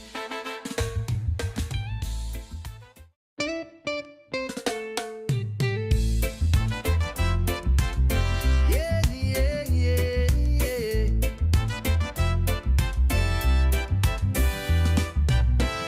Sunny days and ocean. I have an unpaid speeding ticket that I just got texted about, and they're going to come and arrest me tomorrow if I don't. You have to hit the link. I got to hit the link. No, I'm going to pay. I'm going to take care of this because I got to pay right now. No, well, they're probably listening, so just read your personal information over the air. That's scary. And that'll be easier. Now, who falls for that? What do you mean falls for it? You've got a speeding ticket. What do you want to go to jail? Okay, I think I'd remember. No, but I mean, it's serious. Who falls for those? People do, unfortunately. It's unbelievable. That's incredible. I just got one though. I've been seeing it on the news, and I have not gotten them. So I just told my father-in-law this story on Father's Day. Okay. So I was with my dad, my father-in-law, my godfather. It was great. It was a great guy. That's great that you had them all together. Yeah, it was cool. Then obviously I'm a father myself, so it was a nice day. That is awesome. And we were talking about just sort of how technology's evolved and all that kind of stuff. And we were talking about how bad email hacking used to. It's still bad, don't get me wrong, but there was a time where like people didn't really. There was no. We get emails from corporate all the time about don't do this, don't do this, don't click on this, right. Don't do that. Right. And back then, like when I was in high school, because this is where the story comes from, it wasn't as well known. And so one day, I'm in class and I get a phone call. And I had to go to the vice principal's office, Mr. Jones, who was also my Legion baseball coach. Okay. So I go there. And he and I had a good relationship. Even though we were in the school, he was my baseball coach during the summer, so he could talk to you a little bit differently in the summertime exactly. Sure, absolutely. than in the hallways of school. But I'm in his office. And he leads off with, "What the bleep's wrong with you?" Uh-oh.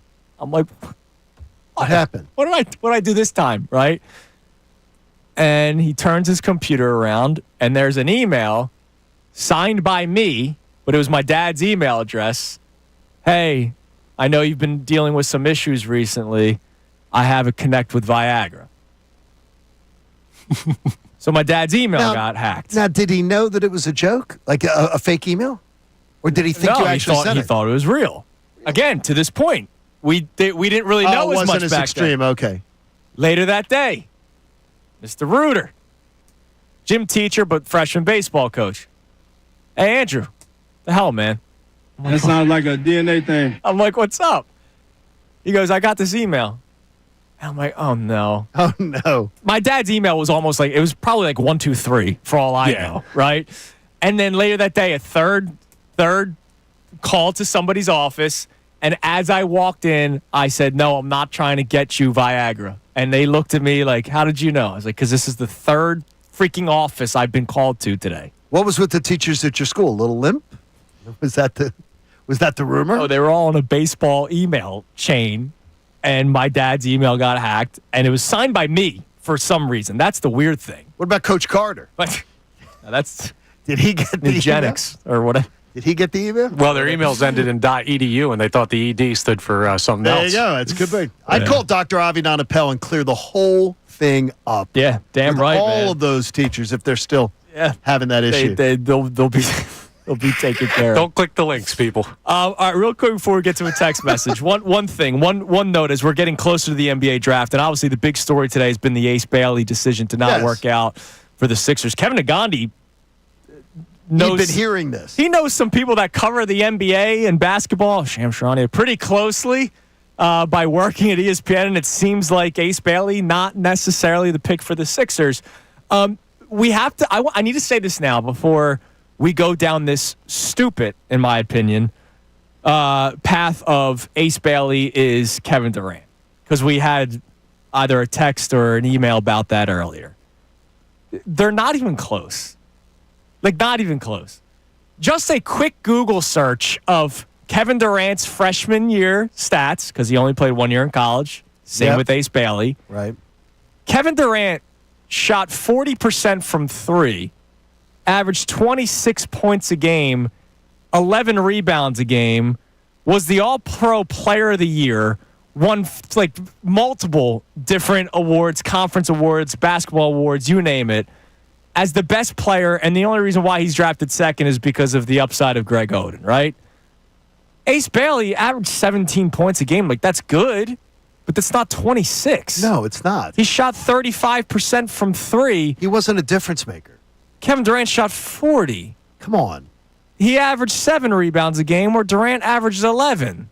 They're not even in the same discussion. And Kevin Durant was the guy on his team, where Ace Bailey shared the load.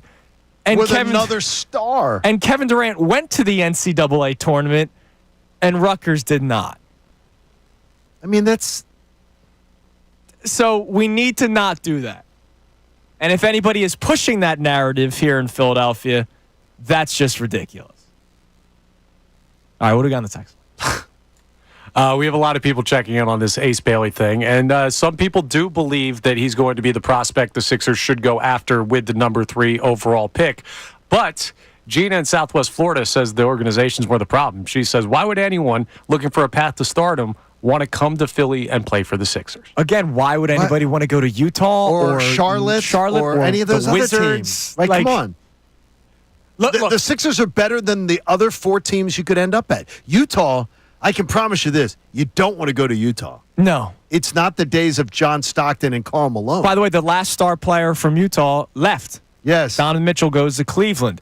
And he went to Cleveland, of all places. Bradley Beal, the last star with the Wizards. He goes to Phoenix.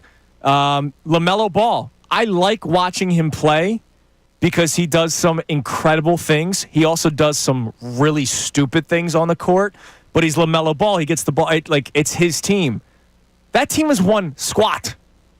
So why would you say that the Sixers are not a better destination than those teams that literally have no shot of winning anything? Anything. All right, it's time now for the Kincade Salciunas Key 3 best minutes from today's show. Now, the Kincade Salciunas Key 3, today's best. Johnny, what a pleasant ride into work this morning. Yeah, it was nice. Finally. Great morning, and after a pretty good night, and then we wake up to another story on our laps. Yeah. It's fun when you go to bed, you think you got a show planned, and then you get something that just falls into your lap.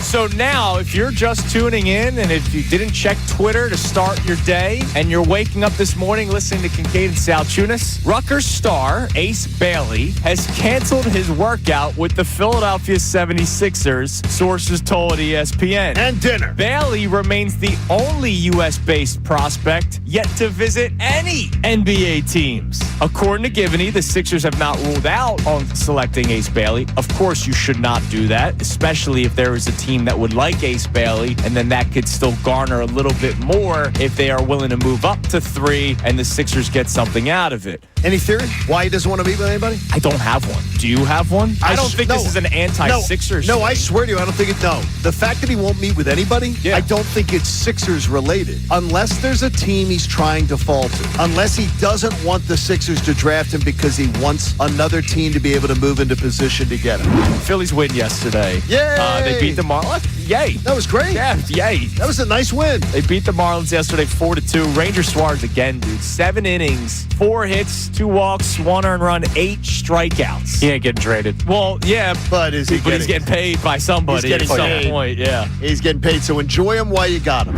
Jalen Hurts reached out, called Dallas Goedert, talked about how important he is to the team. I give Jalen Hurts, a guy who his leadership was questioned just before last season, a lot of credit because we're seeing him grow into the leader that I think a lot of people expected him to be. I like that Jalen Hurts probably also realizes, all right, I want this guy on my team. He makes me better. He makes this offense better. Let me reach out to him. I give Jalen Hurts a lot of credit. I do too. And it seems like Jalen Hurts has become the player and is becoming the player that we all hoped he would be. And it came in time. Dick Vermile joins us. Coach, you know very well about the greatest show on turf. I think you were the head coach of that team. How far off, just on paper, is this Eagles team to that?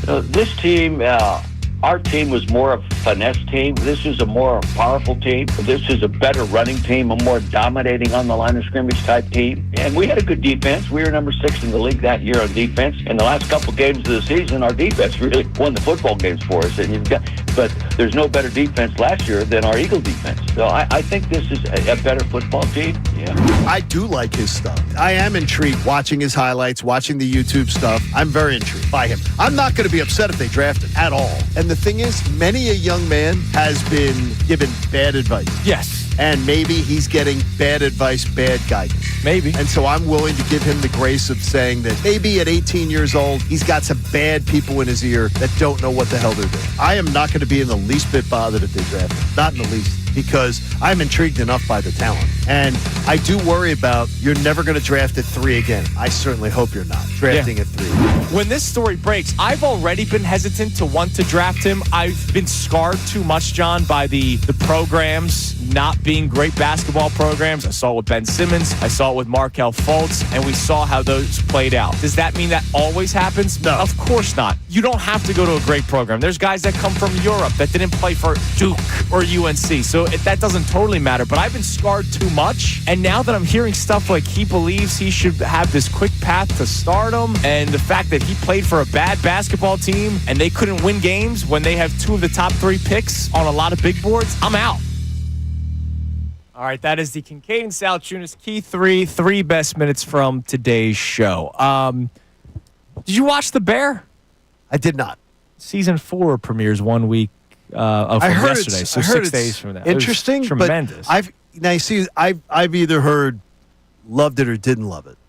Like people that either were devoted to it or didn't love it. I really liked it. Is it the restaurant one? Yes. Okay. Yeah. I've heard loved it or didn't. I binged the first 2. I was late. I binged the first 2 seasons and then was really excited for season 3, which I enjoyed. And season 4 comes out next week. I did not know who this chef was that died yesterday. 2 days. But it was all over my yesterday or timeline. 2 days ago. Yeah. I remember her from all the shows. I remember her. I've seen her on commercials. Mm-hmm. Like, like when they you flip by and you say, oh, it's this. I don't know which show she was on. But that was she was everywhere. Yeah, she was big in the cooking show world. She's not one of the I didn't even see this. One of the chefs. She has like sort of spiky hair, like white spiky hair. Female, but she's like Anne Burrell or Burl. Anne Burrell or Burl. Yeah, she was only 55 years old, man. It's horrible. And they said like she was at. We were watching the news yesterday. She was at trying to learn how to do stand up. And she had been like at stand-up club. Oh, really? Like doing stand-up and everything, like having a great night and everything. And then she went home and just died. So sounds like she had a fun time, though, before she passed. Yeah. So at least she was doing something she loves. But a lot of people were touched by that woman. Oh, like she was popular. So condolences to her family. By the way, speaking of the Bear, Jeremy Allen White, he's the guy, he's the main character. He's going to be Bruce Springsteen in the Springsteen biopic. I have no interest. Springsteen what? Biopic? Biopic, sorry. Biopic? Biopic, leave me alone. What is he, biotic? He's biotic. Hey, I've seen get degrees, baby. Bruce Springsteen. I don't run from it. I'm an idiot. We can rebuild him. Biopic, whatever. I don't run from it. I'm an idiot. We've rebuilt him. I have no interest in a Springsteen movie. I don't either. It does. Like, I know people love Springsteen, and I've offended people on these airways before. He just doesn't do it for me. He's a talented man, and he's entertained people for generations. Yeah, but I don't need to see the biopic. Biopic. We have a talented man coming up next, so why don't we wrap this one up here, boys? Hey, FT Young Heating and Air Conditioning made a donation to the American Association for Cancer Research. You could too. Go to 975thefanatic.com/AACR because cancer research saves lives. Who would play me in a biopic? Back in the day, Max Kepler. Back in the day, Andrew McCarthy. Okay. Back in the day, if it was the 80s. Today, Max Kepler could play you. Yeah, you're almost the same age. He's only a little older than you. Yeah, I'm just like 5 inches shorter. All right, he's Mike more Missanelli show masculine. comes your He's way more next. rugged. Everybody have a great rest of your day. More We'll talk to you athletic. tomorrow.